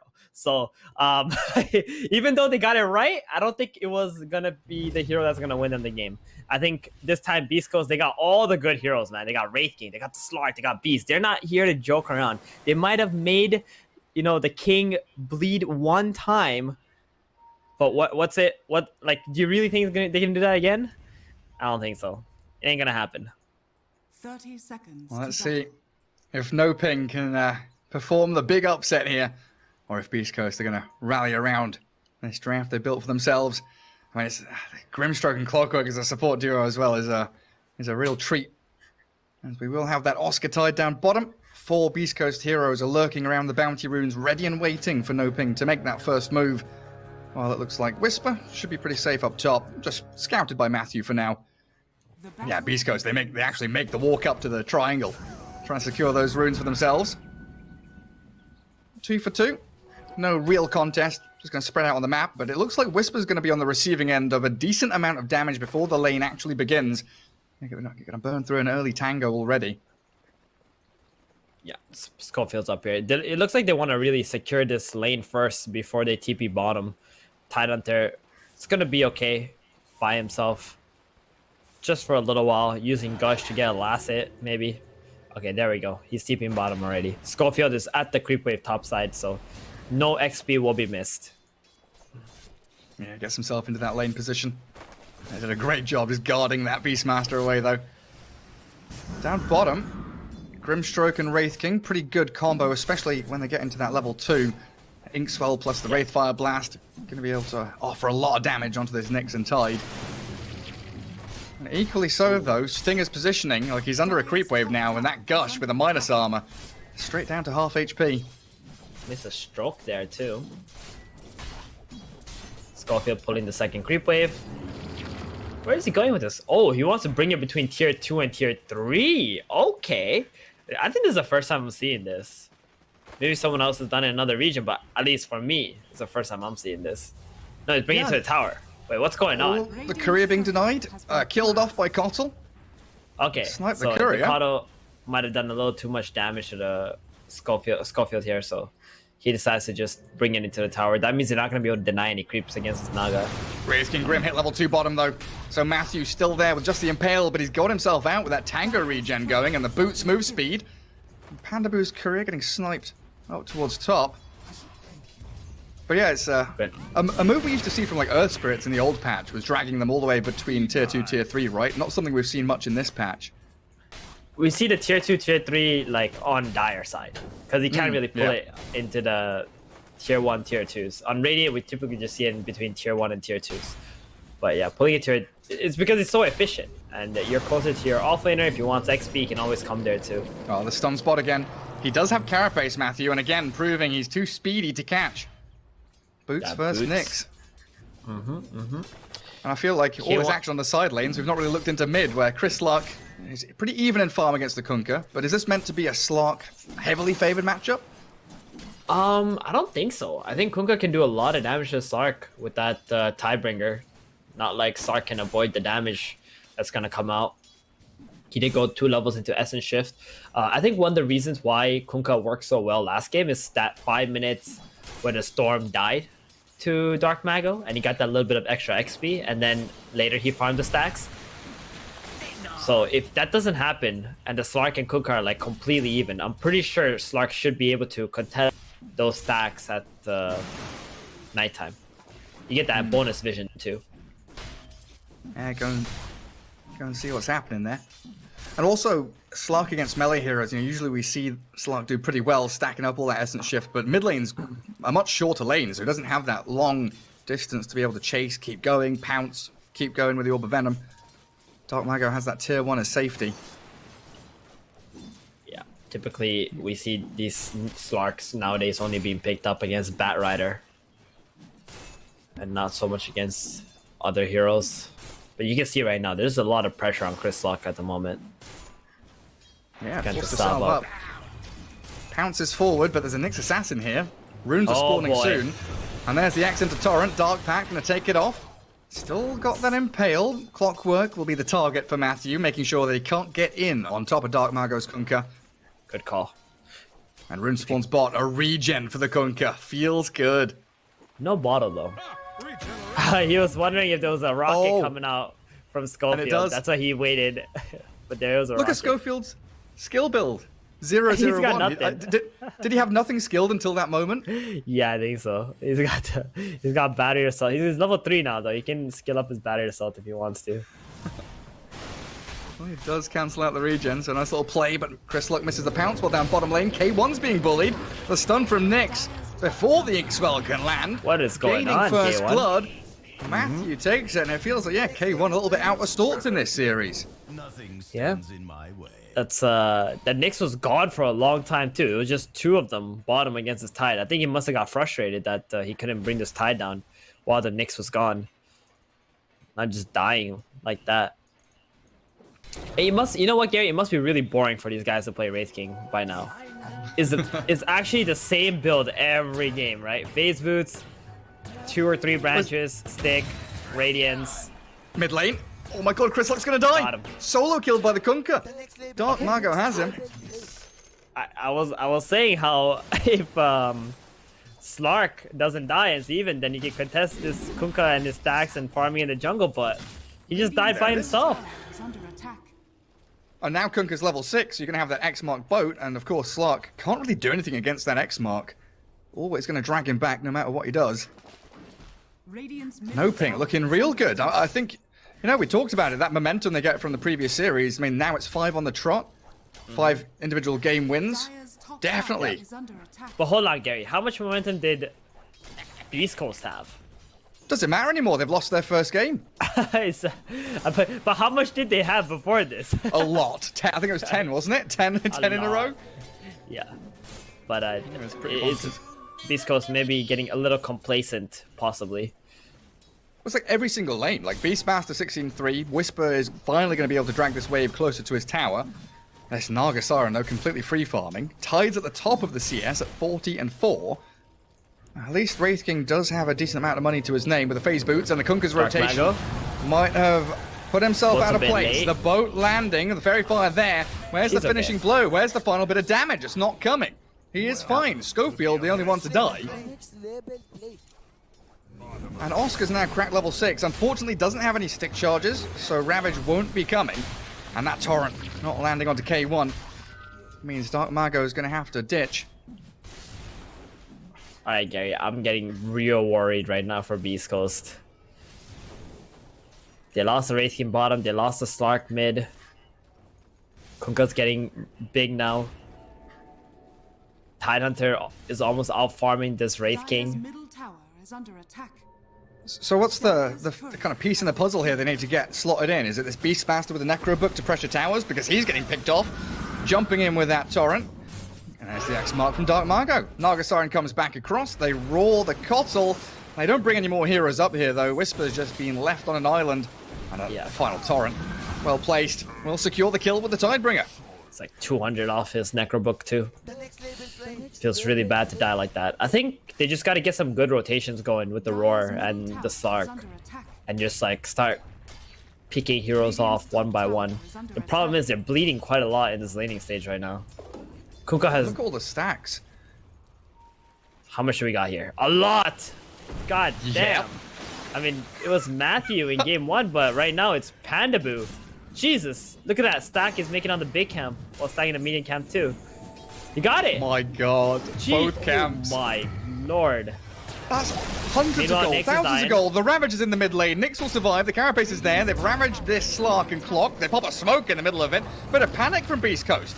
They can't finish off the tide by any means. And now in comes the Kunkka. Level 2X. Does he have the range? Might find the Grim. They've gushed and slowed the Slark, but he's out of there with the phase boots. So they focus instead on Stinger. A more simple kill. Bring down the Grimstroke with that final bit of damage from Matthew. And there's just been really crisp gameplay from Noping throughout that first and now into the second game.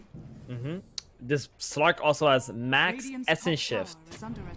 So he doesn't really farm fast, Gary. He needs to be hitting heroes to be able to farm. It's a bit odd, isn't it? Like the scaling of Essence Shift, you know, you can understand going 2 points in it. But going the third and the fourth. Schofield's trying to leech some XP from Dark Mago. Maybe a neutral item. Oh, the Arcane Ring, pounce forward. Oh, Kunkka doesn't have the boat.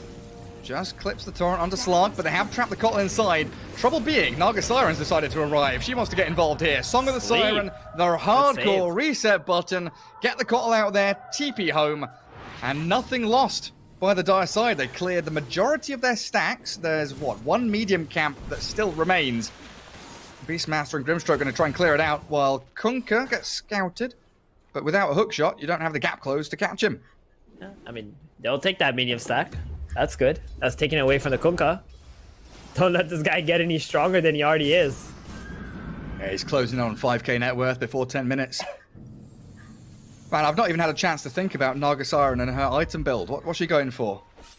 Diffusal Blade. Burn the mana of the Wraith King. That's the plan. Oh, yeah. Not something you typically see these days, to be honest, on Naga Siren.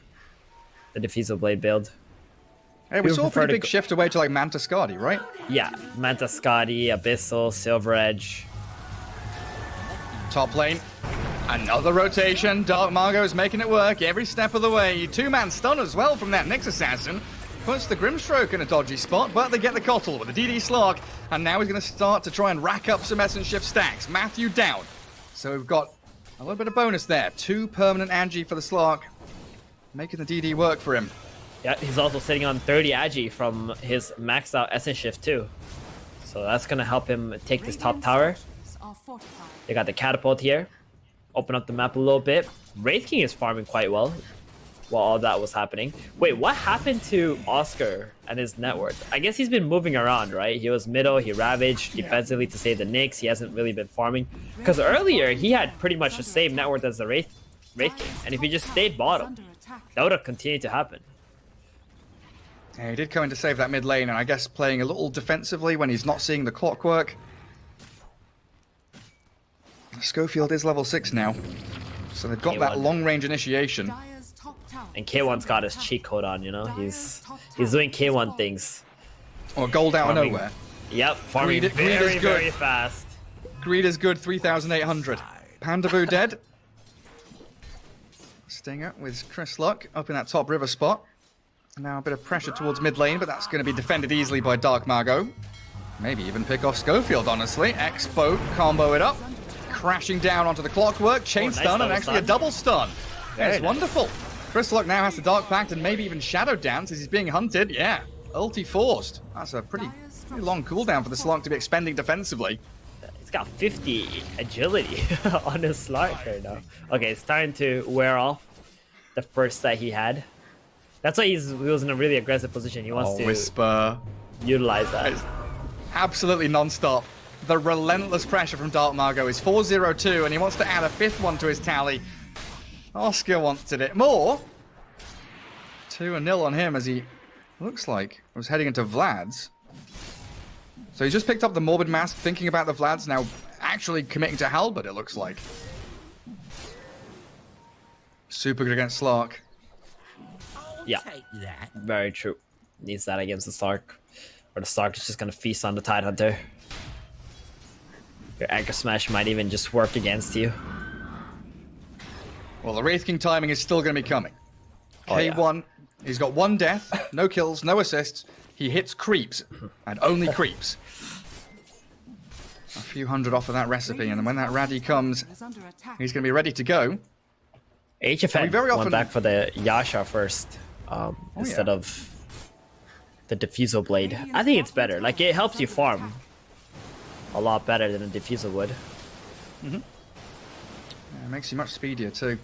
Now, we often talk about this Radiance against Illusion heroes, and, you know, mentioning that Naga Siren with a Diffusal Blade to burn mana and stuff like that against Wraith King. Is this Wraith King Radiance going to deal well against the Naga Siren? Is it timing based? Who gets the upper hand? What's the overall story with that? I mean, early game, it's going to be favored for the Wraith King. Especially if the Naga doesn't get like a decent timing on the Diffusal. The Wraith King should be able to battle up quite nicely this game. Radiance on the Illusion is always going to be good. Completely out of mana on the Slark, but he's all right. Here's my question, Gary. Okay, wait. Mid lane TPs, wait a second, man. They're Xing back K1. Level 1 reincarnation.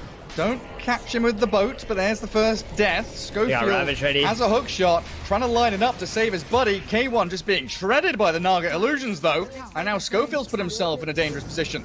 They get the Radiance, didn't they? They finished it. So during his death, he did pick up that recipe, but they lose 2 heroes in the mid lane. Unless Schofield makes some Houdini-esque escape out of this. Illuminate sent forward. That's going to be the end of him, surely. Come on, you got to catch this little clockwork. Tin Man with a battle plan. He's going to die still. Come on. Stick be damned. Oscar, get in there. Blinding light. There we go. There we go. There we go. He's dead. Yeah, I mean, he was pushing mid on K1. He thought that they were all diving bottom for the Slark there. He decided to all TP in. Jump the Wraith King. And now he doesn't feel good fighting with his Radiance because he doesn't have Reincarnation. And that's a level 1 Reincarnation. And do you know who else has Radiance? Kunkka? Dark Mago has just finished it. Recipe's coming.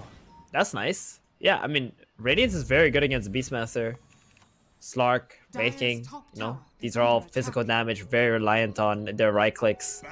Giving the miss chance is going to be real sweet here. And a bit of a shift away because he went Sanj first, then Raddy, then BKB previously. This time straight into it. Finding the Whisper Beastmaster, or has Whisper found him? Slark's coming in, the chain stuns with a hook shot after the roar. They try and chakra magic up the Kunkka, but he's silenced. No boat arriving, the Ravage saving him. They've actually got him out. No, the final touch from Stinger. Takes down the Dark Margot killing streak. And now Grimstroke trying to frontline this, salving up as the Wraith King arrives, slices the Kotl. Now without Ravage, without any help, without the Kunkka, no teamfight abilities, the Dire team are bleeding out. Naga Siren has a Song of the Siren if they want to try and stop this in its tracks, and they have to. Slow down Beast Coast. They've lost 3 and spent a lot of their teamfight abilities, so it is time to hard retreat. That feels real bad. They just made the smoke play with the Radiance on the Kunkka, ran to Beast, lost all his mana, roared up, and Beast Coast, seeing that, they just turned the fight around so easily. This Necro Book is incredibly strong right now. You gotta give respect to that.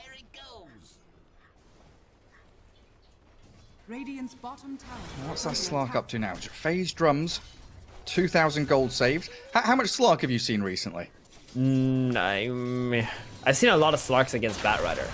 A lot, like a lot. I don't know how they know the Batrider is gonna get picked, but they always pick Slark at the same time the Bat's getting picked, and then boom. They fight against each other in the mid lane. My question is, Gary, with the kind of build, Beastmaster's just dead here. With the kind of build that Slark is going, do you think he's gonna get? Is he dead, or is HFN dying? What? The Naga Siren drops. Schofield just turns it around. Yeah, the Urn charges, the Battery Assault, might get Matthew as well. There it is. Dark Margot's come in to try and rescue the situation. Schofield could potentially TP out here. He pops his clarity. Gary, so see you guys. I'm out. That's just a disaster. They just lost to Naga like that. I even looked away. I thought the Beastmaster was just dead there. Jesus. It looked like it from the get-go. Man, I mean, you said it. Exactly. Respect him.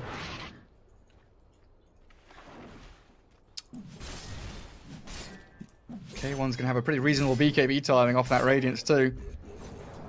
But yeah, Slark, have we seen what he's bought? Because 3,000 gold is a lot to sink into nothing right now. No, what I was going to ask you was, do you think he's going to go for the fish bait at 20 minutes?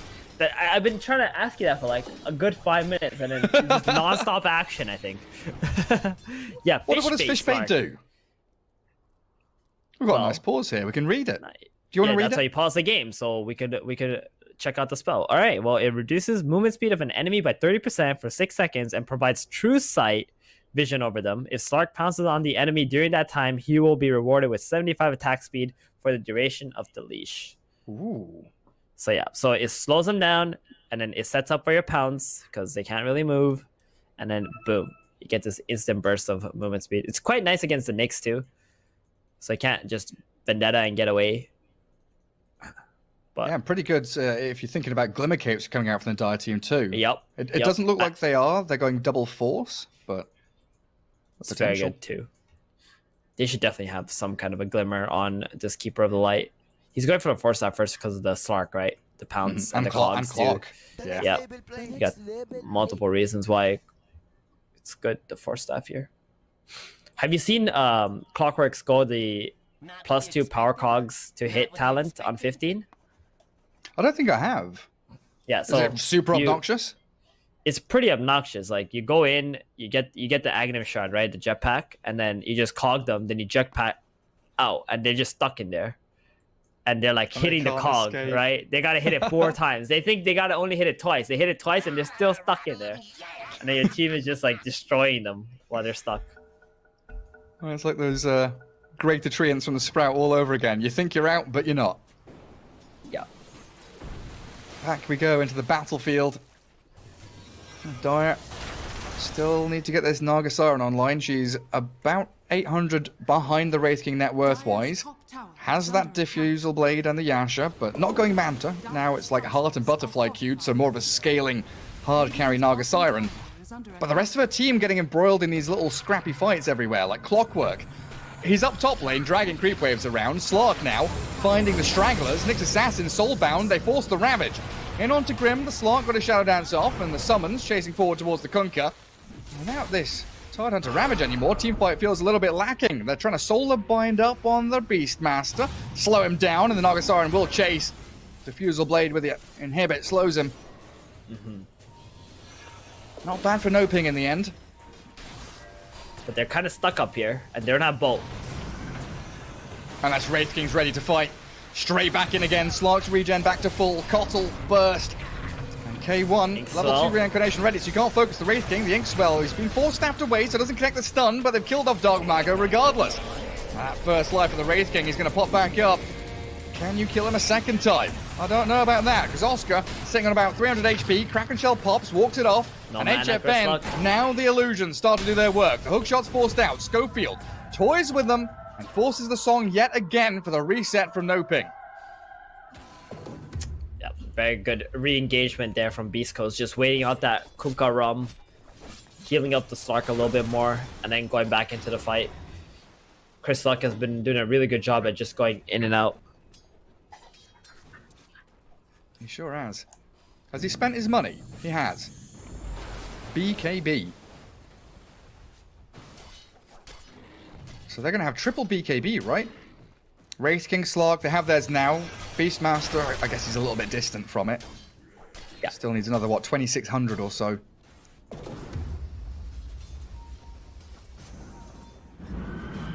And it seems like it's been difficult so far for No Ping to start fights on their own terms. They're always being run at by this Radiant side, like now. Roar on the Nyx, they're playing into the bottom lane. Naga, pretty low on HP, just being played with by Stinger. They'll get the Nyx a little bit further away. They've killed off the Necro units, but Matthew is the first one to die. And mid lane, Chris Luck's going wild on the Tide. Under the tier 2 tower, stacking up Essence Shift, Anchor smashed. He's got not much mana left. BKB is ready. As Clockwork, Schofield, I think he's got a little bit too far hunting for Oscar in that situation. And Wraith King just BKB TPs away from the Kunkka's boat. Yeah, not sure if you noticed, but Schofield actually sniped the Nyx earlier with the rocket. Yeah. After he got away. That was really nice. So, in this game, Gary, I think No Ping made a slight error, mainly on Dark Mago. Like, he's supposed to be X-marking the Slark every time he sees him, and not go on anybody else. Because Slark can't Dark Pack the X-mark, right? So you X-mark him, you focus him, you bolt him, you torrent him, that's it. You don't care about anybody else, and you just gotta keep shutting the Slark down early on. But now the Slark has a BKB. He just went straight drums into BKB, and it's gonna be pretty much impossible for Noping to bring him down anymore. Yeah, Kunkka equals countered. BKB, But there is nice one item. thing though. There is one thing that's really good on the side of Noping. Not only do they have Naga with the Diffusal Blade, check out what Matthew's skill build is. Max mana burn. It's real good this game, especially against Slark. I know the Wraith King is probably going to have a shard later, and you're not going to be able to stop his reincarnation anyway. But this is so good against the Slark. Hey, because if you think about Slark's team fight, it's like 2 or 3 Dark Packs. You know, that's already 180 mana. Ulti is another 120, so you're looking at, 300-400 or so with a couple of pounces in there too. You burn half his mana pool. He's got one round of spells. It starts getting real iffy. And just stopping him from getting Shadow Dance off is always going to be a massive bonus to your team fight abilities. Hang on a second. Beast Coast are going high Pass ground. break onto the high ground. They're going tier 3. They've rolled up the Nyx. Goodbye, Nick. Matthew's Here's dead. the buyback. He sure does. Might need to use it, but look at Schofield's positioning. He's going to stop the Naga Siren from TPing out. Chrislock's also hunting HFN. So they're kind of fake pushing high ground while hunting the Naga. BKB up. Slark has the Shadow Dance. I'm going to shred straight through him. HFN with the song. Can't TP just yet. Waiting. HFN is going to get out of there barely. The hook shot slides straight past the second after. Doesn't hit, yeah. Clockwork is a very nice hero against Naga, just for that one reason. And if you actually hookshot the Naga and get her cogged up, she also can't cast Sleep. Thanks to the Battery Assault. But won't be able to kill her this time around. Good attempt, though. Because what's the range? Radius on Song of the Siren scales 1,000, 1,200, 1,400. Range on Clock's hookshot, 2,000, 2.5k. Yeah, you can stop at level 1, Gary. You can stop on level 1. I could have, yeah. You're right. Gushing down that Hawk, remove a bit of vision from Beast Coast, but now they are all gathered up. BKBs for both the cores ready in about 10 seconds as Slarks comes off cooldown. They've secured themselves the Roshan area by shoving out that top lane. Man, Oscar's Tide has got to feel a little bit weird this game, right? Like, not going for the conventional hood build, doesn't have the Vlad's finished. The Halberd, it seemed good in the moment, but now your Ravage is pretty much neutered by all these BKBs. Yeah. Oh, down bottom, Cottle. They turn on the clockwork. Schofield, he's been a sneaky devil this game. He is running at them, forcing them to fight him while the rest of his squad are taking objectives. Playing Dota 2, the video game, pressuring the map. Oscar's Tide wants in. Onto the Wraith King. Are we going to chase here? Are we going to go on that Wraith King? Might just have to BKB and get out of here. Looks like he's just going to walk. Phase boots are enough. Way too deep.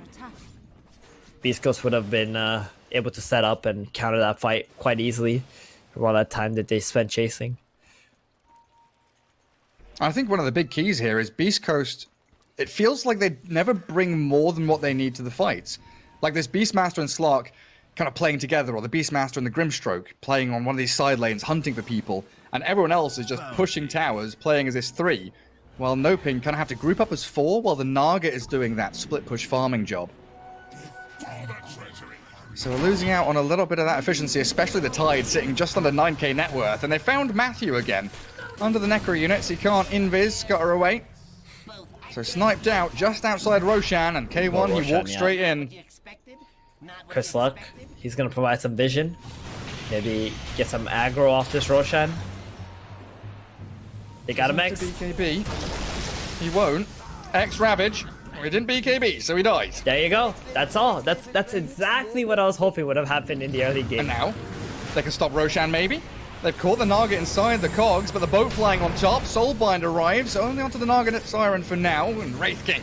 He's BKB'd and Nyx well. The BKB turns to the Kunkka though, as the Raw catches Cottle. Stinger's Courier and the hero both die. Trading 1 for 1 now in the fight, but Whisper, has he been saved by the hook shot? It looks like Schofield allows the TP home. So Roshan's still alive at about 3,000 health, while the Dire team's still looking for the bonus kill on the clock. Can Noping go in the pit? They can. They have the damage. They got Gush. They got Naga's minus armor. I mean, he doesn't have hookshot on clock. This doesn't mean anything. They've got Slark in 5 seconds, but Roshan's going to be dead by then. Literally dead the moment he respawns. Exact timing. And without a Grimstroke, and look at K1. Oh, they know he hasn't got BKB, don't they? But unfortunately, don't have any more follow through for Matthew. I kind of wish Noping in the last fight, they actually focused K1 because he BKB'd very early. Just burn his mana. He still doesn't have that shard. Oh, it's a double torrent, double stun, double boat. BKB's forced out of the Slark, but they've secured the kill on Beastmaster now. Maybe Chris Luck can stick on the Kunkka, but he is a tanky fella. Look at him, he's got 3,000 health. BKB, Sanj, he's just going to turn and right-click. The Radiance Burn is going to work. The heal back up from the Shadow Dance, stacking up the Agi. Now the BKB comes up again as K1 on the other side of the map has killed Oscar.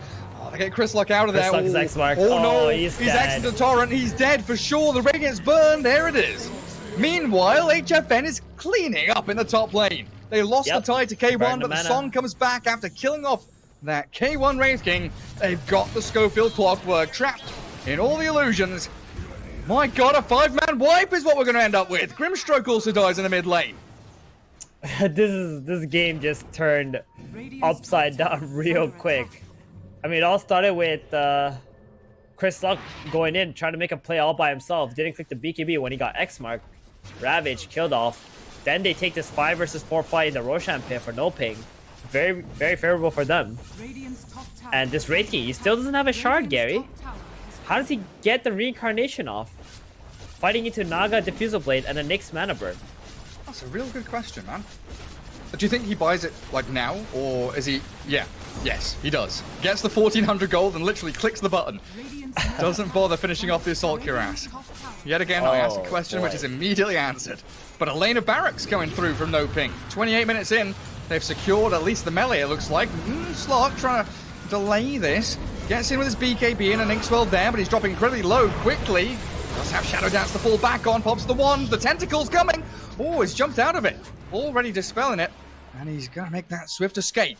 Buy back from the Nyx Assassin. So they trade Matthew for Stinger. They want to keep going.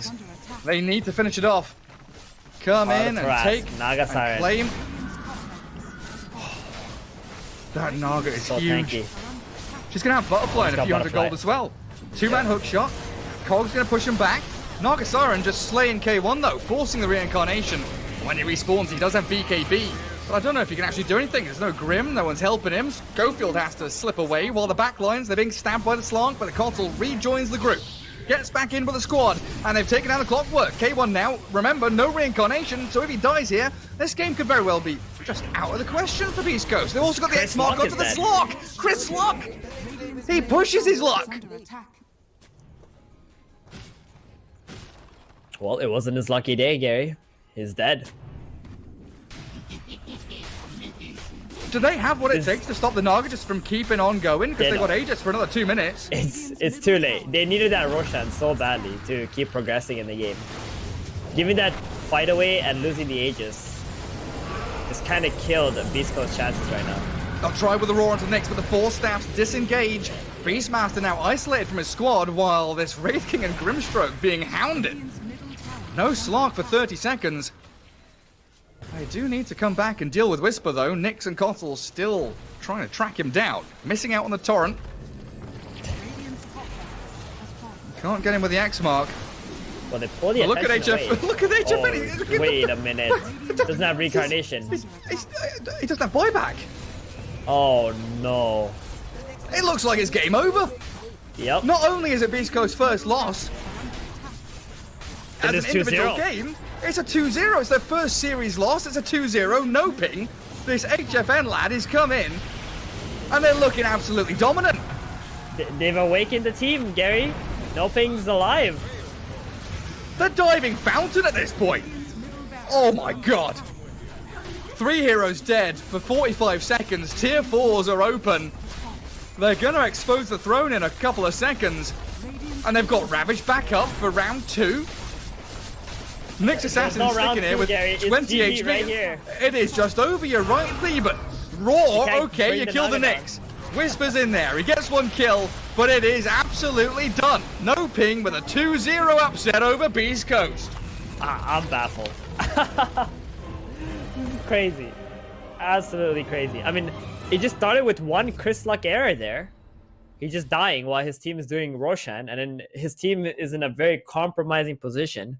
They go in, they wipe them there, or not really wipe them. They kill a few heroes, get Roshan, and all of a sudden the game looks like impossible for Beast Coast. They don't know what to do once they've lost the Aegis, and they just kept bleeding one by one.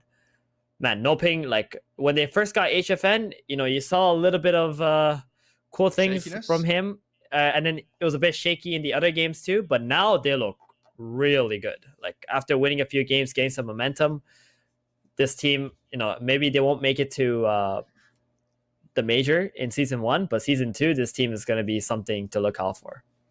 Yeah, because they had the Medusa game in their first game with HFN looked great. Then they had like an ALK game, an AM game.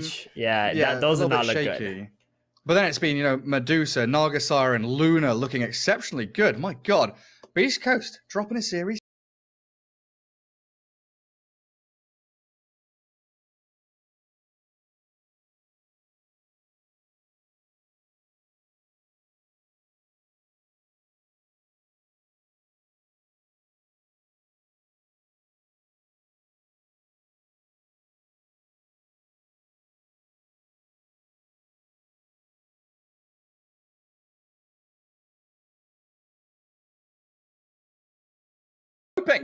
Stack Dota. A lot of things went well for No Ping, but also a lot of things going wrong for Beast Coast. A 2-0, a crazy upset. I think this is by far the biggest upset we've had in this group stage, in this league stage. Where's Beast Coast? Are they coming today? Hello? They haven't arrived. I think yet, they're waiting in the I've airport, seen their dude. tweets of the dancing mouse with the undefeated thing. Will that be? Are they playing today? Because that wasn't Beast Coast. I don't know what that was. All right, but for real though, No Ping, they actually just double stack stratted them 2 games straight. And Dark Mago is like the world's fastest farmer in the first 12 minutes of the game. Like, you see those stacks? When he was clearing out the 5 stacks and stacking at the same time, I was like, all right, this guy, how is this guy only like a bronze Kunkka? I assume he just doesn't pay for Dota Plus or whatever. Well, actually, apparently he does. So I don't know what his deal is, but holy moly, this guy has strats on Kunkka. Yeah. I think they really made it work. But you know what? I think you guys know what I do know the answer, but I want to know if you guys do. Do you guys know the chance that No Ping goes for first or second place in SA right now? Has it increased dramatically? I have to even refresh. No, it was 0%, so they can't really. So it's still 0%? Is that what you're telling me? They're mathematically already out of the top 2 when they played. Yes.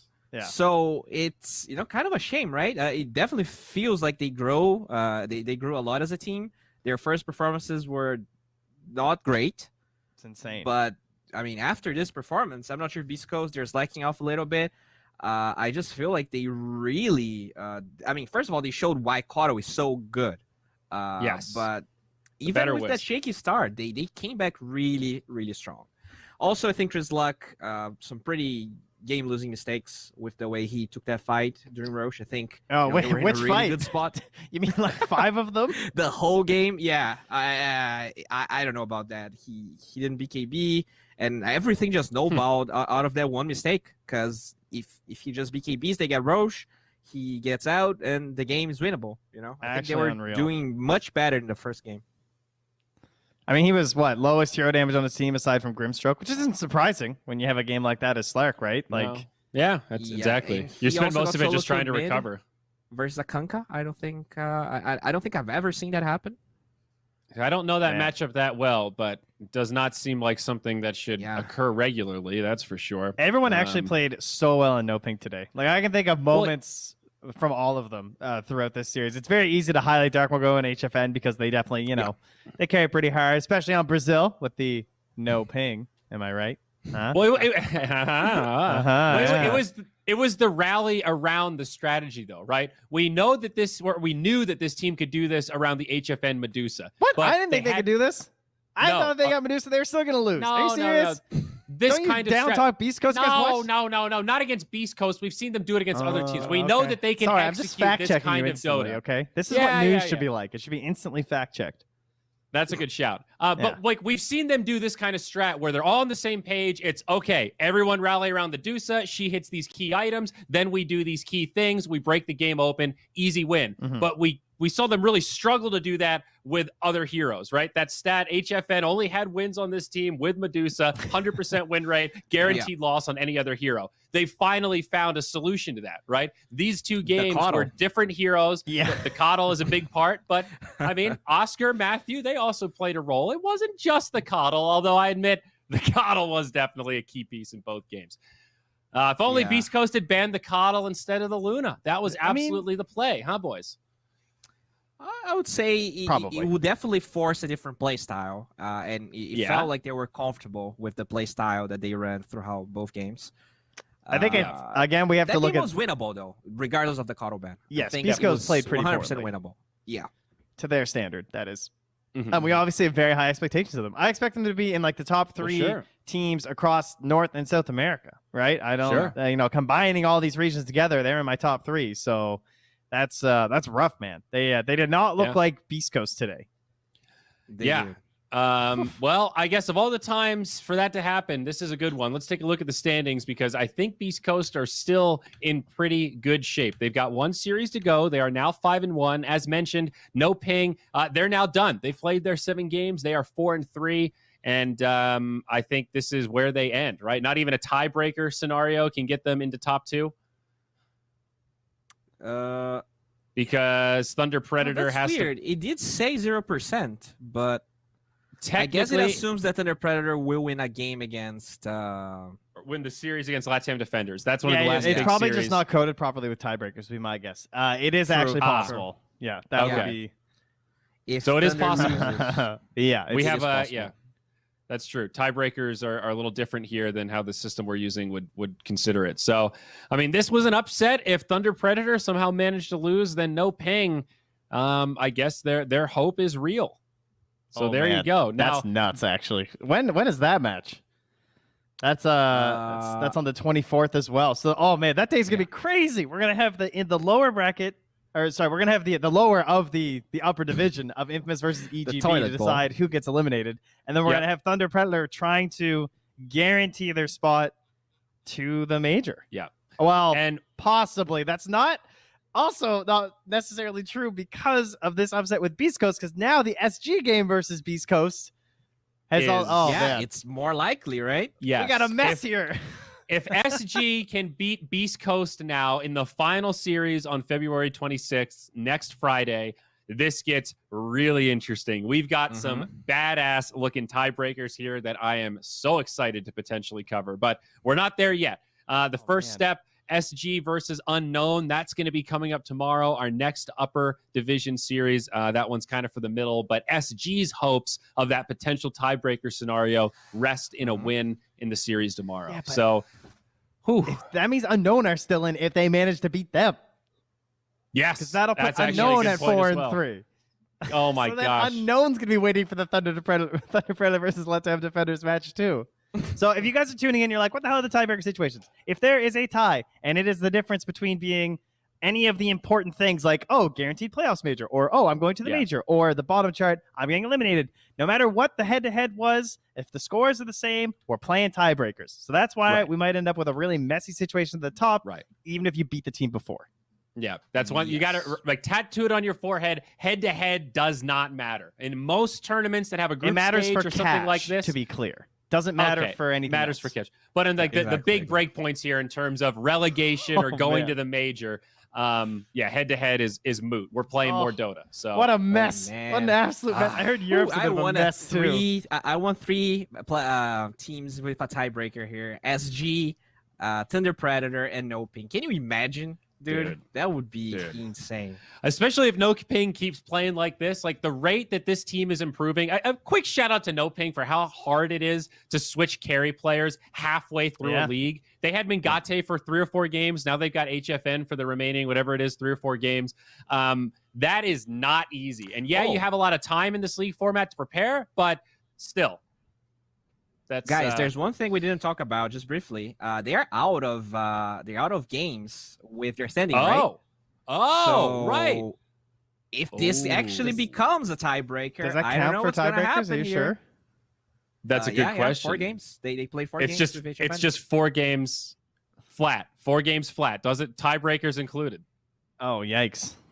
Oh, yeah. no. All right. Well, things get really interesting for no ping. Don't fake a COVID test. That's all I got to say. That learned that the hard way medical in Europe. exception. Please, if you guys are watching, do not fake any sort of document. That is don't fake medical forms, illegal. guys. It's illegal. Really bad taste. Really bad optics. It's just bad. You're gonna get caught. Don't do it. Don't do ESL it. got Don't him do it. good. That's your PSA. So, yeah, we'll see what happens. But that wraps up our broadcast for today. We're coming back tomorrow. Enjoy your weekend. Have a great Friday night. So much excitement here in South American DPC. Can't wait to bring you more of that action tomorrow. Ciao, ciao.